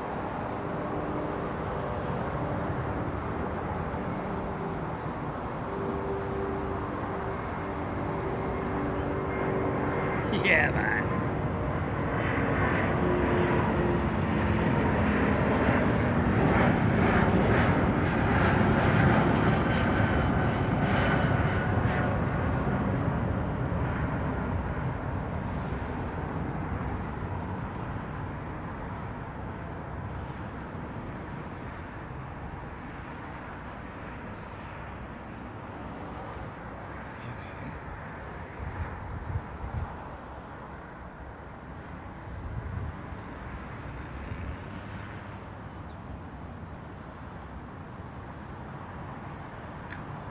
Few options in, that's good.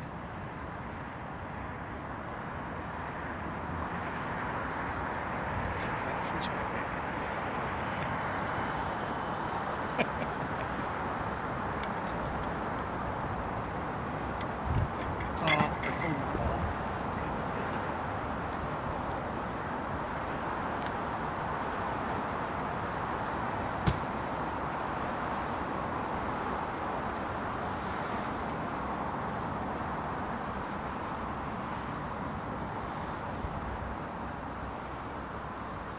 Cheryl Howard got 3 trips this year. Wow.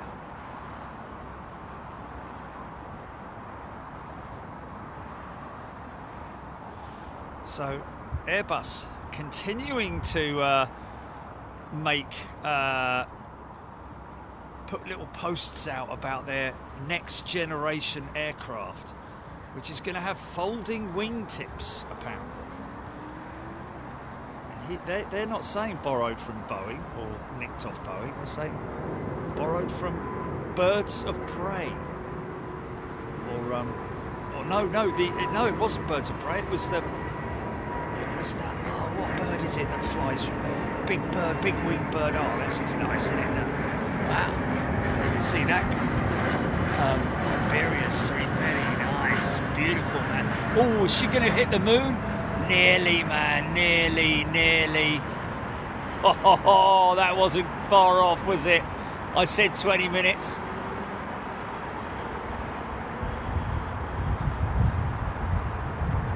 Yeah, it was the Albatross. Albatross!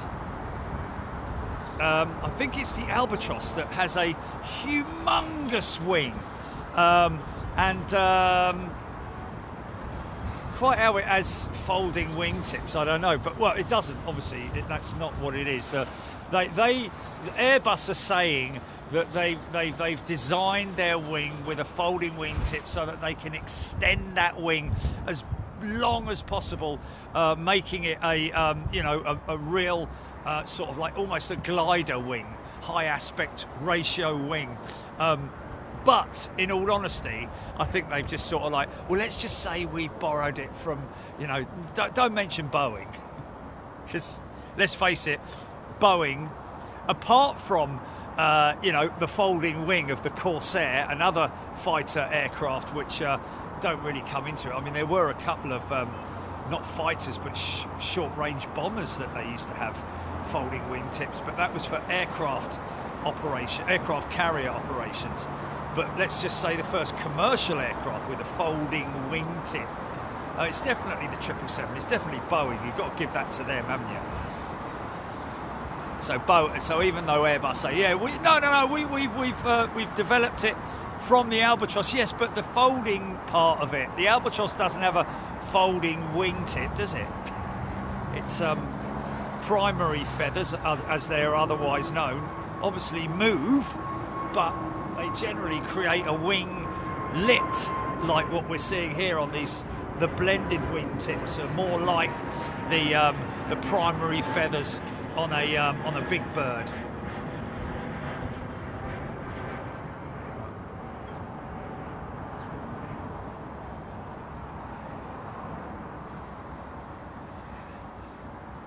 Yeah.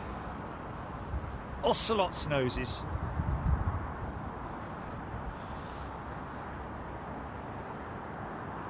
JP Krause, bird with the biggest wingspan. Snowy Albatross, 3.7 metres. But you know what is absolutely amazing, folks? 3.7 metres, that's crazy, isn't it? The height that some of these birds fly at. Do you know what? I remember reading about birds that fly at the highest altitude, and there was something like a crow or something.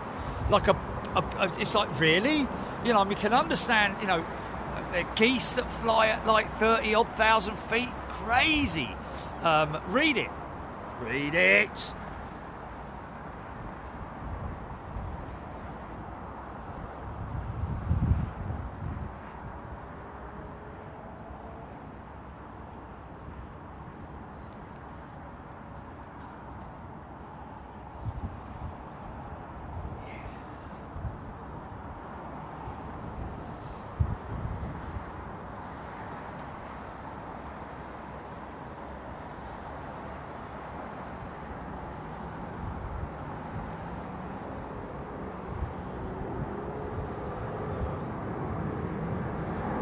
Shoot for the moon, man. Shoot for the moon. Bit of fun. A little bit of fun. Yeah. Here we go. Right, turning too early. Turning too early, I think. Oh. Here we go. Here we go. Nearly. Look. Oh.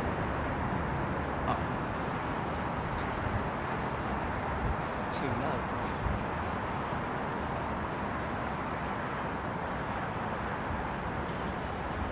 Yeah, you've got to give Boeing the credit on the whole folding wingtip design, haven't you?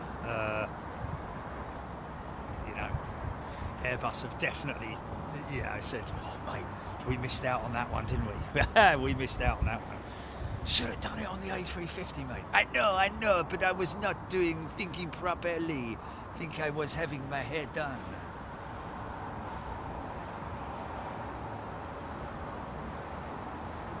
Bring out the holy hand grenade!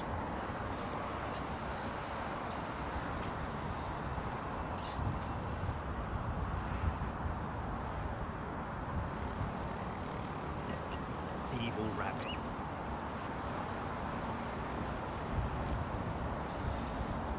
Oh, the ruffles. The Ruppels Sam Beck, or the Rappels Vulture, holds the record of the highest flying bird, 37,100 feet, folks. There you go. I knew I wasn't going mad.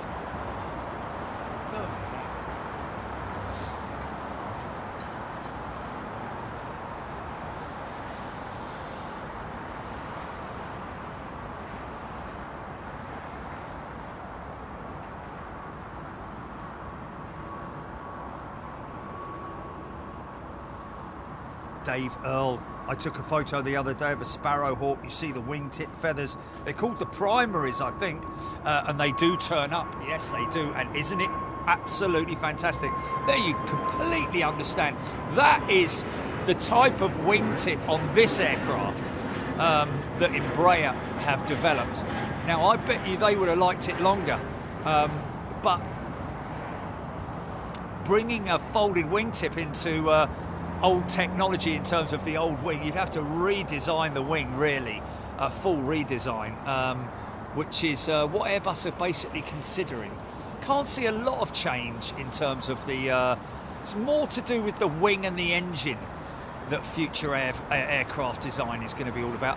Oh yeah, that was the other thing I was saying about the 777-9 and how Boeing have kind of shot themselves in the foot in a funny sort of way, because none of the American carriers are taking the 777-9. So when their 777s run out of life, basically, what are they going to have the option to buy? Well, it's either going to be 787s or Airbus, because none of them want the 777-9 because it's just too big. Doesn't make sense. Oh, he's up. He's up. Good. Oh, is he lame? Is he lame or is he just...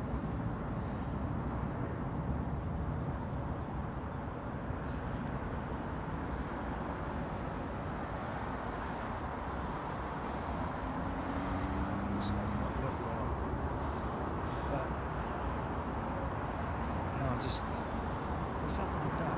But it's like, or is it just because it's been asleep all bleeding day? He's all right. Yeah, he's walking all right. Yeah, he's fine. He's fine. He's just got up, mate. It's just his legs are all like, you know.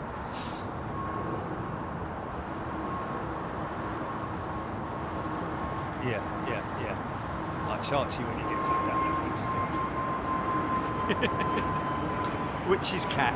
Which is cat. Or frightened, you know. All the big arch, the back's all arched. Aussie Rose hoping the aircraft noises put me to sleep. Are you on an aircraft, Aussie Rose, or are you listening out for this? Aaron Thomas 787-9 is the best one out there for modern planes. I think 787, you know. The 10's my favourite Dreamliner.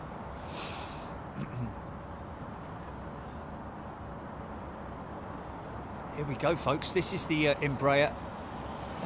This is the E190 E2 195. Look at the wing on that. Look out. Look at the ratio, the aspect of it. Look at that. Isn't that fantastic? How quiet is it as well?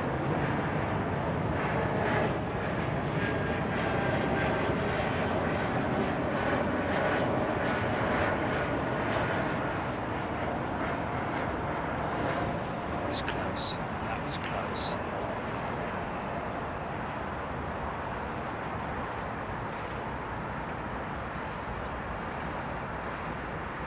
So it does make you wonder, doesn't it? Oh, look at that. Oh, you just missed the moon, mate.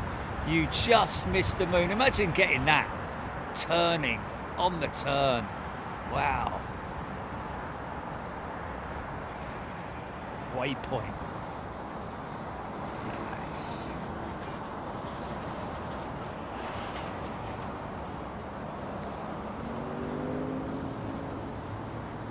Jamie Horrobin, been to the East Midlands today. So good action. Yeah, DHL, etc., etc.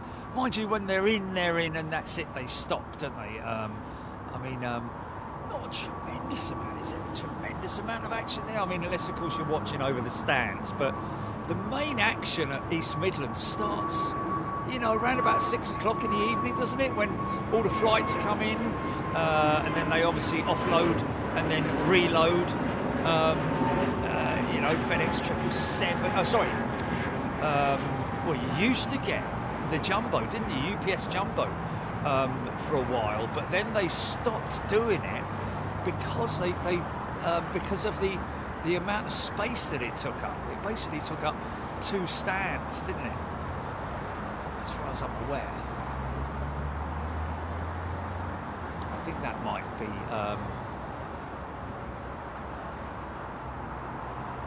Thai Airways possibly pushing back.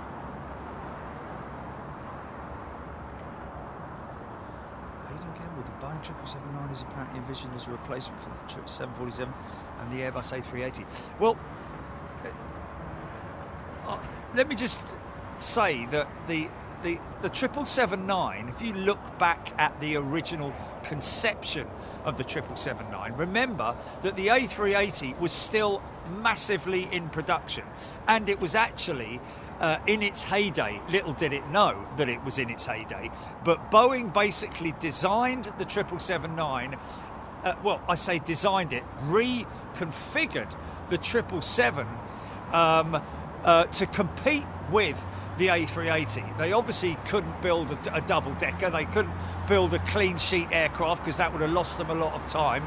Ironically enough, the 777-9 has done exactly that. But, you know, that's why they did what they did with the 777 in order to counter the competition with the A380. Little did they know that another crisis would come along, and the A380 would quite soon be all the 747 really, because as far as they were aware, the 747-8 was a big mover for them. But the 777-9, they wanted to compete with a twin engine jet rather than a 4-engine jet to make it more appealing to operators, which was a right move, most definitely, rather than trying to do something with the -8 747. But it's just taken a hell of a lot of time, hasn't it? And in all that time between when it was originally conceived up till current day, really, a lot has happened in aviation. The 747 as a passenger jet has gone. You know, and the 777-9, you're right in saying that would be a replacement for the 747, most definitely. But as a competitor against the 380, they didn't know at the time when they originally designed it. They didn't know that it was going to be a bit of a white elephant in a funny sort of way. The 380, wasn't it? But it's helped a lot of airlines out. Let's be honest.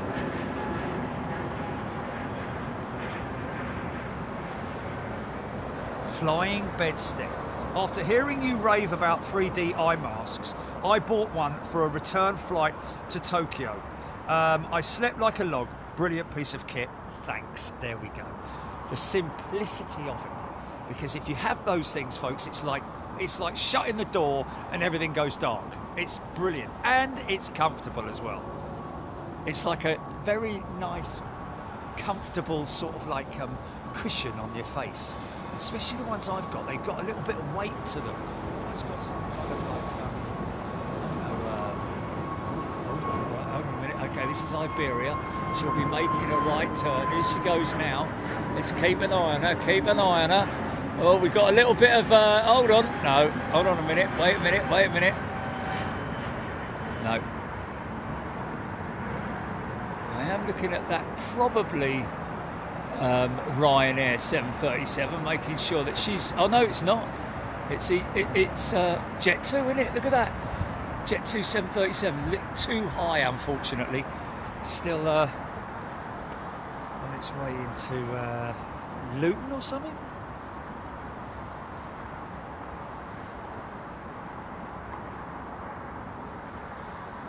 Oh yes, a beautiful aeroplane, the 380. I'm sorry for anybody who doesn't think otherwise, but in terms of not just beautiful, but amazing in its architecture and it's just everything about it.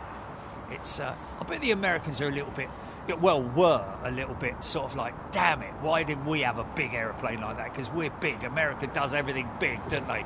And they got to us. They originally, the original idea for the 747, don't forget, folks, was actually a double-decker.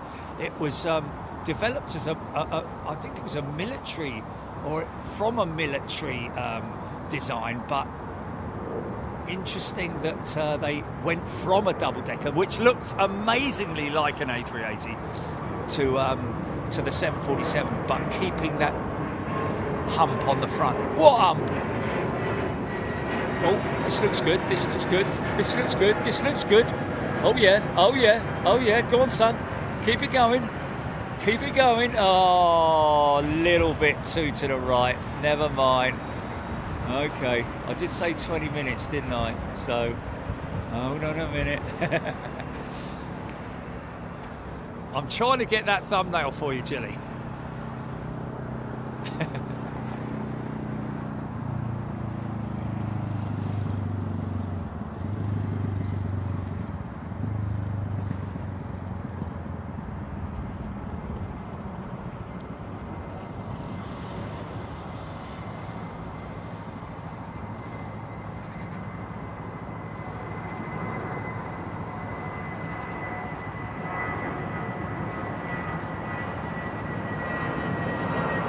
This looks good. This looks good. Oh, he's going left, isn't he? He's going left. No.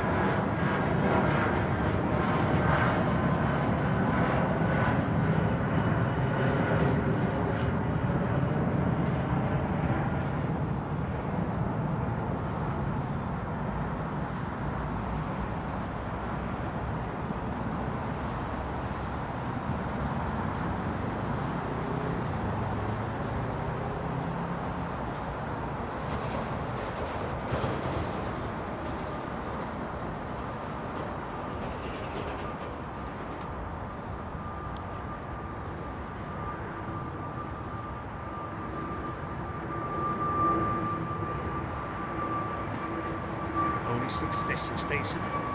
This looks decent. Go on, son. That's it. Keep going. Keep going. Now straighten up a little bit. Straighten up a little bit. No, straighten up. Yeah, that's it. That's it. Ah, no, mate. You're a little bit too far to the south.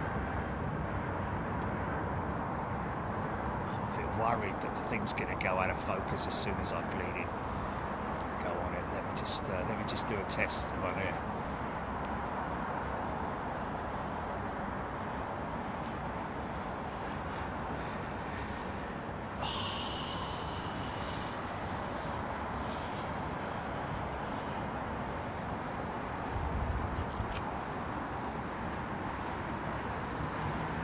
Just do a quick zoom at the moon.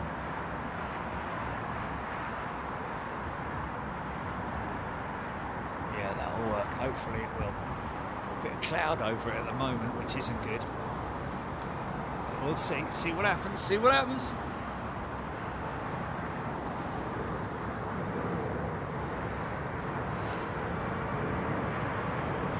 Oh, now this is good. This is to Zurich, isn't it? Now, if he turns now, that's it. Stay on that track, mate. Stay on that track. Now, straighten up, straighten up. Oh, nearly, man. Nearly, nearly, nearly. Oh. So close, man. So close. Someone will get it. 737, 737. It's unmistakable, isn't it? Looks like a bleeding boat coming down a runway, doesn't it? It's a speedboat. It's so low to the ground, man. Crazy. This is the max. It even looks crazier with those big, ginormous LEAP engines on it. Oh, this is long as well, man. Nice.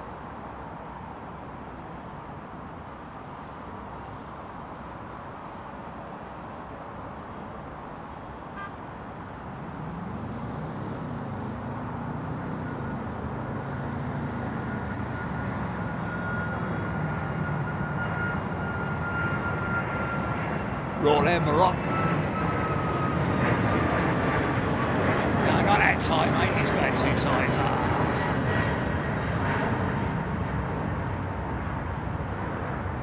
Gotta love that wing, haven't you?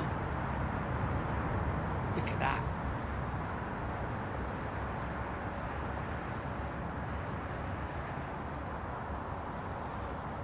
Notice the twin tail lights on the 737 MAX.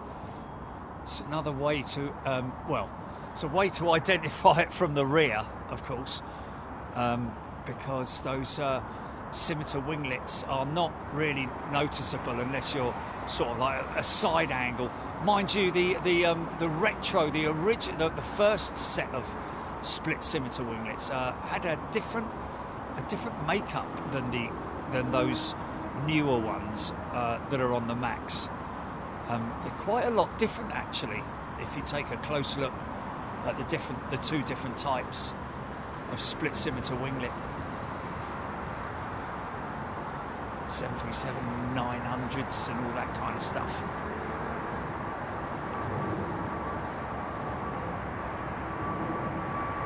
Ooh, promising.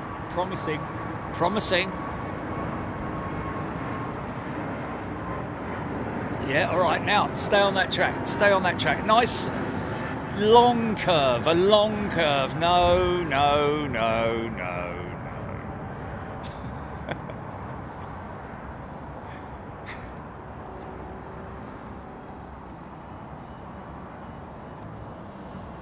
Right, you have a go, son. Go on, you have a go. Oh, Stephen, 380 to Joburg, ready for takeoff. There it is. Thank you, Stephen. Let's see that. Jedi Master Joe has just gifted 10 memberships. Jedi Master Joe, what a gentleman you are. Thank you so much. Oh, he's going left. Might be a Glasgow-bound flight or something like that, I don't know. Edinburgh or Ireland or I don't know, Manchester.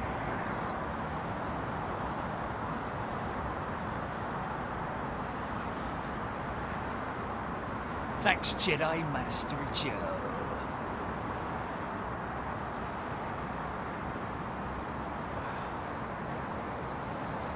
Ooh, I tell you what, keep an eye on that. Keep an eye on that little squeezy jet, because that's heading straight for the moon, man. I'm telling you. Look at that. He's definitely on target.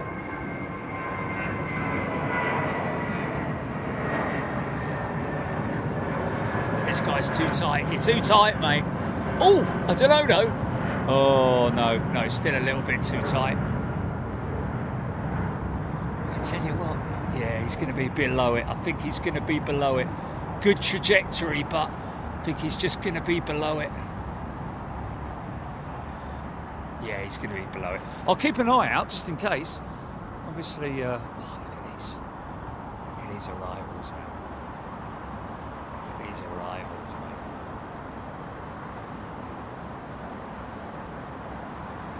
Oh, flip.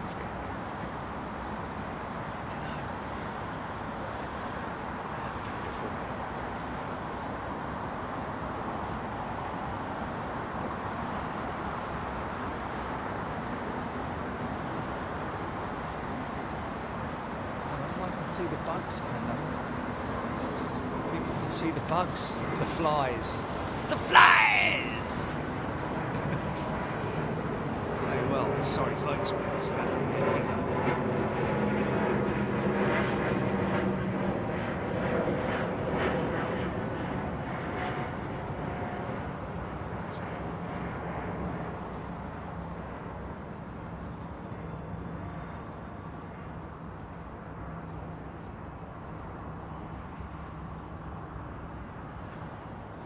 Speedbird 55 Golf. Joburg bound. Morgan has gifted a channel membership. Thank you, Morgan. We are rolling. Takeoff thrust set.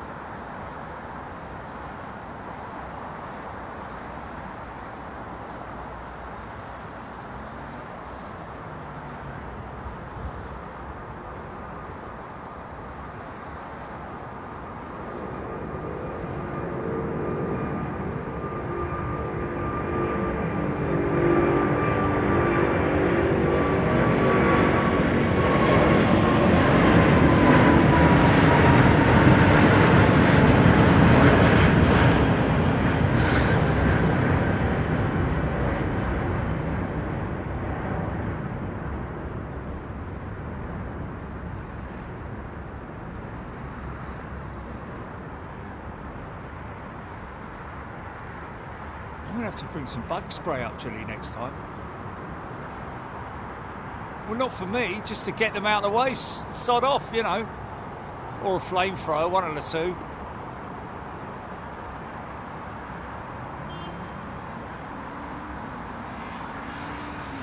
Oh, no, don't get one of those. What thing?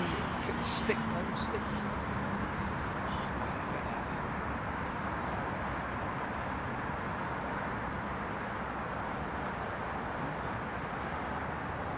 Oh, I think people down below will look a bit peculiar with me a load of candles up here. What's he having a bath up there? Yeah, but they'd go out, wouldn't they, Chilly? They'd all go out.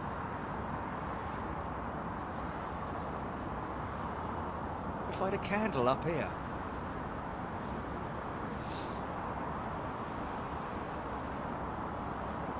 I'll just get a load of spray, mate. Just get a load of spray. Yeah. They've all gone now. How crazy is that? They've all gone. They heard me saying it. That's crazy. They've gone. They've completely gone. What's that?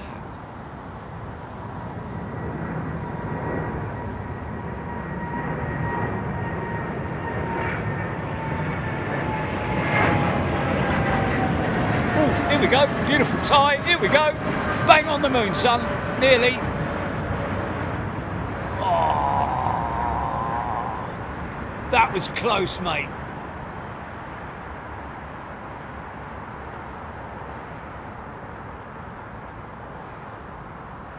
Beautiful, man. Beautiful, beautiful, beautiful.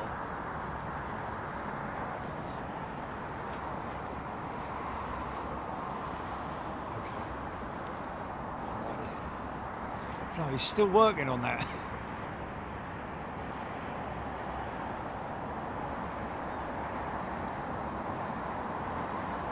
Okay, I've got you, yeah. Yeah. Oh, there's another one, look. Come on, son, out you come.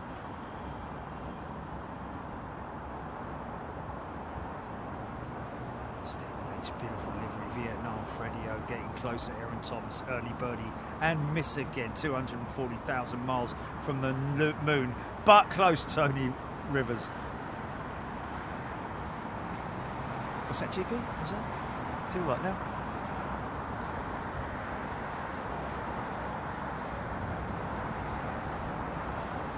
Is it Edinburgh?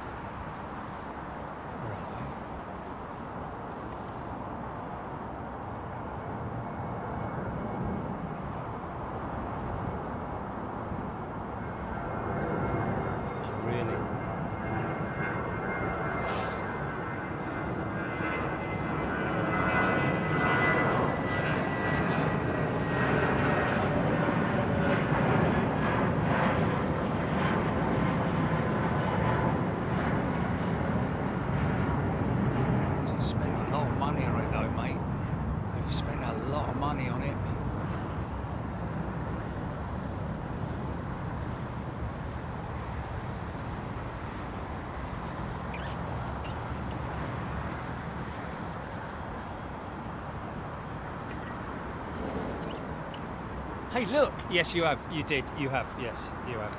Look at this. Look at this. Does that remind you of anything, folks? And you'll have to be a first-class member, actually, or maybe a premium member. Just to.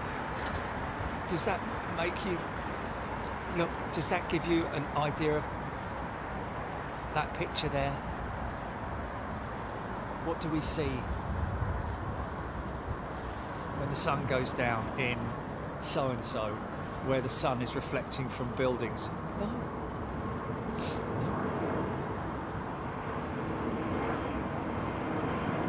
Yeah. No, that's Anchorage, mate. That's Anchorage. Up on the hills where you see all the houses glistening in the light.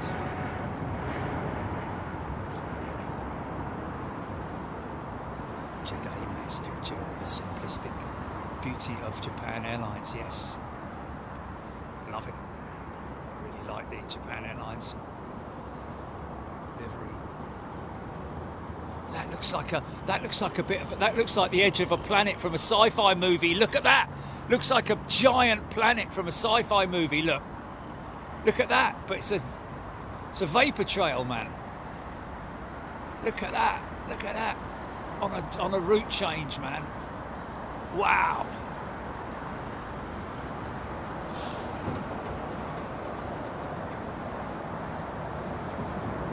Press a button and it fries midges. Bring the tennis racket up. Yeah.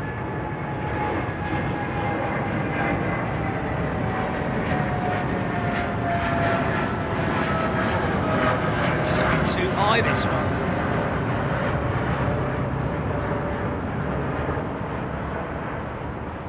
Yeah, all right, all right.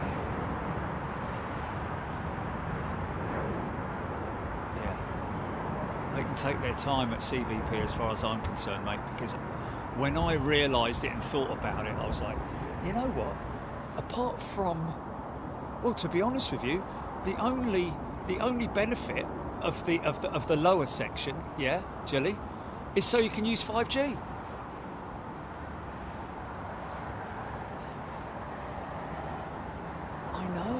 I know.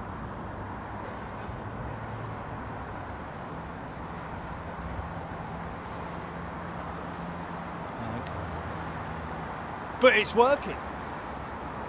One of them is working.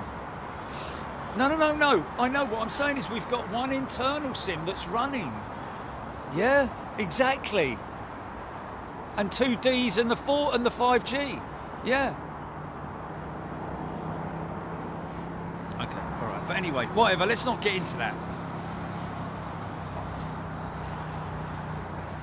Daylight in Glasgow about 8:30 tonight, Bill Stevens saying.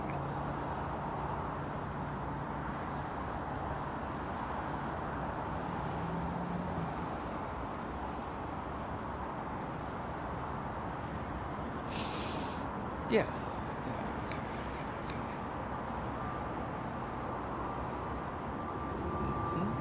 But what I'm saying is that if it isn't fixed, I'm not in the slightest bit concerned. Nope. Okay.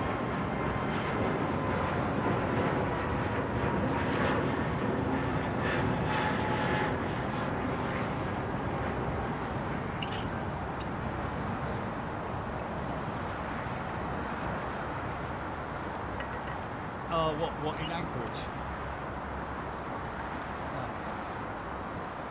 Oh, okay. Yeah, but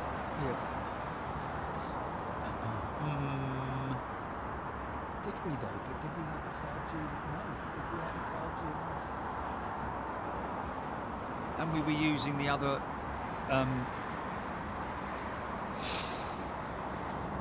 No, man. Oh yes, now I remember. Yeah. Or to keep us stum.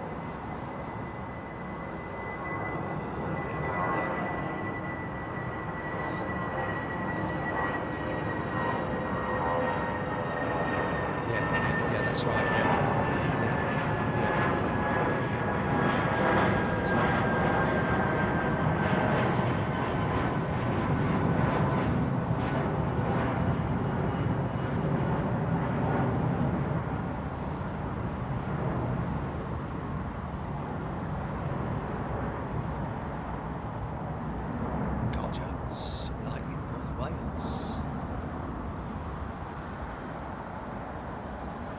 It's not flies, folks, it's aeroplanes.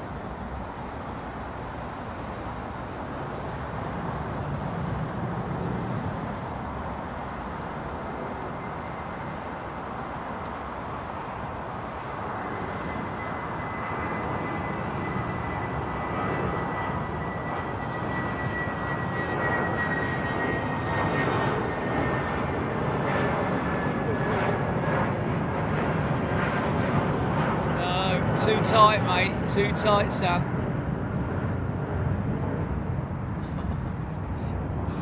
What a fleeting chances. What's this last little bit, shall we? Good night. Everybody say good night to the sun.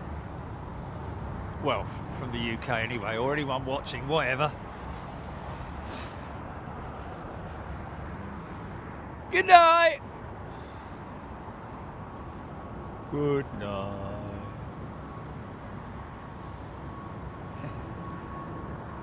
Okay, here we go.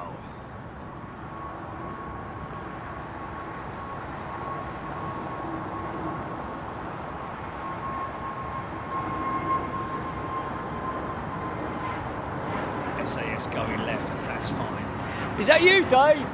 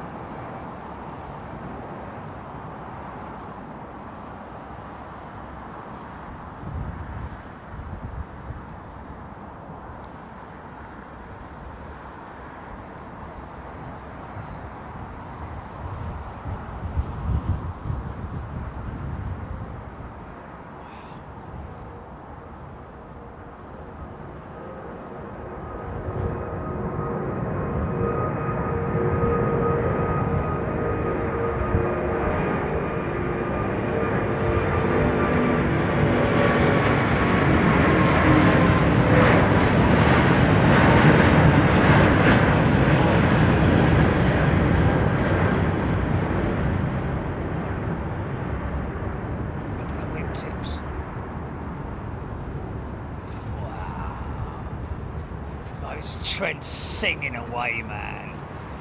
Weren't they, eh?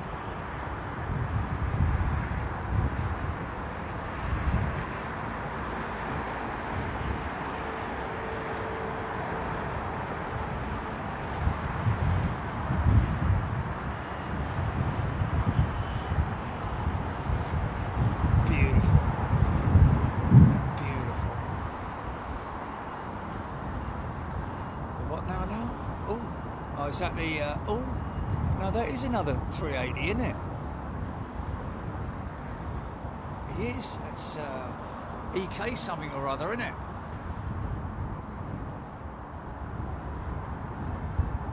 Yes.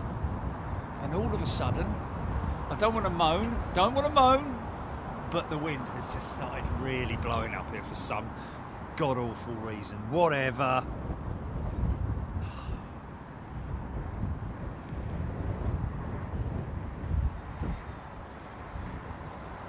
Yeah, fridge magnets, Big Jet TV fridge magnets, folks.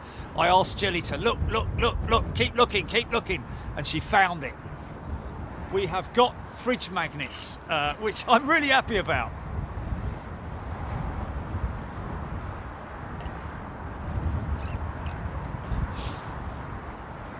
Because I've got a fridge that you can't stick fridge magnets on.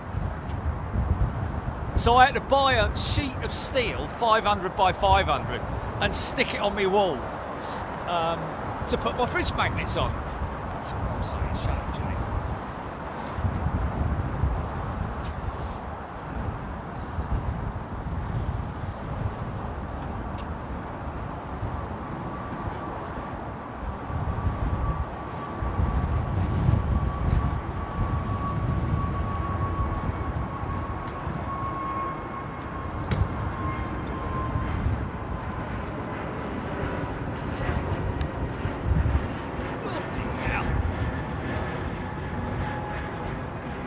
Tell you, lad. Oh, that was close. That was close. Woolly hats on.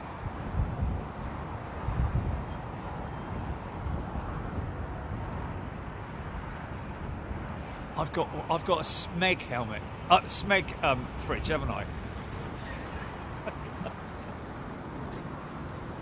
Yeah, same one as they wore in World War II. Oh, look, that. Smeg fridge. Oh, look at this. Smeg.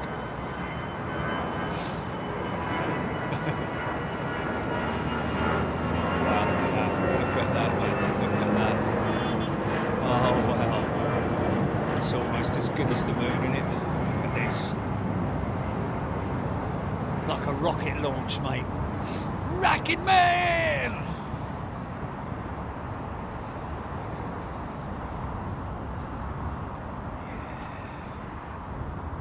Look at that, mate. All that water crystals, man. All that water crystal forming. Amazing, innit? One below it.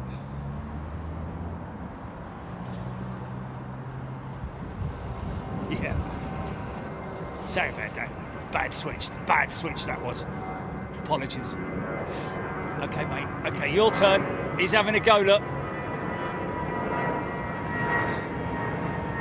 Oh, he's going left. No, he's going left.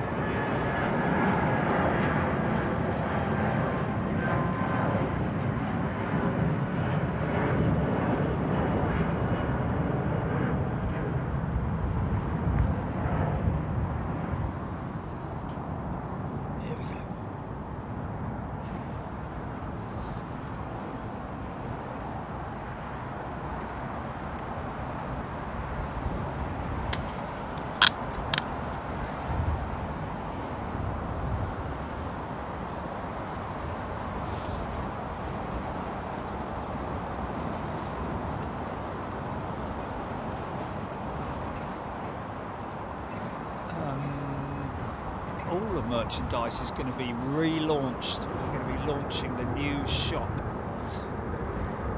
Should be by the time, well, just after Anchorage, I think. Yeah, go on, Jal. Go on, Jal.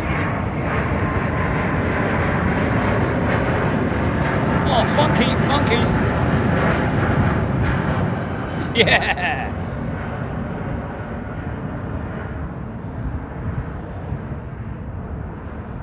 Funky with a Ryanair 737.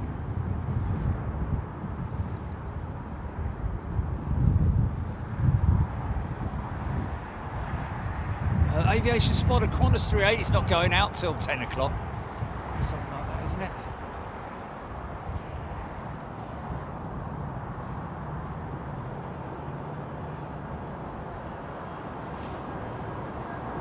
Is that right, Jim?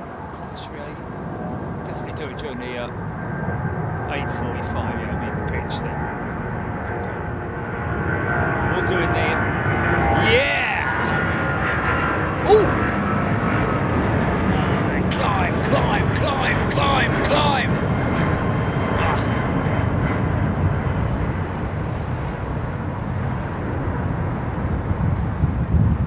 Smoky old engines, man.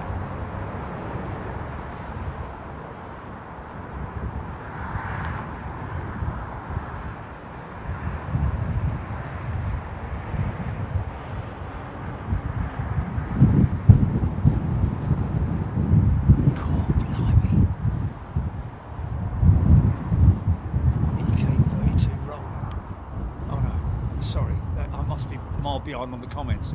No. There's someone watching delay, maybe. I think you're watching in delay a little bit, Stephen H.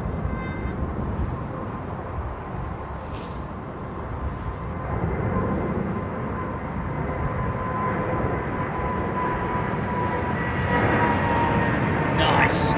Oh yeah, here we go. No. Now turn. Oh!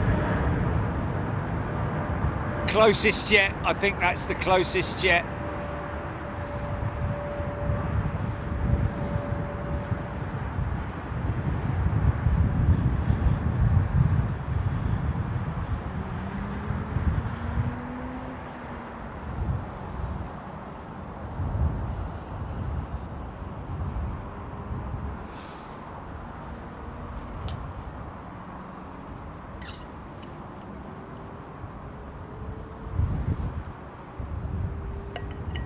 Jules, yeah, Julie's. There's a new sticker, a new car bumper sticker or rear windscreen sticker that we've got as well to go along with all the other ones that we got, the die casts.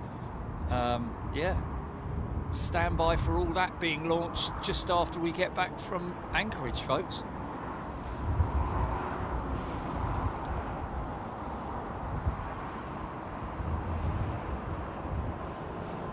Ellen doesn't think we're going to get closer than that. Have faith, Ellen. Oh, listen to this. No, it's too tight, that one.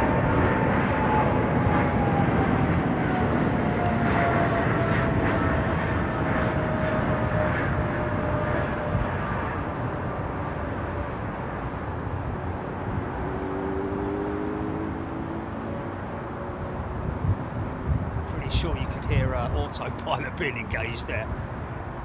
Crazy.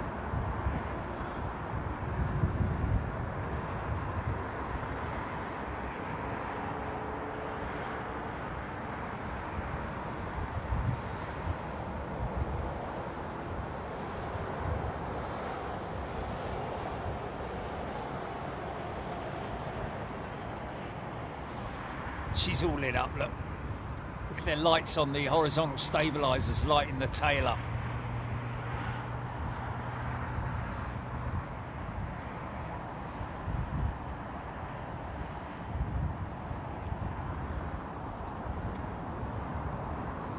Aircraft is alive. Okay, that's our... oh, have a look at that. I don't know where that other one went, but... have a look at that.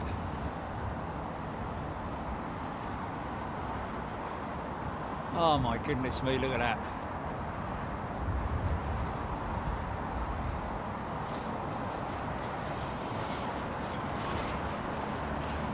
Beautiful. Stunning. Jedi Master Joe, you will have a moonshot within the next 5 departures. Okay, here's number 1. Brett Myerscough. Thank you, Brett. There we go. Another Swiss jet. Yeah, you can stay on that turn. Yeah, yeah. Looking good, mate. Oh, no, no, too tight now. Oh.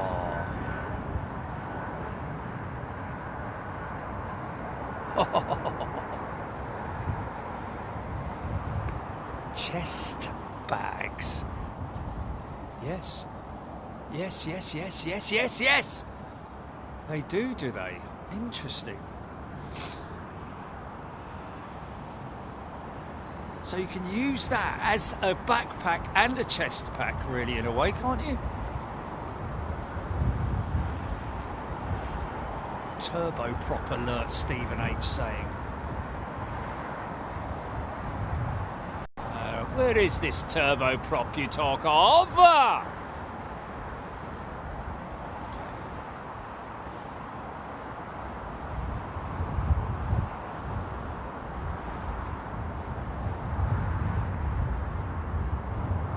Early birdie's got to happen at some point, isn't it? Yeah, the moonshots. Just trying to find the moonshot, man. Jedi Master Joe said within the next 5. This is the second one, which is looking good. Yes, yes, yes, yes. That's a nice... Now straighten up, straighten up. There you go. Yes, yes, yes. Oh, nearly, man. I mean, not far, really. Come on, then. Yeah.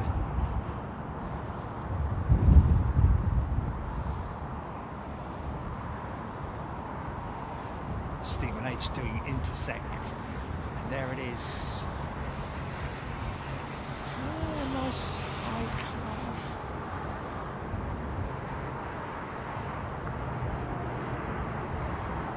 Got it. Funky moonshot. I don't know if it's worthy of thumbnail though, because the moon isn't like clear as to what it was. There's a bit of a funk there, wasn't it? He's going left, isn't he? I think. Oh, we all love a prop, man. Look at that. Isn't that lovely?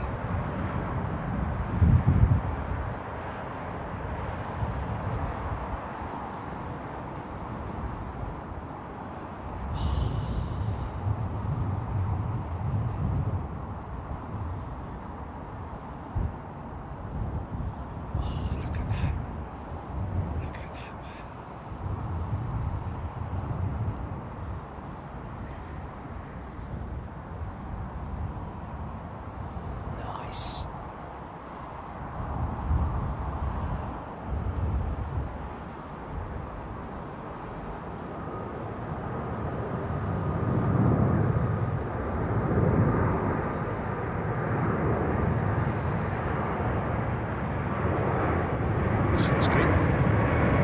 No, he's going left, isn't he? Is he going left? Whoa! Nearly. Oh, wow! We got a Ryanair in there. Good on you, mate. Oh no, is it Ryanair? I don't know. Yeah, maybe, whatever. Or is it BA? No, it's a BA jet. Wow. Oh my God.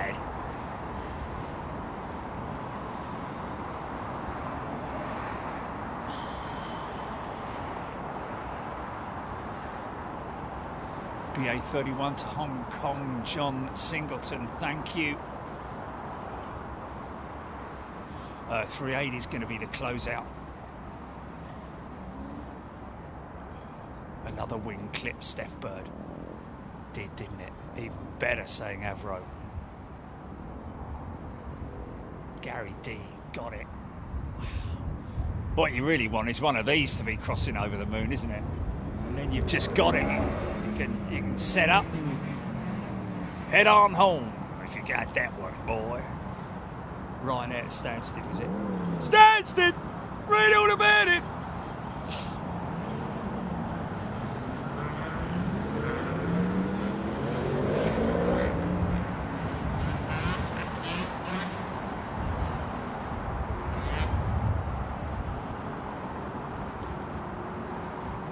See you, Leonard. 767 DHL, is that what's over the top now? That cruiser.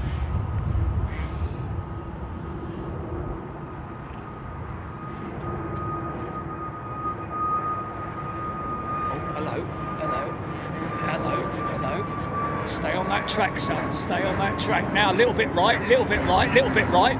Okay, I'm gonna get you. I'm gonna get you. Oh, nearly, me old mate.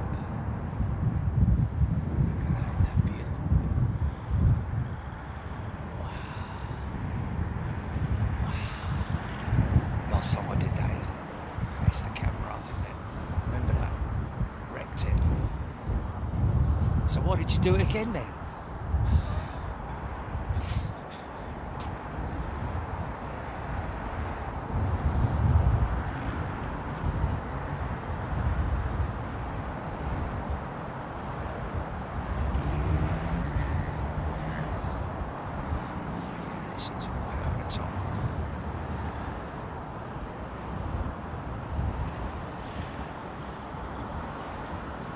Got an orange belly as it is anyway, isn't it? Look at that.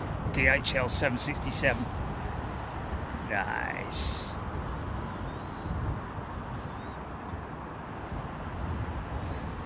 Yeah.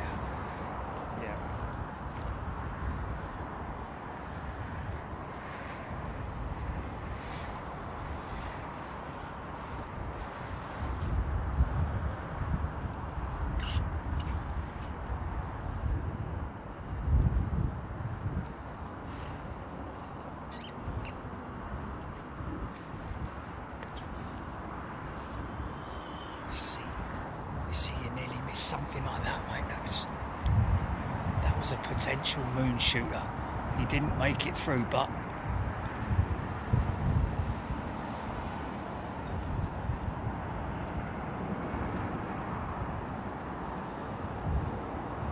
beautiful, man. Beautiful. Just stunning, man. Stunning.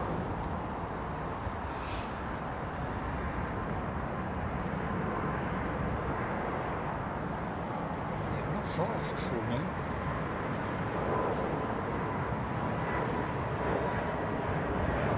Come on, son. That's it. Come on, Frenchie. Come on, Frenchie. There we go. Nearly. Come on, son. Oh. C220, he did not do it for us.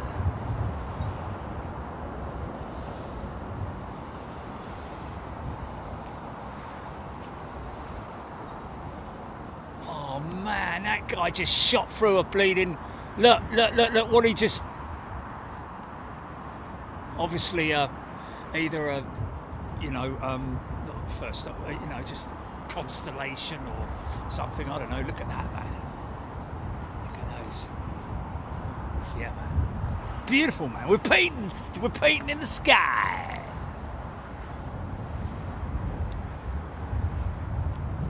Thomas Wallace. Oh, Thomas is on board SIA. What time's that go out then?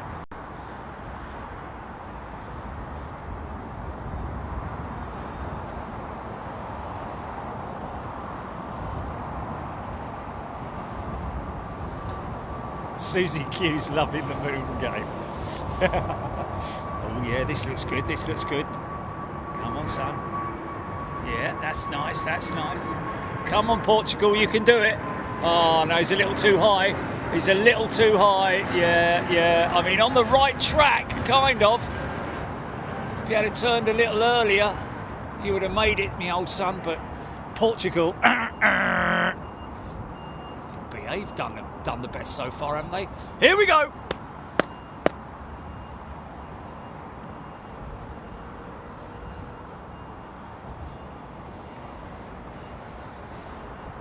We've caught the ISS space station on here before, more than once. Oh, sorry, folks, just going to quickly show you that. Look at that. That's Emirates right on time. One out, one in.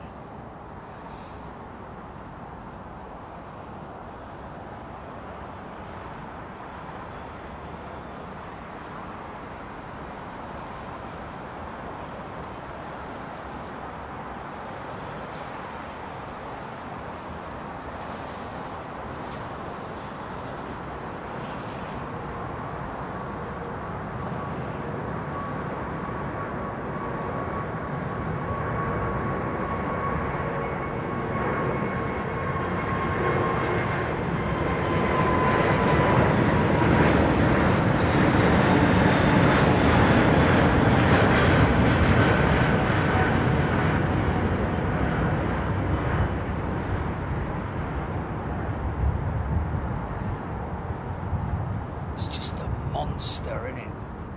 A big, beautiful monster.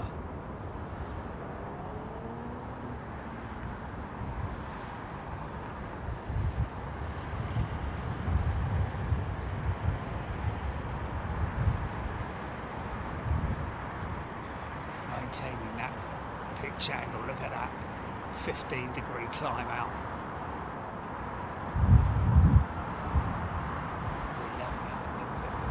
Crazy, man. Absolutely insane.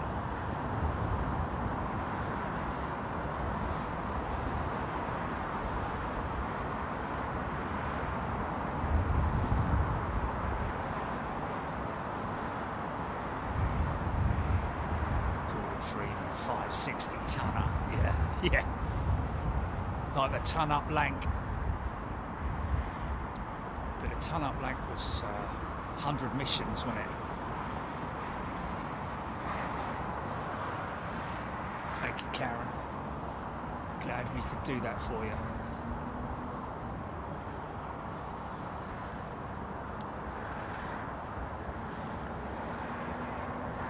Wow, he's gone up steep, man.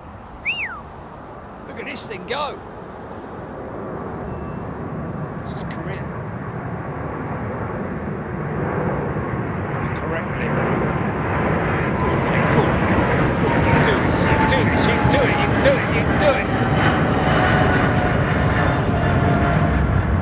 Yeah! Near enough, man. We got a slice out of it, didn't we?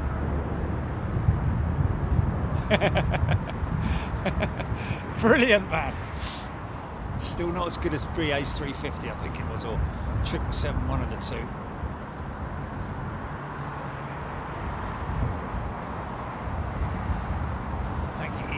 Damo, giving a shout out to the person who gifted him the membership. Thank you for saying that, Damo. We appreciate that.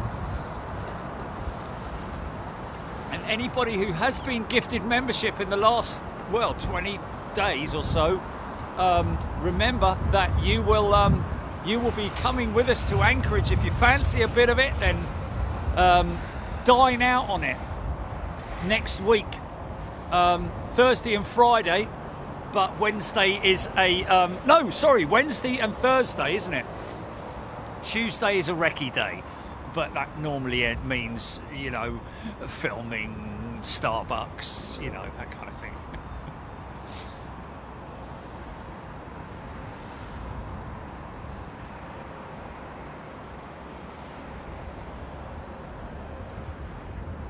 I think, Ellen, you're right.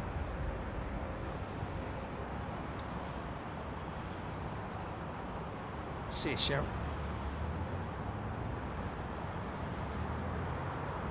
Thank you, Ian. Thanks, everybody. Enjoyed your company.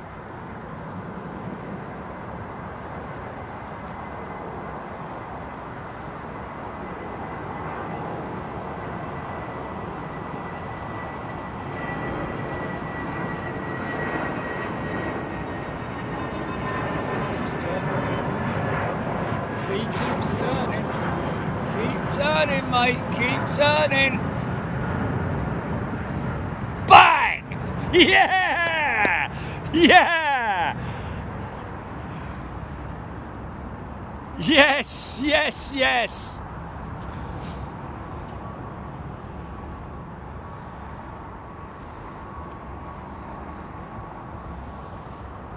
Yeah, Anchorage is like watching a wildlife programme at the watering hole, but with 747s.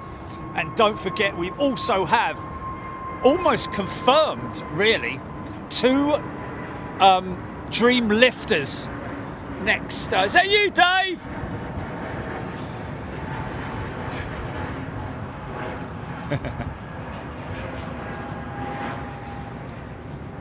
Two Dream Lifters at Anchorage next Wednesday, folks. Come and gorge out on that.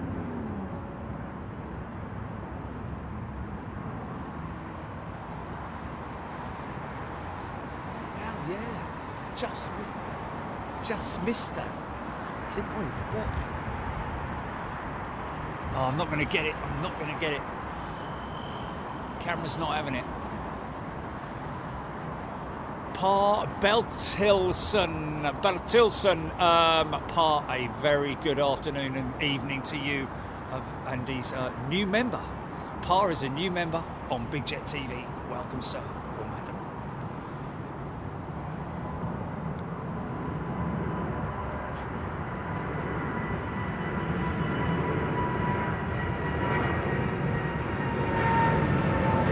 Fancy a bit of it, Virgin, do you? Fancy a bit? Go on, son. Oh, she lit you up though, didn't she, eh? Yeah.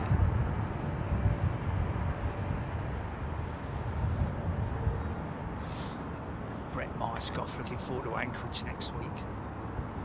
So am I.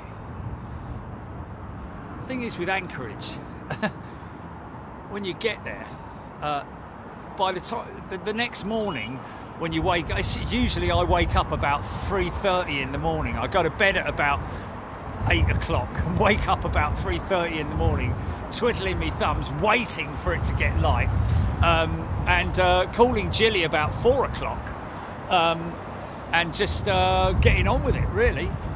Get myself, because Starbucks opens at 5 o'clock, doesn't it, Jilly? I see, yeah, 5 o'clock. So, you know, get up there, everything bagel with avocado spread, 2 of decaf cappuccino, this time decaf cappuccinos. And also I will take I will have my flask, see.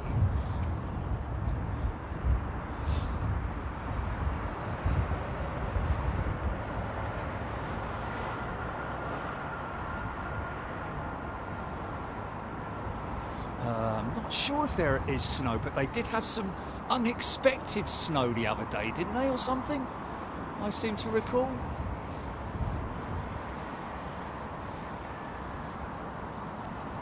Yes.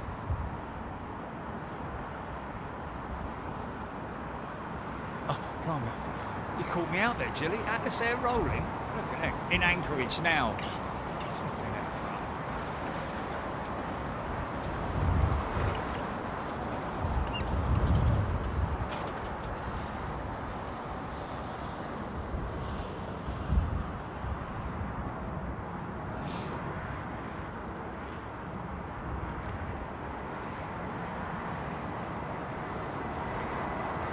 There is snow on the ground.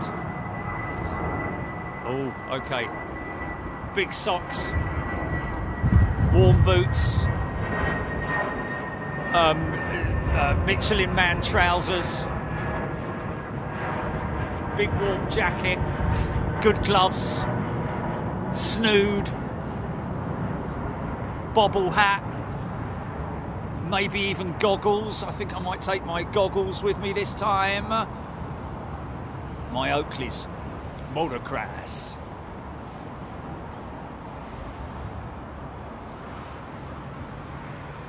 Moon's too high now, you see. Moon's too high.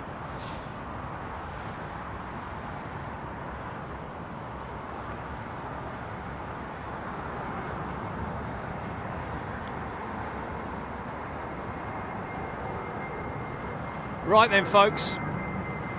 It has been fantastic being with you once again today. Thank you for your company. Thank you to everybody who's gifted, of course. Welcome to all our new channel members as well. Just a little bit of housekeeping to let you know, folks, if you are a new member, a first class member that is, whether you've been gifted or whether you've come in as an organic member, you can come with us exclusively live next week in Anchorage. Of course, we've got a show this Sunday beforehand.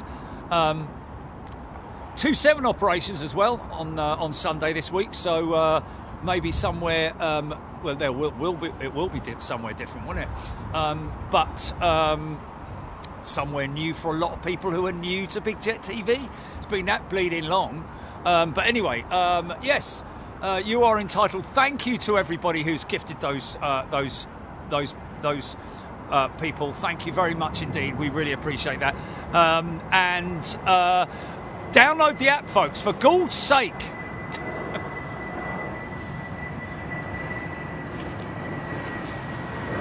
Yeah, download the app. Oh, you can't see me. Yeah, there we go. Yeah, download the app, folks. I wouldn't want you to miss out on show notifications, amongst other stuff that we put on there as well. New shop should be active just after we get back from Anchorage. What else? That's about it, really. Sim challenge on Friday night, if you fancy it. Some people are doing their air, but we will see you then. It'll work this time, folks. I guarantee it will work. If it doesn't, I'll be surprised, put it that way, because we've tested absolutely everything to the max, and we're going to have a half-hour run-in before it as well, just to make sure it absolutely works. But other than that, we'll see you on Friday for the Sim Challenge. Look after yourselves, and thanks everybody. We really appreciate it. Thanks, Gilly. Thanks, Trish. Thanks anybody else who's been in. Has anyone else been in, Gilly? Darren? No, okay, but anyway, thanks everybody. We really appreciate it. You've been watching Big Jet TV. I'm Jerry Dyer, and you are wonderful. See you later. Bye-bye.